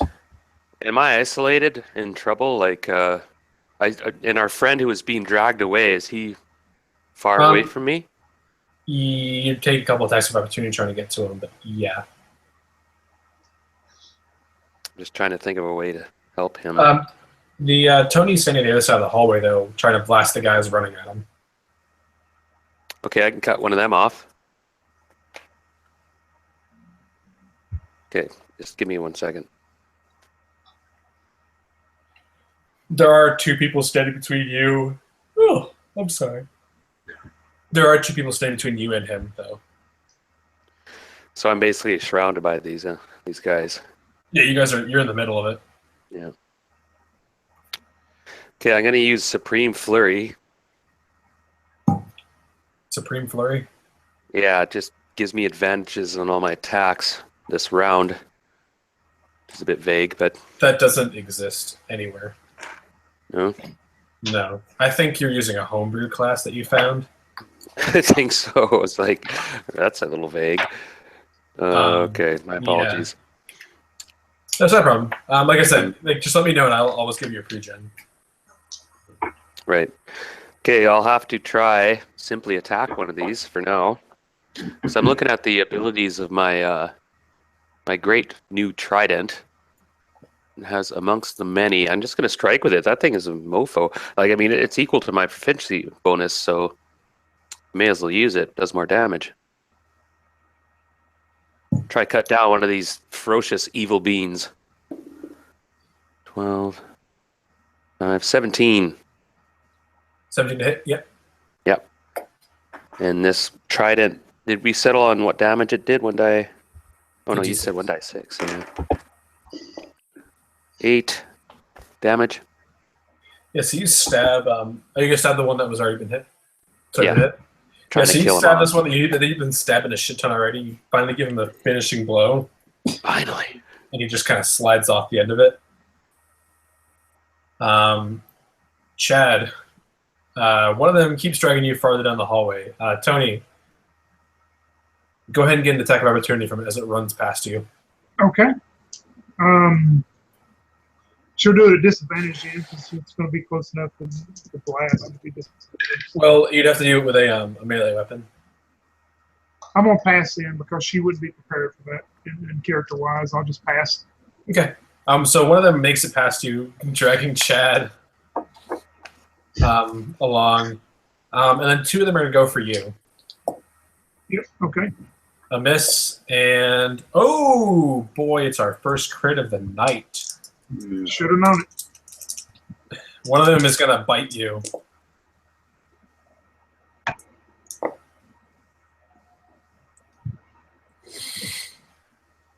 $16 damage. 16, okay. Yeah, as this thing runs up to you and it's going to take your arm, it's just going to take a huge bite out of it. Your arm, maybe your neck. I don't know. That seems a little more appropriate. It's going to bite out of your neck as Okay. you're standing there. You guys have killed 3 of them. So the other 3 are going to start moving back towards their den, but they're going to go for 2 of them are going to go for our monk friend there. A miss and a miss. And then one of them is going to go for you, Robin. Awesome. AC 19. Yep, he's going to hit, but yeah, he rolled a 19 exactly. Take a 6 points from a bite as he gnaws on you. Okay. And you will get an attack of opportunity from you and Robert do get attacks of opportunity for them running past you. Okay. Rat. Okay, my Warhammer attack is going to be 19. Mhm. And he'll take 8 points of damage. So you hit one of them in the kneecaps as he runs past you, and he just kind of like slams on the floor as you just like kneecap him. And then Robin, do you have a weapon drawn, Robin? No, but I have my shield, and I'm gonna bash him with an improvised weapon for a total of 8 on the die plus strength, which is -1, so 7 to hit. So as one of them's kind of running past you, kind of like flail your shield at him and like miss him completely. he kind of gives you a look like, what the hell, dude? Like, Come What the hell? So, Robin, it's your turn now. yeah. I will follow after this guy, and I will take a grab of his shoulder. And as I do, I will shocking grasp him. Okay. That's going to be a 17 to hit. Yep. You expertly grab him. He takes 16 lightning damage. Okay. You grab this guy, and he like shakes and jostles around as you can see his bones like in the TV. Is he still standing? He's still standing. Then my floating shuriken will come over and start grinding on him as well. You're holding him while you're shocking him. Your shuriken just goes and stabs him in the gut. My shuriken critted. Yeah, he's fucking dead. But it's so sad. It's only a D8, so it's going to be a total of... 2d8. Go ahead and roll 2d8. Nice. Yeah, like it's going to be 14 damage. Yeah, he's very, very dead. As your shuriken just kind of like cuts him in half, basically. Woo. And he just kind of flails over dead. And I will use my movement to walk up the wall. Hopefully far enough away from nobody to attack me. Alright. So you kind of climb up the wall. Tony, go ahead. Yeah, she's gonna, after taking this bite and definitely feeling the pain from it, she's gonna use the same thing again as to cast the Misty Step to get away from it and project herself back far enough to also use an Eldritch Blast on two Eldritch Blasts on the one that's trying to drag the party member closest into the room. Ooh, one's gonna be a bad miss, the other one will be a hit, and it'll do 7 damage on it. How bad of a miss are you talking? Roll a 2. Okay. So unless they're, that'd be 9 if their armor class happens to be 9, but probably not, of course. I don't do. I'll just say real quick. I don't do crit fails, but like with something like that, a crit fumble with something like that, where you're like trying to shoot, a party member, like that. So there might be a miss there. But what was the second one there? The second one would have been a hit with what did I say? 7 damage, I believe. Okay. 7. So you shoot this one on the back as it's kind of pulling your friend. He kind of like stumbles, but he continues moving forward. Okay. Yeah, but like I said, I don't do crit fumbles, guys, so don't worry about that kind of stuff because a first level fighter gets 1 attack, and he has a 1 in 20 chance of fumbling on it. A 15th level fighter gets 3 attacks. The chances of fumbling are much higher than he was level 1. So why should he have more of a chance of hitting or killing himself or a teammate when he's a higher level? It doesn't make sense. Mhm. If he's trying to shoot, if he's trying to hit the guy carrying you, and he messes up while you're being held, that makes sense. But like I kind of play it by ear. But I'm sorry, Chad. Please make a con saving throw. Just quick, is anybody in critical condition right now? Chad, I think Chad's in critical condition. I got 31 hit points still, but I'm just paralyzed, so I need Talos to bless my D20, please. 9. I'm so sorry, Chad. It's all right. Think of this though. Chad's starting a Simram campaign with me tomorrow. You're gonna have good luck tomorrow. Don't worry. Yeah, no corruption. Chad is just he's just taking a nap at this point. Robert, go ahead. How far away is Chad? He is like 40 feet down the hallway from you. He's been being hauled by this thing. Well, okay. I'm gonna go to the next closest ghoul here and do another Warhammer strike. Oh, that's a crit. Oh my god, you get a burst his skull open? So now I don't get to do 2d8 for the divine strike part, right? Just the 2d8 for the actual Warhammer. Yeah, Okay. All damage dice doubles on a crit. but if you're rolling 2d, if you're rolling a d8 initially, you're only rolling 2d8s. Yeah, but I like the paladin tricky thing is that you can The paladin, Your- yeah. your spell slots into the attack and double everything. Mhm.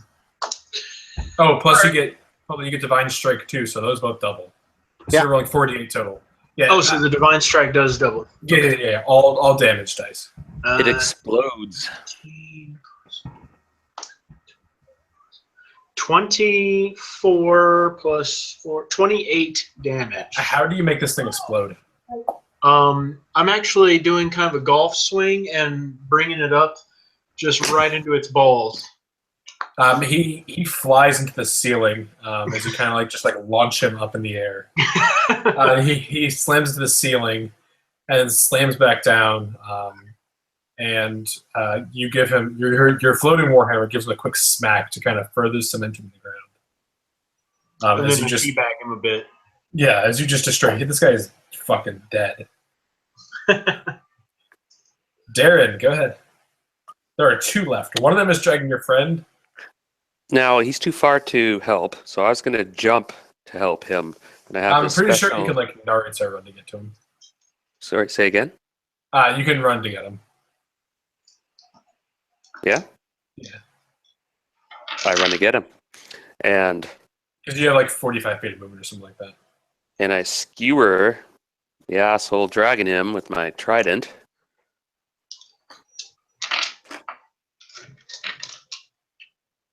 Yeah. It's a 9. It's gonna be a whiff. Damn it. So you kind of try and come get him, but he kind of spins around and moves out of the way as you approach him. Sorry, The man. guy keeps dragging him and reaches the secret door eventually and kind of pulls him inside. The door closing behind. And then there's one left outside who's banging on the door now. Robin, go ahead. Oh, sorry, man. Shit. We'll save you. Sorry, I was in Talos. Maybe. The guy got pulled inside, and that was Chad? Yeah, Chad. Okay, but there's still one of the creatures on our side of the door. Yeah, he's banging on the door now. I guess the best thing I can do is to clean a path for us to get through the door, so I'll fire blast the creature in the back. Go ahead and Firebolt, I mean. roll advantage. Awesome. That's going to be 23. It's the highest. Yep. And it's going to take 15 fire damage. You hit this guy in the back, and he just disintegrates. He just kind of falls to the ground, burning and rolling on the ground. It just stops moving after a little bit. And I'll command my shuriken to start grinding the door. Okay. Tony, go ahead. Can it attack the door? Yeah. You gotta make an attack on this door. I rolled a crit on the door. So your shuriken gives a little knock and just slams the door open. Fuck it. The door slams open, and the ghoul, which was over Chad, getting ready to eat him, the door just rolls on him and flattens him. It's a big, heavy stone slab. So Chad is laying there. He comes to, and he's inside some weird, dank room. And there's a squashed ghoul on the floor in front of him. God, my Norwegian friend. And a floating shuriken in the air. Thank Odin. Thank Bahamut. Good work, Chad. Thanks. I took that one out with the door for you guys. Chad, I don't think you moved. I don't think you attacked anything the entire fight. No. I think ghouls are one of my favorite encounters. But yeah, so you now have killed all these ghouls and are left with this. The room that you guys entered, it splits off to the left down a farther hallway. May I suggest that we wait here for 10 minutes and I can perform a little prayer for us? That'd be nice. Yeah. Boy, this guy's been carrying us all night. I'm gonna Awesome. cast a Prayer of Healing, which is gonna give 2d8 plus spellcasting modifier to up to 6 creatures. Don't forget that you guys can also use hit dice to gain back health. Yeah, if we So- take an hour, should we take an hour? A short rest? The short rest means 10 minutes. Okay. Long rest is 8 hours. Yeah, if we're gonna short rest, there's no reason for me to cast the spell. I mean, You guys pass out orange slices and Gatorade. And you just take a quick break. No, but you did cast that heal spell, right? 2d8. If you use hit dice, if you want to. if we're gonna use a short rest, there's no reason for me to cast it. Then we can save it up for later. Okay. But you can roll your hit dices, and we have 8, I think. Yeah, everyone has a D8 besides the paladin who has a D10. So basically, yeah, you each have 8 hit dice, and you roll them, add your con modifier, and gain that much health back. Yeah, I use, just mechanically to let you know, I use 4 of mine to get back to max. Okay, it's not a huge deal, I don't think, because I don't think we're going to be in here long enough for it to really matter. How many hit dice you have? Is everyone doing good on spell slots? That's the big question. I rolled 3 threes, a 4, and a 1. I'm gonna use all my fucking hit dices to heal up here. Oh, I see what you mean. Okay. Hit dice are the weirdest. Hit dice are the last thing I understood in 5e. 10, 16, 20. That took me the longest to understand what they were actually for. That and Yeah, I started on 4e, so it was a little weird. I was actually, instead of taking my spider climbing shoes, I was looking at one of the amulet things, which gives you automatically succeed on death saving throws and full healing for each of the dice, and I should have taken it instead of. What the hell is that? I'll look it up. By the way, somebody cast a spell earlier. I think it lasted for 8 hours. That gave us a plus 10 on our max. Yeah, On your Yeah, max, yeah. So we count that to the recovery rolls we're rolling right now, right? you Yeah. can recover those. You keep Okay. up to the 10 plus. So at die 8, I've used 6 of them. So yeah, that metal heating quarter is really cool. I like that encounter. This has like I said, this dungeon isn't unfair in any way. I don't think it definitely challenges you and it has some really really fucking cool encounters. Yeah, no, it's Because no, it's either awesome. you hit the end of that hallway and you just got burnt up a shit ton, or you're completely naked. No, it's been a blast, dude. Awesome. Woo. You bet. So I used up 6 of my dice. Does that make sense? Yeah. Yep. I'm typing in the magic item in the chat here for you. Prepare for room closure. Yep. Wow. It's very good. I was just not planning to be up front, taking a lot of damage. I was planning to stand in the middle of the roof, not taking any damage. Yeah. Nice. But- Wow. Awesome. So you guys gonna head on to the next room, or what are you guys gonna do? I just wanted to say my favorite magic item from back D&D days when it was the wondrous figurine, the fly. Yeah, there's like a handful of wondrous figurines. Yeah, but the fly was so cool. You had this giant fly you could hop on. It still exists. Yeah, it still exists. Oh, no way. Oh, figurine. I love them. It had the fly. It had the horse. It had a. Oh, Let me see that's what so it has. long ago. Yeah, it's called ebony fly now. It's rare. Oh wow. It was called the ebony fly back then too. Yeah, they probably just copied it and Yeah, yeah. adjusted it. That's my favorite magic item. It was a little fly. You'd have a brooch or something. You could activate it. Whoop, and this big fly. Now it becomes a giant fly for up to 12 hours, which can be ridden as a mount. Yeah, cool.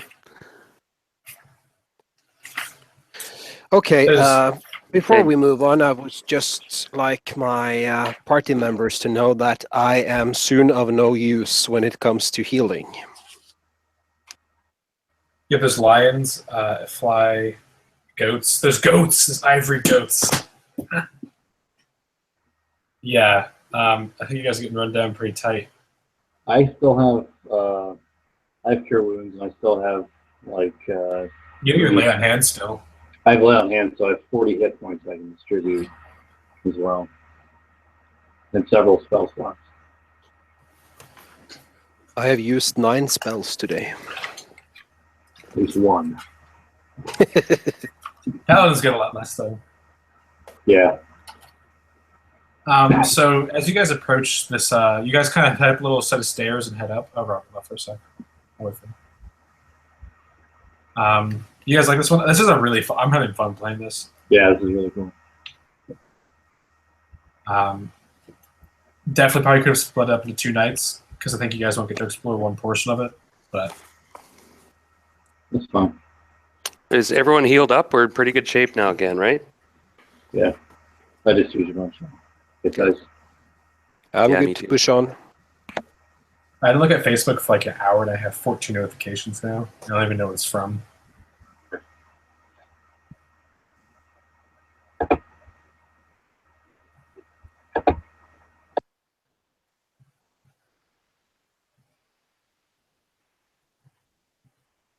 Oh, you guys hear me? Yeah, I can hear you fine. I'm just waiting for Robert real quick. I'm back. Sorry about that. Okay, you're Real no problem. quiet there. So you guys have this little staircase, and you come to this like long hallway. The path to the west is broken by a sizable gap. You can see the glint of metal at the bottom of the opening. The floor beyond this area has a silvery sheen. In the distance, you can see another hole, beyond which is a patch of floor that joins the western wall. So basically, there's a pit, a bunch of floor, another pit, and then the wall. And you said something about a glint of. There's like a silvery kind of glint on the floor in between both pits. Coming from the floor or not the pits? Floor, okay. Yeah. What's in the pits? You can see a silvery glint at the bottom of them.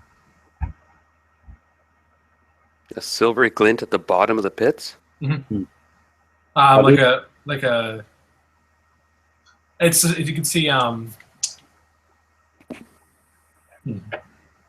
Maybe we should throw something at the floor to see if it's a trap, like that silvery floor.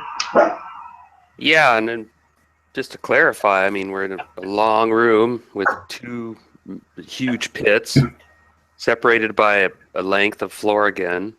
And we go up the edge of the pit down below, I'm assuming about 20 feet or something, there's a silver floor.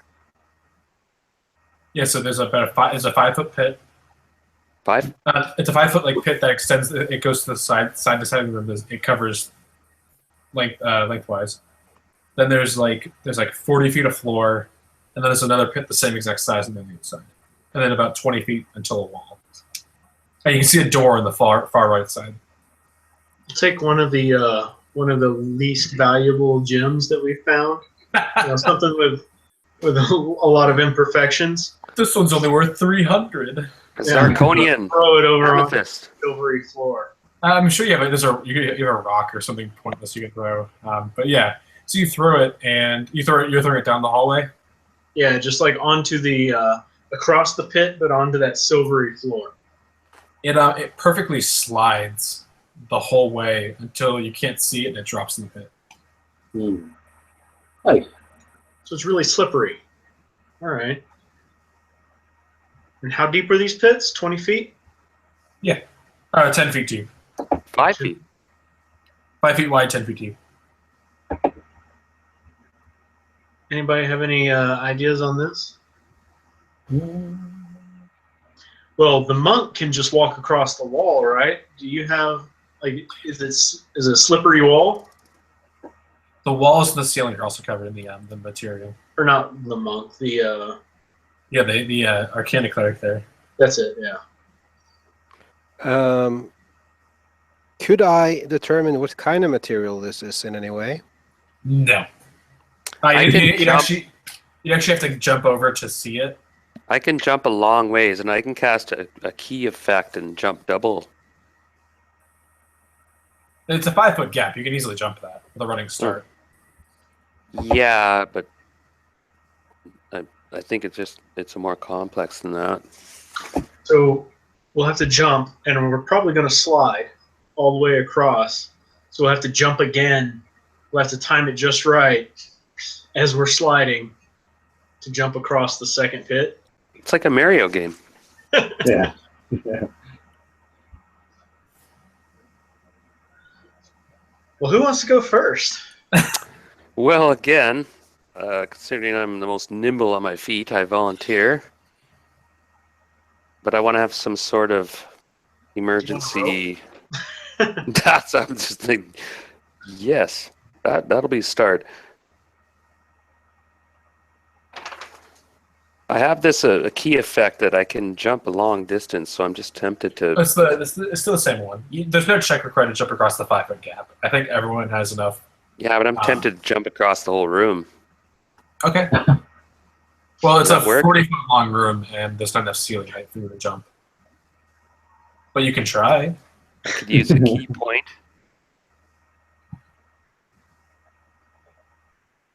Okay, I'll try that. So you try to focus so you can jump, but you can't bring yourself to focus in this room for some reason. Rad. All right, tie the rope to me. You got I'll it. go for it. To the first platform, what do I have to roll? Nothing. There's nothing to jump. So you jump over the pit here, and the second you hit the silvery substance, you like comically just start sliding. I towards that- the other end. I hit that key effect. Either jump. Nope. You can't find yourself to focus on it. You look like Bambi on the frozen lake. But more comical. It's like you're sliding around like Even more comical. you bounce into a wall and you kind of bounce off of it. Like it's really you're just sliding. It's like a perfectly frictionless surface. I have a slow fall effect.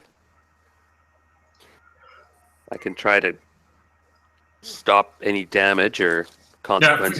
You're not falling though. You're just sliding. Okay. All right, fair enough. I'm falling, I exclaim. As you kind of slide farther towards that pit on the other side. Well, now's your guys' chance to intercede. Oh, can I hold person? You're gonna what? I think you're only going to paralyze him by doing it. I don't think Really? you will hold him I in won't place. stop him. Well then, forget that. I think the material we have in front of us here is oily jumping castle material. I may have acted too soon.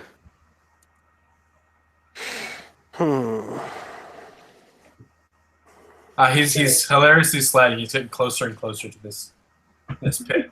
You have a rope tied around you, right? I did mention that. You did mention that. Somebody Can I could just yard tug on the rope? that at this point. Oh yeah, am I supposed to pull on this? You I tug say on it. if you keep getting Yeah. closer, just jump. So you tug on the rope, and now he starts comically sliding the same speed back towards you, towards the other pit on this end. Oh, that's not good. Right. Well, once you get to the lip, jump so you get all the way across. Well, I don't think it's as simple as that. I think there's some. Okay, well, he's holding me now. Could you guys like gang up and do like a tug of war thing and have like 4 people pull? Yeah, that's what I'm thinking. If it's only a 5 foot gap, and when he gets close to the lip, just yank him across. Just run, and don't roll a 1. I'll assist. All right. And if you guys fail, I'll book it the other way. And the hell, I'm a monk. I'm pretty nimble.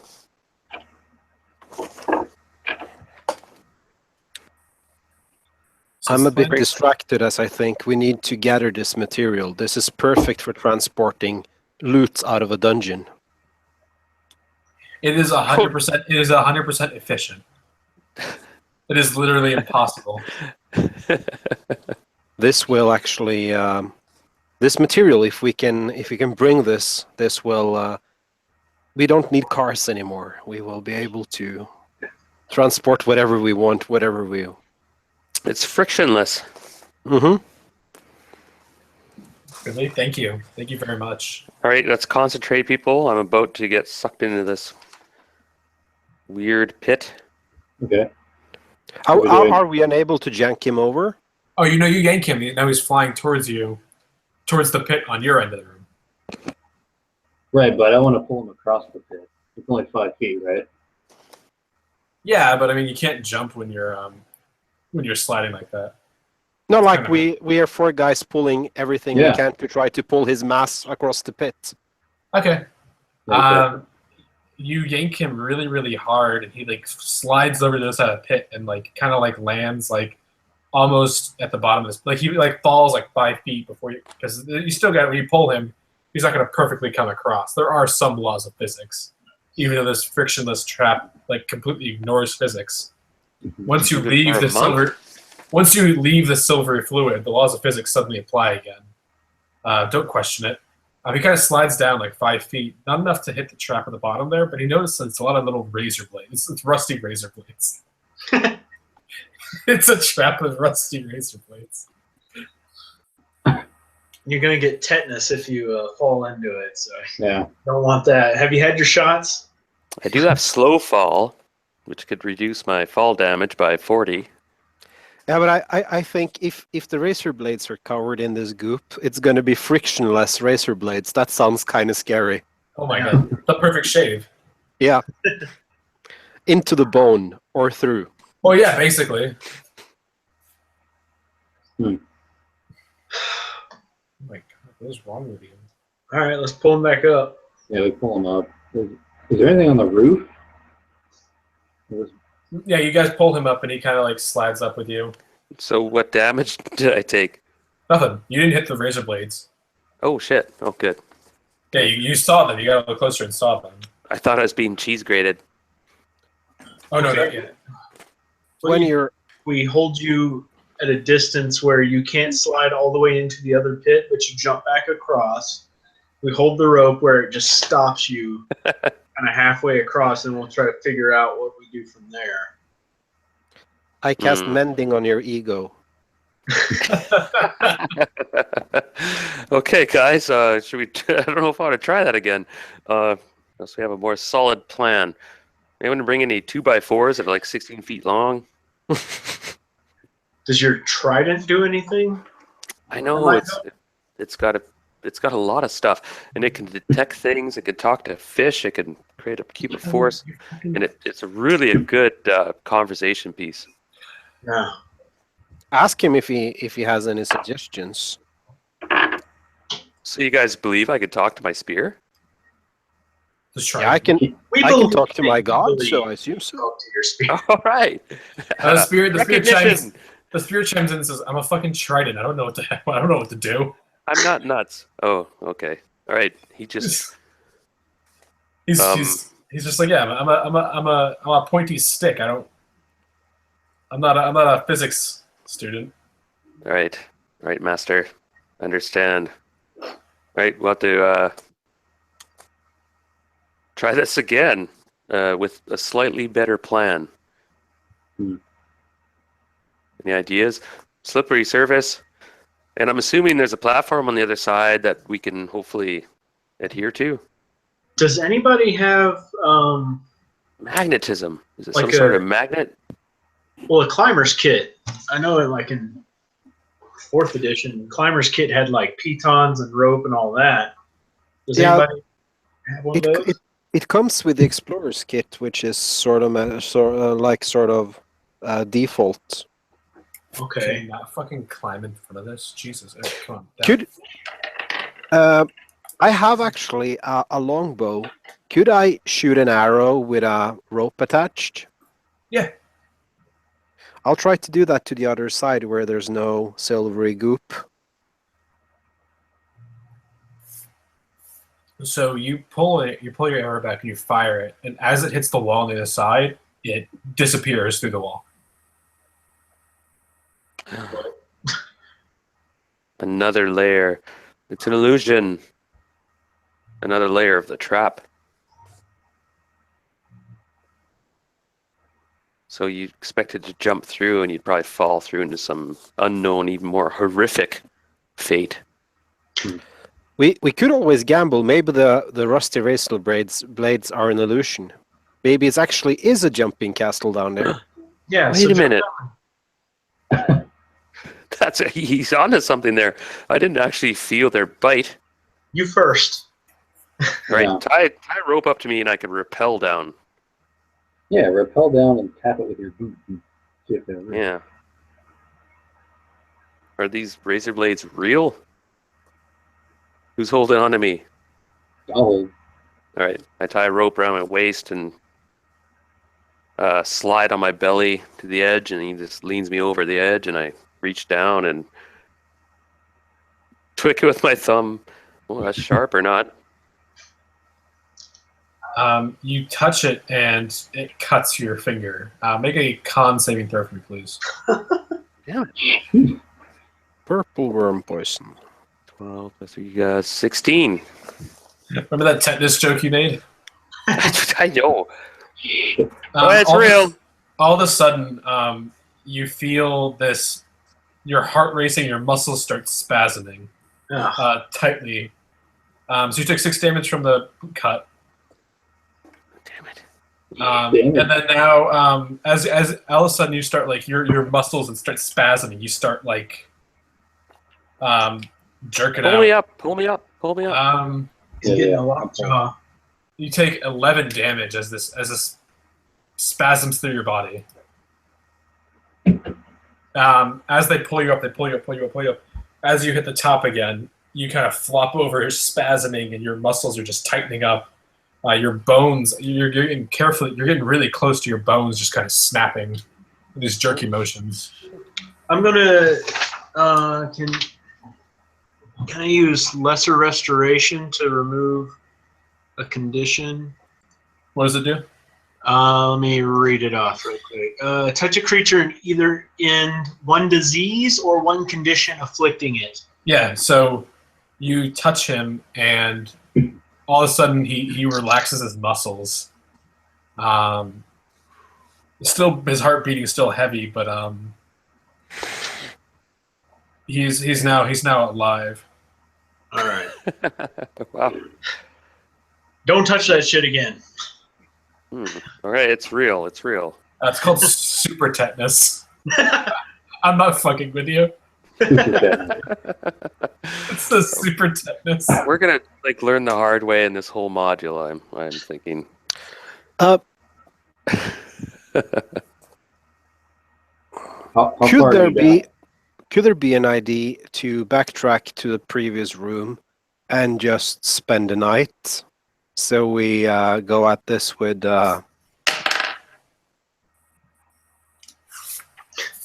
he's rolling shit. So. Yeah. I forgot to be rolling for wild encounters for you guys. I still have some. I can heal myself, but you used a lot of spells, and You guys have been mainly avoiding some of the areas, but you've definitely heard and seen some other monsters kind of sneaking through behind you. Hmm. If you tried to rest for the night, you'd definitely run into some shit.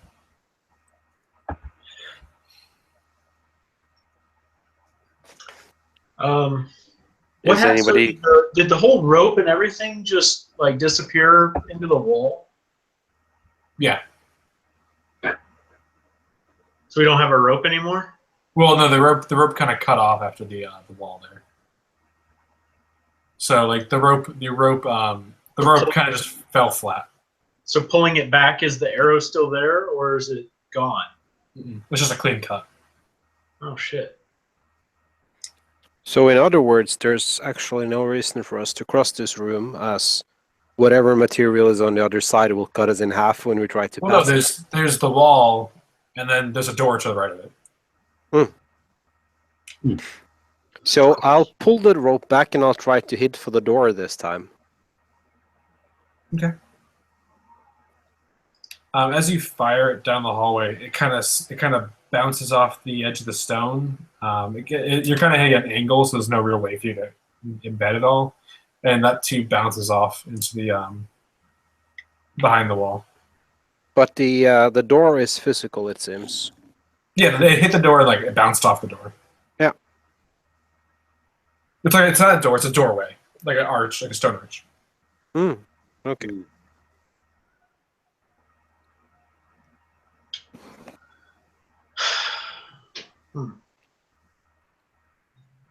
You can always just go home too. Pick up our toys. and I go. have a big fucking gem. I'm happy. Or you guys I could got a- try it. Or you guys I got a could. Kick-ass Die. pig sticker. Yeah. You guys could all die trying to get in super tetanus. That's always the other option. Well, I can still do lesser restoration a couple more times. So I have Or you guys the- could go for the door, which is always exciting. What's behind door number 2? I say we're just gonna have to jump and then time it so we can jump across the next bit. The thing is that when the monk failed, I am sure I will as well. The And monk we never, could- the monk never jumped across the other side. Yeah, like we pulled him back before he even got to it. I thought Oh, there was I a blend. I thought there was a blender over there. I thought he sort of couldn't move as soon as he touched the silvery stuff. Yeah. I mean, when you get to the I- edge, you could totally try and attempt to maybe jump Oh, but he Okay, couldn't so- jump back to us. because you guys pulled him way too fast. Hmm. Because you guys were like hauling on him, and he was flying fast. You guys time it so you're not going too fast, or maybe link arms to slow down or whatever. That wouldn't Okay, work because it's frictionless. But yeah, Is there? I'm just afraid of being thrown into a blender because I remember there was a rope that was sheared off cleanly at some point. Was there not? That's going through the wall over there. yeah, you just don't want to go through the wall. So yeah, And with then the on the architect- other side, the silvery substance is no longer on the other side of the pit. You just have like a 10-foot landing zone to stop before you All right. hit that wall. tie me up. This time, wait until I jump the second time. Okay. We all keen on that? Yeah. Any other ideas? I feel like Super Dave.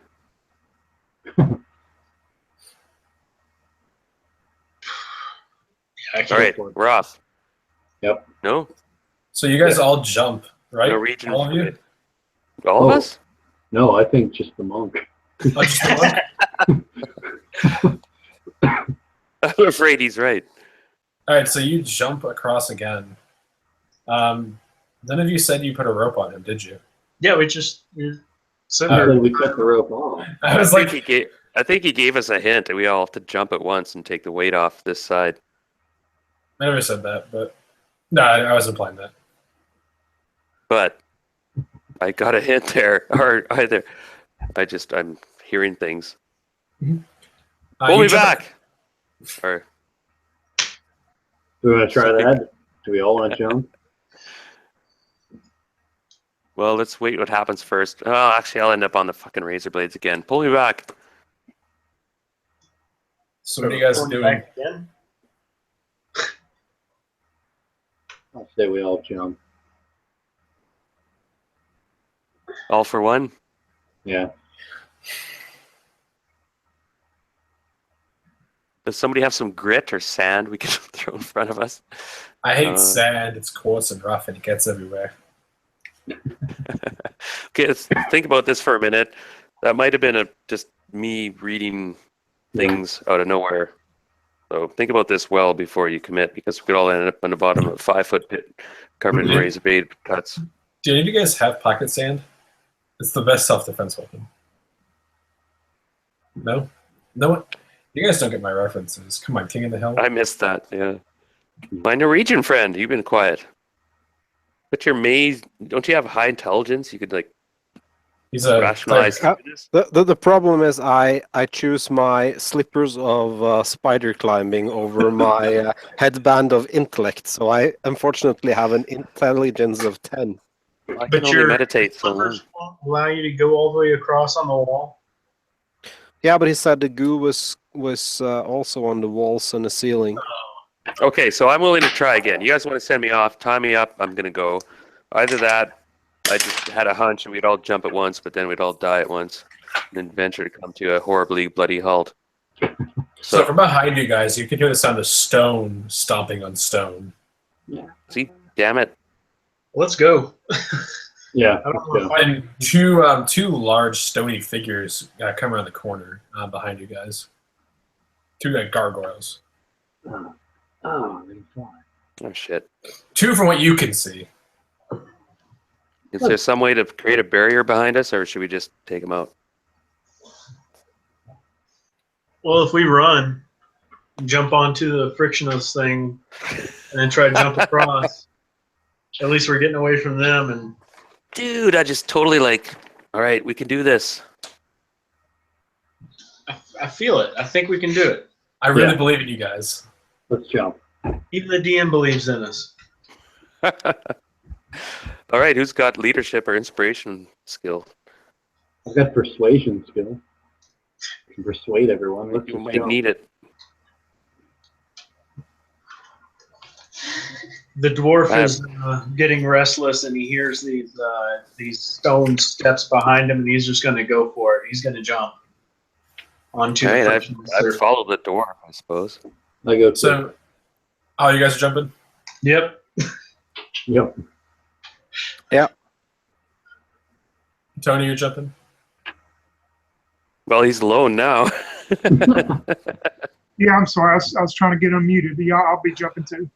So you guys damn. all jump across, and you're all sliding across this thing. It's really fun for the first 20 feet, and then you realize, holy shit, like next 20 feet, you guys got to decide how to jump across. You notice these two gargoyles that came behind you spread their wings to follow you. Oh, son of a And bitch. they can't get their wings started. They're not able to get a magical wing Ah, movement in this room. This whole area is like a freaking disabled magic zone. Yeah. and as I'm sliding, I say, I call out, I regret nothing. And I get ready to jump on the other side. Save your breath. Get ready to jump. Well, there's only so much room on the archway. Okay, well, you guys make dex saving throws. Oh boy. Bird dwarf. This will be fun. I made my camera software work 4 hours into the game. I rolled a natural 1. Hey! No! 19. Okay, yes, but I'll put all your things in there in the sidebar there.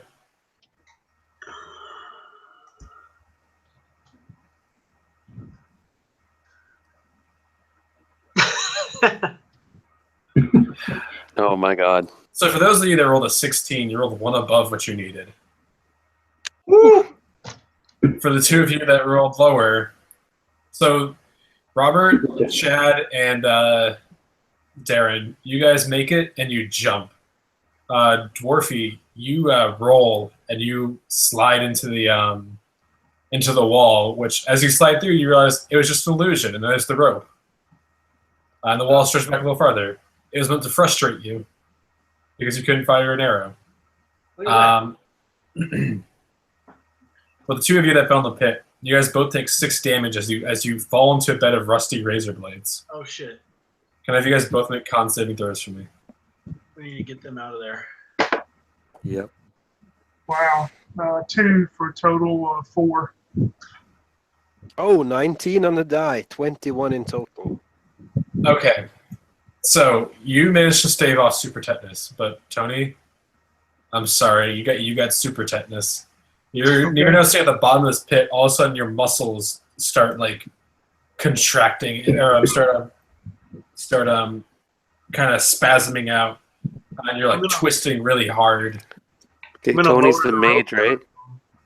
right? Take 11 points of damage, Tony. Okay. I'm gonna lower the rope down to the two that are in the pit. Okay. And I'm guessing the one that is not racked with super tetanus is gonna have to grab the other one. Yeah. Yep. Is the walls here covered with the goop? No. Okay, Tony, then I'll just grab Tony and walk up the side of the of the pit. Tony, another 11 points as they start dragging you up. Oh, As soon as he's within range, I'm gonna use a lesser restoration on Scylla. Okay, and yeah, Scylla. As soon as you get to the top, you take another 11 points, so it's 33 points So- total. Yeah, so I can say number 22, okay? You're at 33 now. Every 6 seconds, you take 11 damage. This thing will kill you, and there's no save except every minute you get another Do save. you have another one of those disease? Yeah, I'm gonna cast lesser restoration on Scylla as soon as she's within reach. Yep, and you pull her up, you cast Lesser Restoration, she's fine. You took, what, 39 damage Yeah, I'm total? down. Yeah, I'm down to 30 HP right now. Okay. Should I use a spell to heal, or does somebody have a healing potion for her? I can lay hands. What would be the best? I can lay on hands. Okay. Up Yeah. to 40 points. Go ahead How and many do that. points? Stella, how many points do you need? 69's max. I'm at 30. Okay. Hey, I'll give you 30 back. There we go. Okay. That's good enough. Thanks.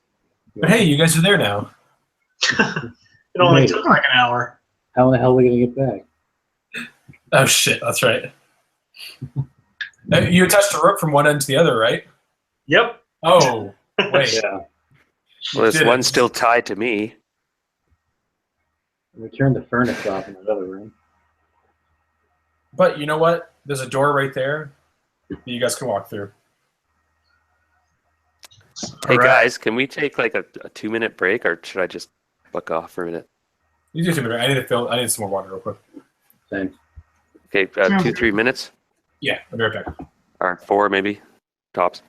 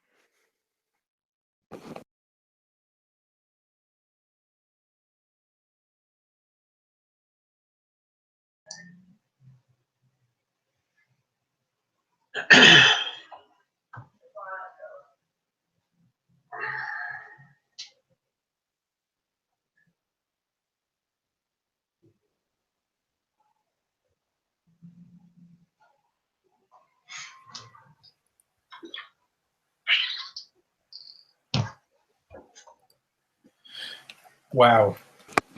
You guys are dying.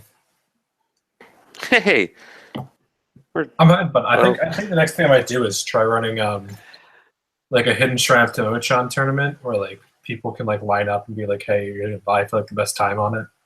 you're next. That hidden shrine is a cool adventure. I like the Inca Mayan twist on it. And all the I think it'd be a cool thing to set up. So, and the be thing like, as hey, a DM, I played that years ago, and I incorporated some Inca gods into it, and they got pissed off when people tinkered with the different altars and stuff, and all the burial. There was certain like, oh, that module's unreal. there's also powdered potions that you can snort. Oh, okay.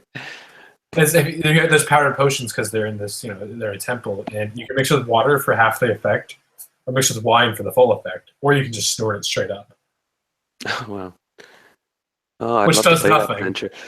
Like, yeah, the Shrine of Kutan is that like, yeah, it's like an Inca temple. Frankly, it's got all the, It's what it is. It's really cool Yeah. though. It's definitely different. and we played it with the old deities and demigods. I brought all the gods in. It was, Jesus, you know how long I've been playing D&D for? 3 years. oh, it's been 30 years, man, since I played this game. It's older than me. Oh man, I started playing this game when I was 12 years old. Damn. Is anyone else back? Yeah, I'm good to go. Everybody Yeah. else is. I started my senior year of high school.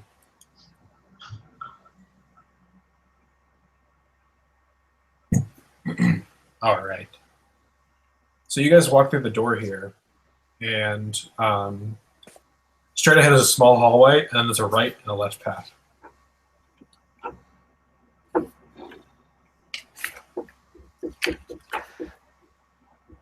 What left last time? Go right this time? The right and left both lead to doorways. Now, have we been descending or ascending? We've kept on the same level, You've ascended a little bit. moving up. A little bit, not a lot.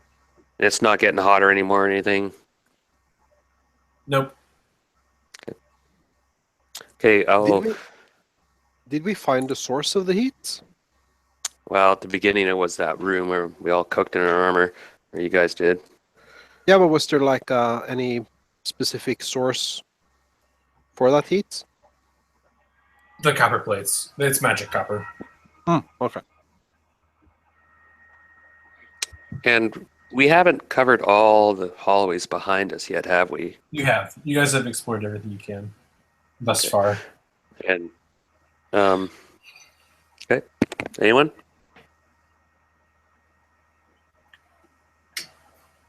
What do you say, mage? Back there, young one. You've been shooting firebolts. Is doing a good job. What's that raven? Can it fly up there and look? Sure, I'll send the Raven up there. Save my ass. Razor blades. Thank you, sir.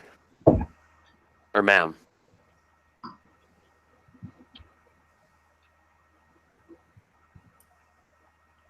So which way are you going? I didn't hear a direction. What's your raven's name, by the way? Raven. A Raven named Raven. Raven. Which way is he going? What's the choices again, Michael? I guess I missed something somewhere. We're at a I'm sorry. three-way I'm- intersection.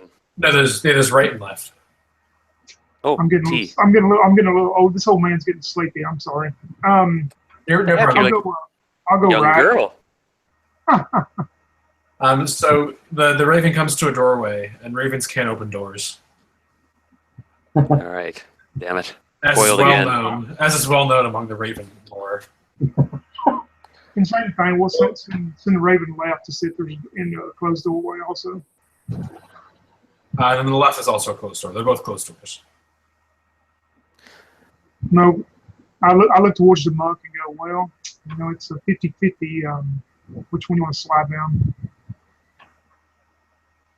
I'm point man. I'll go ahead again. Follow the bird into the main entranceway and go up to the door. Look for traps, of course.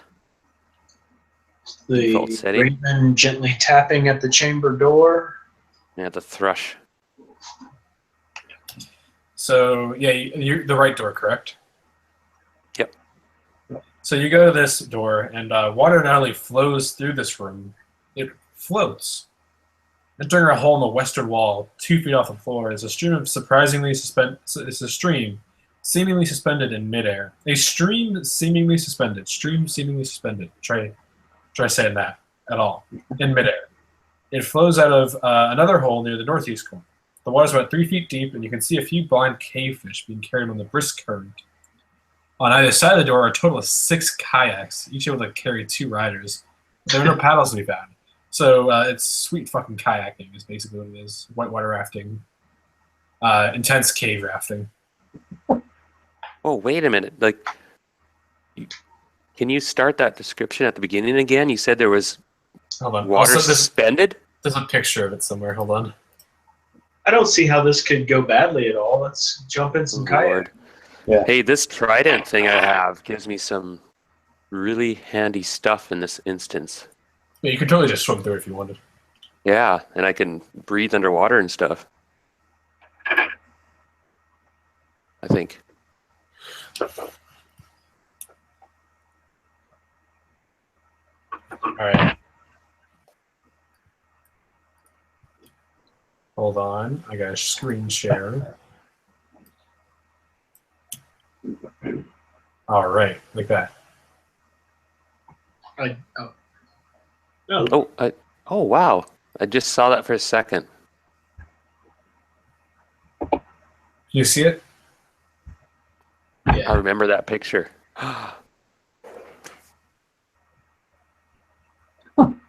Hey, look, there's somebody with the trident in there too. Oh, by the way, I was going to mention, does somebody like want this trident? I don't know if it'll accept you because I've already kind of said Talos is awesome, but Trident says, yeah, I'll take what I can get. he's good. He's okay with it. If somebody really, really needs a trident, it's a kick-ass weapon. Just putting it out there. I have this very cool quill I can trade for it. Oh, shit. Take him up on the offer. A quill? Like a bird quill? Yeah, or you can get a piece of folded parchment. I have a lot of cool things. A small penknife, maybe. It's got a big ass Wow. gem. Oh, that's not for trading. Well, this thing, I'm gonna have to develop it, I think. It's a kick-ass weapon. If I live. But yeah, the stream, and then there's also the path to the left that you guys can take. So we're like ride the kayaks down the floating waterway. Yeah, let's go kayaking. Yeah, let's do the kayaking. What's the correct word here? How do the kayaks look? Do they look new or do they look really worn? I'd love to see that picture again. Where is that? They're all like bright blue and yellow kayaks, and they say like super adventure on the side of them. Like you'd find it like a summer camp. No, they're just like they're kind of rickety looking kayaks. Not the nicest, but Maybe we should check the door first. Okay, I listen at the door. oh wait, what door? The door. Wasn't there only one? And then you open the door up to the kayak room. Yep. Yeah, that's it. And That's that was the kayak. it? Oh, okay. That's all it is. Kayaks is a stream. Oh, that's And just. we can go back the other passageways, but this is probably links up to some. I might recommend the other passageway for the purpose of speeding up time. All right, That's not to railroad you too much, but as you guys approach the other door, are you going to open it? Well, unless I hear something or see traps, yes. Well, you open the other door, and you see this classic image, right? Bam. There's this large inverted pyramid type thing with an aquarium surrounding it. Aquarium, and then there's aquarium, terrarium, aquarium, terrarium, in levels. Wow. So the inverted ziggurat. Oh, perchance, and there's a door at the bottom. Where are we entering? You guys are looking out into it like this. It's like Okay, it's like from one door, and there's like a terrace up above that you can walk around, and then straight down is what you see. So this is like you standing at the edge of it. There's giant crayfish on the top, giant lobsters on the second level, Scorpions. or scorpions, and then, oh my, those are like They're aquatic they're chimera. literally sea lions. I suggest that we break the glass tanks and let just these creatures sort this out for a couple of hours, and then we enter. Have more seafood. And scorpion steaks and whatever. I don't think it's quite breakable, this glass. But I think It's we're... worth a try. Yeah, I was going to say, it's a feeling we're going to have to... This is a strange scenario. How do you... can we all jump down to the bottom, or are they all going to flood in and fight and we'll have a big free-for-all? As you guys kind of, Jesus Christ, fucking cat. You can dominate an animal, right? So you can dominate. Yes, you I can can. dominate sea animals. And I can do stuff, yeah. But as you guys kind of come in now, the animals kind of start approaching you, like expecting to be fed. Oh.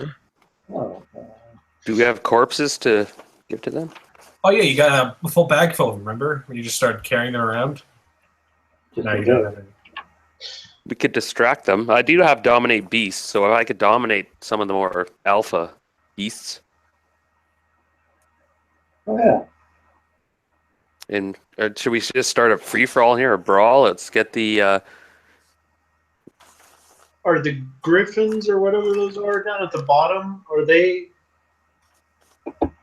actually there, or is that? Yeah, those are those are monitors. Manticores. That's right. Okay, yeah. Can they fly up all the way up to the top, or is there... Their wings are clipped. I cast mending on their wings.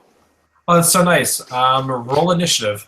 I was kidding. I had to touch them. So Oh no, still roll initiative because the Manticores see you and become quite upset. Oh, shit. But aren't we on top and they have clipped wings down on the bottom? You see those little tails there? They go flick, flick, flick, and they shoot their little spikes at you. Thanks. Uh-huh. I rolled a natural 1. Guys, Again, I've rolled like 5. I'm on this is- my 4th. there's so much combat. Well, I've only rolled 120. I did twice for my spiritual weapon. 4 or 5 1s and 120.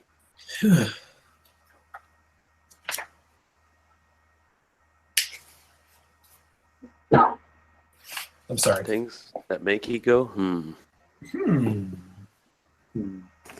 Robin, So- wow, you are fast as the Dickens. Oh, yes. 18.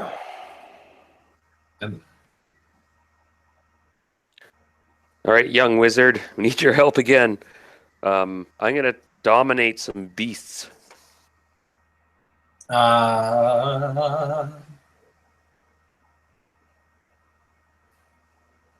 With this trident. I'm Talos! really looking forward to sleeping in tomorrow for once. Oh, nice. Me too. It's nice when I'm work sometimes. I got a 4-day weekend. Oh, yeah. God, I'm trying to count. It's the hardest thing in the world. Like, I'm just trying to write initiative, and it's still the hardest thing I've ever done. Robin, you are fast as hell, and you were like, "Hey guys, they're gonna shoot their tail spikes at us," and you like call it out before everyone else. Are we currently just peeking through the door? Yeah, I will close the door then. I just fucking spent time writing initiative. God damn it! All right, you close the door. Move along, people. Nothing to see inside. This exhibit is currently closed for public. No, I think we need a battle plan before we jump into this. There are a lot of creatures inside, including some manticores, and they seem to be very willing to flick their tail spikes at us. How far And away a scorpion, so it's going to be poison. In crawdad, so you know it's gonna be a good eatings. So you're suggesting that we just push the dwarf inside and let him out when everything is dead? Just roll them in garlic first. Yeah, it's gonna be really hungry. Nothing's open nearby, so. No, I'm sort of out of all my tricks, so What about that super gem you have, buddy, you mentioned earlier? Did you try Yeah. eating it? Yeah, no, it doesn't do anything. if I had the necessary spell slot, I could do something really cool, but it wouldn't help us here. Ah. But I could could create a 12 cubic container in the ethereal plane where I could store loot or corpses or any non-living material. A non-living material, so vampires welcome. Mhm. Got a invincible coffin. That's awesome. I was more thinking like I could store my party there when everyone is dead and bring them back to resurrect you guys. I kind of like the idea of letting the animals sort it out if we flood that place. Like break the tanks. Yeah. Well, if we can break them, yeah. And I can dominate some beasts. I could direct them and kind of tactical. Of course, It's then how would we get down to the door once it's full of water? There's that. Swimming? Uh, Yeah. Anybody a good swimmer? I got the trident. I can actually swim underwater. Oh, Most that's of- right. Most of us have heavy armor, so getting down there won't be a problem. It's just to jump in. Just getting back up. Yeah, that's gonna suck though. Well, shall we try to break the glass? Yeah, I have some javelins I can throw. Give it a We shot. might just end up with a big bowl of monsters, kind of like a Thai mixture. Monster We soup. can, we can crack the containers and go back and fetch one of those magically heated copper plates and throw it in, and we can have this kind of fancy soup. Yeah. I think we're overanalyzing this. We have Yeah. to. I'll dominate. I'll tell you what. I'll dominate one layer of beasts. We'll get them fighting another layer. We'll kill the next layer, and then we just have to take up those manitors. But wasn't it only sea creatures you could dominate, or was it all kinds of No. creatures? No, Only sea creatures. What? No, it says Yes. dominate beast. You sure? Yeah, for trying to fish. It says that they have innate swimming abilities. So, if for some godforsaken reason the scorpion had a swim ability, yeah. Okay. Oh, those are scorpions, not crabs in there. So if we break the containers, we can Yeah, but drown they're the sea scorpions. creatures. Yeah. That one's a crayfish, right? The first layer. I can dominate them. A crawdad. The And there's also yeah. sea lions. Crab. Yeah. Hey. Well, the sea lions are tougher. Let's dominate them. You laughing at crawdad? Yeah. No, crawdads are tough too. I'm just looking. They're crayfish. That's what I grew up calling them. Crayfish. Yeah, but they're nasty. They got big tentacles and Crawdads? They're little river lobsters. yeah. If you don't know, Robin, they're basically in the U.S. They're little river lobsters, and basically every state calls them something different. Ah, okay. Crawdad, crawdaddies, crayfish, crawfish, fucking 300 different names for them. But I grew up calling them crayfish. So, guys, Now I we- can use my effect there to try dominate some beasts.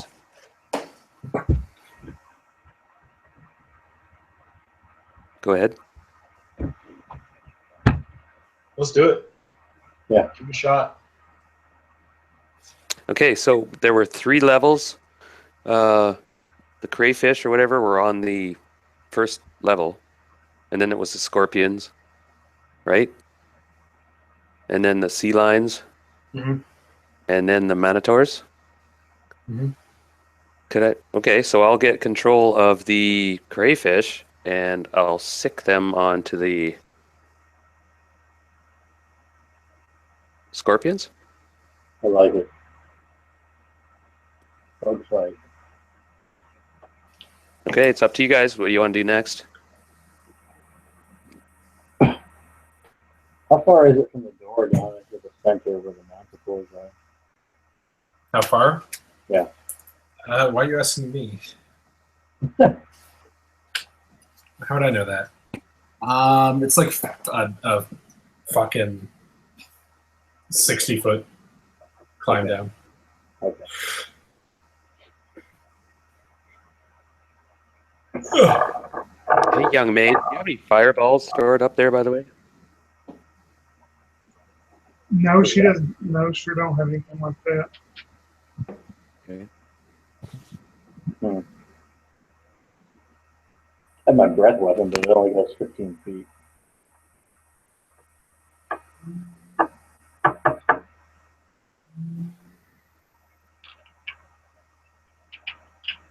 I'll say just jump in there, and we do what we can, and we pull out if everything goes to.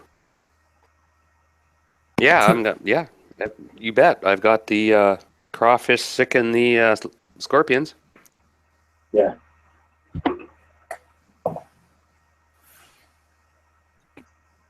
So there's 6 crawdads and 6 scorpos. So they're sicking on each other. For ease of everything, I'm gonna say that they equally kill each other. Just because it makes it easier for everyone. As you shatter the glass, they kind of just start like hammering at each other. Like one crawfish goes up and he just like snips like one of the lobsters and one of the scorpos in half. And then another scorpo like takes his tail and like fucking just stabs the shit out of one of the crawdads or what's it called? A gabby. Excellent.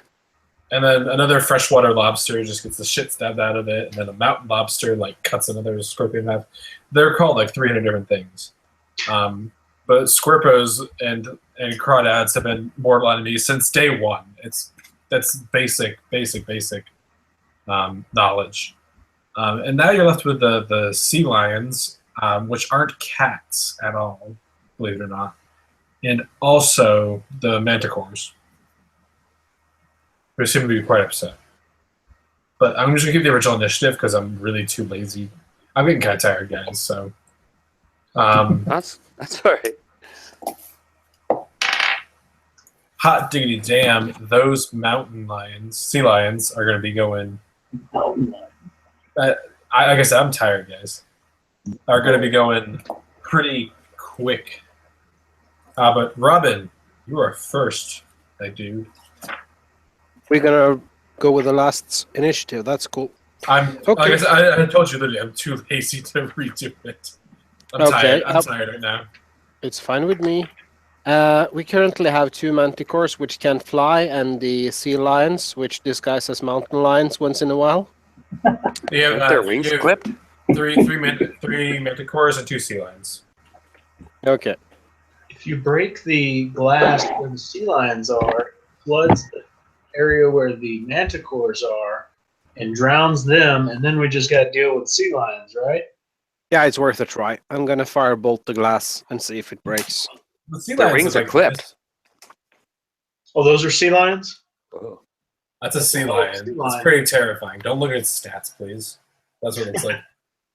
Oh, they're a bit different in D&D from reality. Yeah, no. They're playful Well, little sea starting at lions, they're guys. green. I've seen sea lions. They're pretty tough fuckers. Wow. But yeah. So you shatter the glass, and it kind of like it breaks a little bit, and the water starts pouring out, but it's enough for one of the sea lions to kind of slide out. And the sea lions, because they're fast little shits, are going to go before the manticores, which were also fast shits.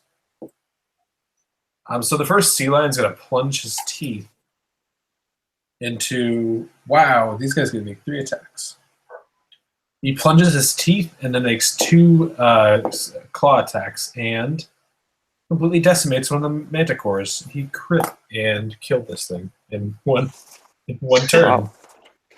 Wow. Wow. The second sea lion is gonna do he's got a swimming leap, and he's gonna swim real fast and jump out of the water, and go for the other manticore.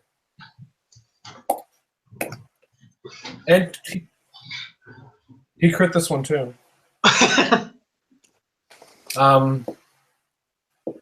We get the experience points, right? There's no experience points. I don't do experience points. I don't believe in experience points. I believe in leveling you up when you're ready to level up. I do that myself. I think it's a grind, and it's easier just to forget about it. So this one also killed this one instantly. I'm dead fucking serious, guys.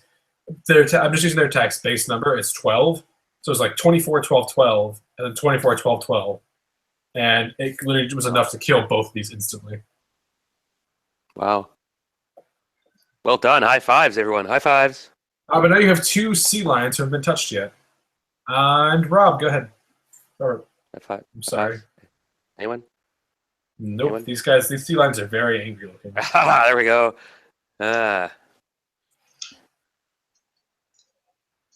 Robert, go ahead.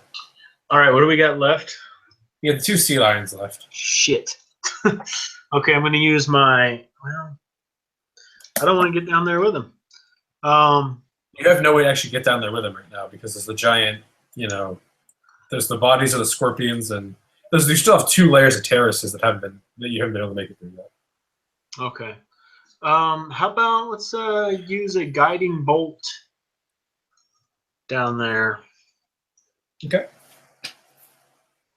I'm going to use those. Yeah, so this is going to be... Well, shit. 11? An 11? Yeah. I don't actually know that hits or not.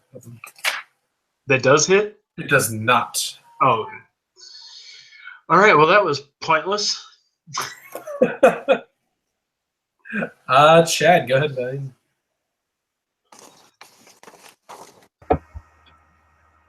Are they close enough for a breath weapon?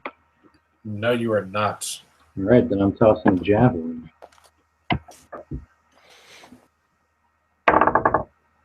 $20, unnatural. Okay. That hits. Cool.